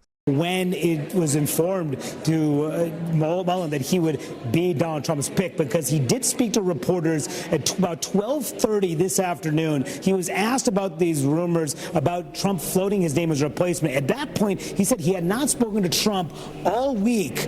And then he went, who's holed up in the number 2 Senate Republican's office, John Barrasso. He was not seen for some time. He left the Capitol without commenting, perhaps taking a call from the president at that point. So a surprise to many here, and maybe even to Senator Mullen. Guys. That's some fascinating color as Mullen leaves Capitol Hill, potentially taking a call from the president, refusing to comment about Trump considering him for DHS secretary, and just moments ago, Trump confirming that the new DHS secretary is Senator Mark Wayne Mullen of Oklahoma. In our national lead, Homeland Security Secretary Kristi Noem is back on Capitol Hill today, facing bipartisan criticism for her job performance. Yesterday from senators, today from House lawmakers, both often focusing on the aggressive, many would say overly aggressive, immigration crackdown in Minnesota and elsewhere. One Republican senator giving her a particularly harsh assessment. What we've seen is a disaster. Under your leadership, Ms. Noem, we're beginning to get the American people to think that deporting people is wrong. It's the exact opposite. The way you're going about deporting them is wrong. I read your book last week, and honestly, some of the parts of it impressed me, but some of it distresses me. And I'll get... She's getting yelled at by Republicans. Oh, this is so fucking amazing. Donating bits, thank you so much, brother. I'll give you a good example of one that does. The passage where you talk about killing a dog. You got $21K? Oh, shit. All right, $4,000. That's a big gap. So we're probably good. We're probably good on that. 1,500 ain't. That's a pretty good number, right? That's a pretty good dono. The worst part of me donating to Oliver is I'm gonna get bothered by so many more people now. Once I donate this money to Oliver, oh god, every shit fucking Democrat is gonna bother me. And which is a good thing, actually, because I'll yell at them. Oh, I can't wait. I can't wait till they call me on the phone. Oh, I can't wait when these dumb centrist Democrats call me on the phone. And I'm going to just rip them a new asshole. 14 months old. You decided to kill that dog because you had not invested the appropriate time in training. And then you have the audacity to go into a book and say it's a leadership lesson about tough choices. And North Carolina Senator Tom Till. Maybe I should run for PA and go for Mike money? No. Oliver, it was brought on because 1, I like him. 2, his policies are good. 3, he comes from an actual DSA. And 4, I think he can win. Like like he had to go through a lot of bars in order for me to bring him on. Like I don't just throw anyone on here because I think that's unfair to you guys. I try to make sure, and sometimes I fuck up. I try to make sure the people I bring on here, I believe in. Now I'm getting in early with Jared. Against Jared, excuse me, against his Jared Maxkowitz or whatever his fucking name is, okay? Because he is a Zionist, disgusting, pustule carbuncle on the ball sack of the Democratic Party that needs to be lanced. Mike, what do I think of Dylan Blaha? I'm not sure. Let me look into it more. I don't want to fire from the hip. Tillis joins me now live in studio. Senator, let me ask you, why bring up the story of her killing Cricket? I mean, I thought it was a bizarre story too, but like, you think it's actually relevant? I think it's relevant because if you read it, I would recommend people do it. I bought the book, I got the audio book, I read it for the committee prep, but she tries to suggest that a 14-month-old dog that's only halfway through what most people who train dogs, particularly for hunting purposes, is necessary to have that dog be reliable. So she gets angry at a dog that she puts into service long before it should, and then goes and kills it in the backyard. And before that dog is dead, she made a bad decision there. She fielded it too soon without training. Then she goes back to the farm, grabs a family goat, and shoots it because it made her mad. That is not. That's a thought process. So look. The fact that she acted precipitously on limited information, not really understanding that she had put something into a situation it was not ready for, felt a lot like some of the decision making that was done in Minneapolis. Like calling Renee Good and Alex Preddy domestic terrorists. Immediately jump into that. So she was rationalizing killing a dog behavior because it didn't perform properly, but she was wrong. She could have had that dog perform properly. Her then rationalizing that these were terrorists was the expedient. It was the easy way out. I want leaders behind President Trump that do the hard work so that they're preserving the Republican majorities in Congress and the president's legacy. She's far from that. Well, one of the interesting things about the Preddy and Good situations is that she immediately came out and said things that were false, that we saw on video were not true. And no credible. And look, the reason why I asked her who Tom Homan reports to, because I knew the answer, and she said he reports to the president. Right. If there is no better example of a vote of no confidence as somebody who was in front when the Preddy incident occurred, and now she, who is the head of Homeland Security, is replaced by somebody for a Homeland Security mission who doesn't actually even work for the Secretary of Homeland Security. That's a vote of no confidence, in my opinion, by the president. So your Republican colleague, Senator Kennedy, was also critical. He was here earlier, and he was specifically critical about a multi-million-dollar ad campaign that DHS ran. And the secretary told him it had been a competitive bid process for the contractors who produced it, and the president had approved of the ad campaign. Democratic Senator Joe Neguse questioned her about the contractor that made these ads, Safe America Media, today. Take a listen. Where is Safe America Media headquartered? I don't know. I don't know either, Madam Secretary. We can't find it. We can't find a website. The company is registered to a political operative in Virginia. Do you know, just by way of example, whether this company that received $143 million... Did I see this South Park clip?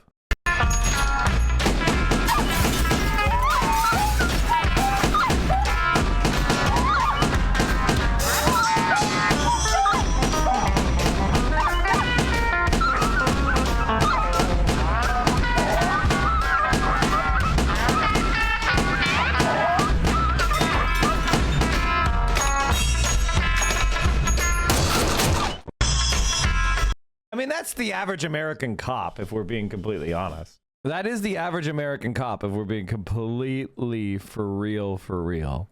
But that being said, Kristi Noem is a fucking psycho. I actually thought Kristi Noem was going to be the VP, but it turns out that her shooting a dog is the reason why they didn't make her VP, by the way. Donald Trump wanted to make her VP, but then they read her book about and they thought the shooting the dog thing was going to be too much of a lift. And they're right. That would piss off white people. You can do a lot of shit, but the dog killing stuff, you know, oh boy, that'll get white people mad. ...dollars in taxpayer dollars.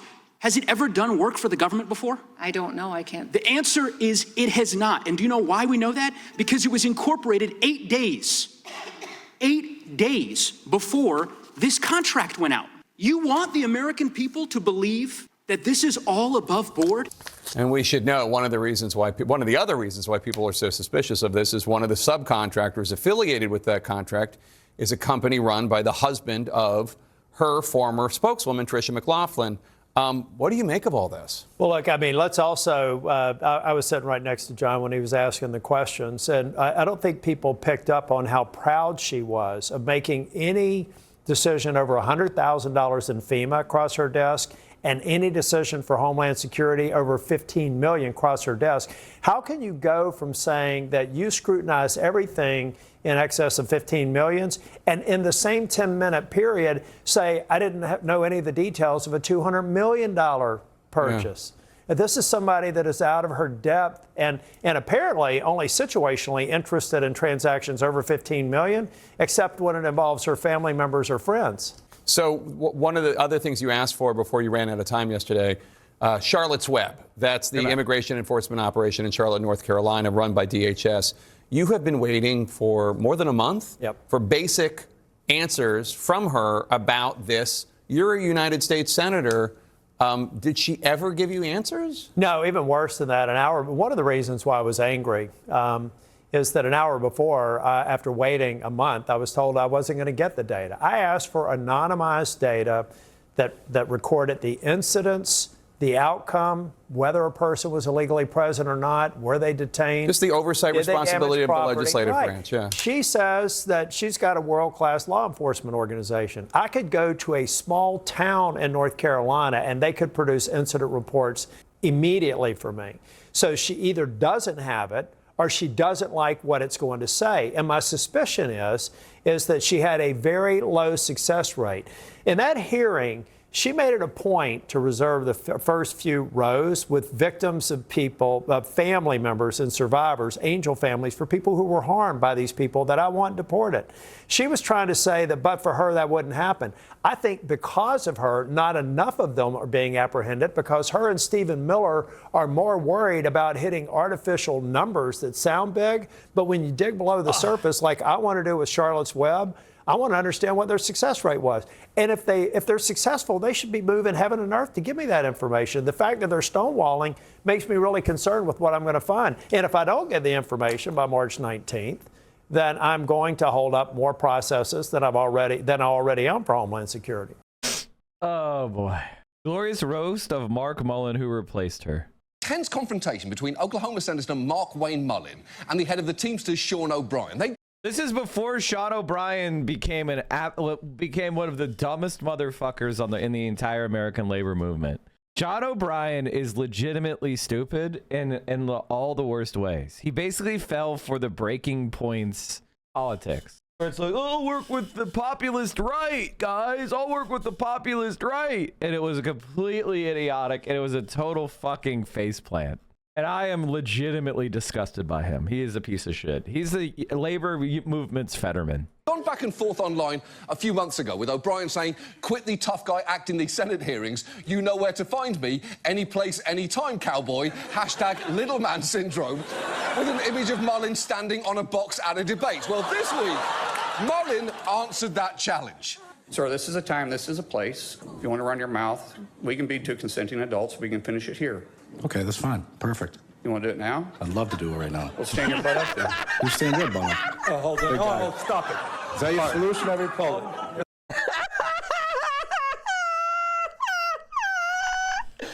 Oh, those were the days, dude. Those were the fucking days. Oh, fuck. Stand your butt up. No, sit down. Oh, Eric, sit down. Okay. You're a United States Senator. Now, that voice was Bernie Sanders. And respectfully, Bernie, shut up! I mean, it is nice to hear you call for a ceasefire. A lot of us thought that you'd forgotten how to do that, but shut up! I want to see anabolic Jim Halpert get his arse handed to him, because do you know who Sean O'Brien is? He's a fourth-generation Boston Teamster. He basically came out of the womb where... Oh, God. He could have been so cool. Why did you become so stupid? I could have hyped you so much. This is where people really need advice. Wearing brass knuckles. I want to see Senator Anger Management get his jock rocked by Beantown's Mr. Clean here. That's what I want. Mullen actually challenged O'Brien to a charity fight and later said this. I'm not afraid of biting. I will bite. Biting? He just wants the taste of man flesh. Yummy, yummy. He wants the taste of man flesh. I'll bite. Yeah, I mean, a fight, I'm going to bite. I'll do anything. I mean, I'm not above it. And I don't care where I bite, by the way. It just is going to be a bite. Wait, you don't care where you bite? There's simply no other way to interpret that than Mullen is going to bite him in the dick. Amazing. All right, chat. Well, it is 12:30, 12:25. What a stream. What a stream. All right, where are we at with the Oliver Larkin fundraiser here? Where are we at with the Oliver Larkin fundraiser? All right, $21,058.18. Not bad, chat. Not bad. Not bad. Any cat fundraising? Oh, by the way, if you donated to Cat Abagazale, remember to file for a refund and then send it on over to Oliver Larkin. You know, he doesn't want to fight a war with China. That's a pretty big point in his favor. Based. He doesn't want to, and Bushra, obviously, in the Illinois district. I know it's very misogynistic of me to not want to fight a war with China and to support Medicare for all. I know, and to call yourself a socialist. I know it's very misogynistic of me to only want to support people that do that. How dare I? New video out now. Oh, chat. We have a brand new video. Kyle Kulinski embraces China maxing. Now, chat, if you see my videos on your recommendeds or you see my videos in your top 8 when you click onto YouTube, make sure you're clicking, watching, liking, and then when you make a comment, comment something on the video. Not just here to comment or anything like that. That's, you know, be like, hey, Kyle is finally China maxing Pog. That's an example of something you might want to post. All right, everybody. Thank you so much for hanging out with me today. That's all I have. I'm going to go ahead and here's throw it out the links. Why don't you get a soundboard? I have a fucking soundboard, casual. I have a fucking soundboard. Your brain is small and smooth. Right? Chat, Mike is that's right. That's just the way Trump, it is. Mike is right. Right to jail, right away. Right to jail, right away. Executions in Central Park. Shut the fuck up! All right. Okay, everybody. Stay safe. Solidarity forever. And remember, before you leave, and it's cold at night, Graham died alone. all right, everybody. Stay safe. I'm sending you over to Vio. Vio has some updates about the cats. The updates they're great. All right. Thanks so much, everybody. Solidarity forever. Amazing stream. Thank you for all the donations. We're going to keep the donation link open for the rest of today. So if you go ahead and throw a couple bucks in the Oliver Larkin fundraiser. All right, everybody. I'll see you soon. Peace.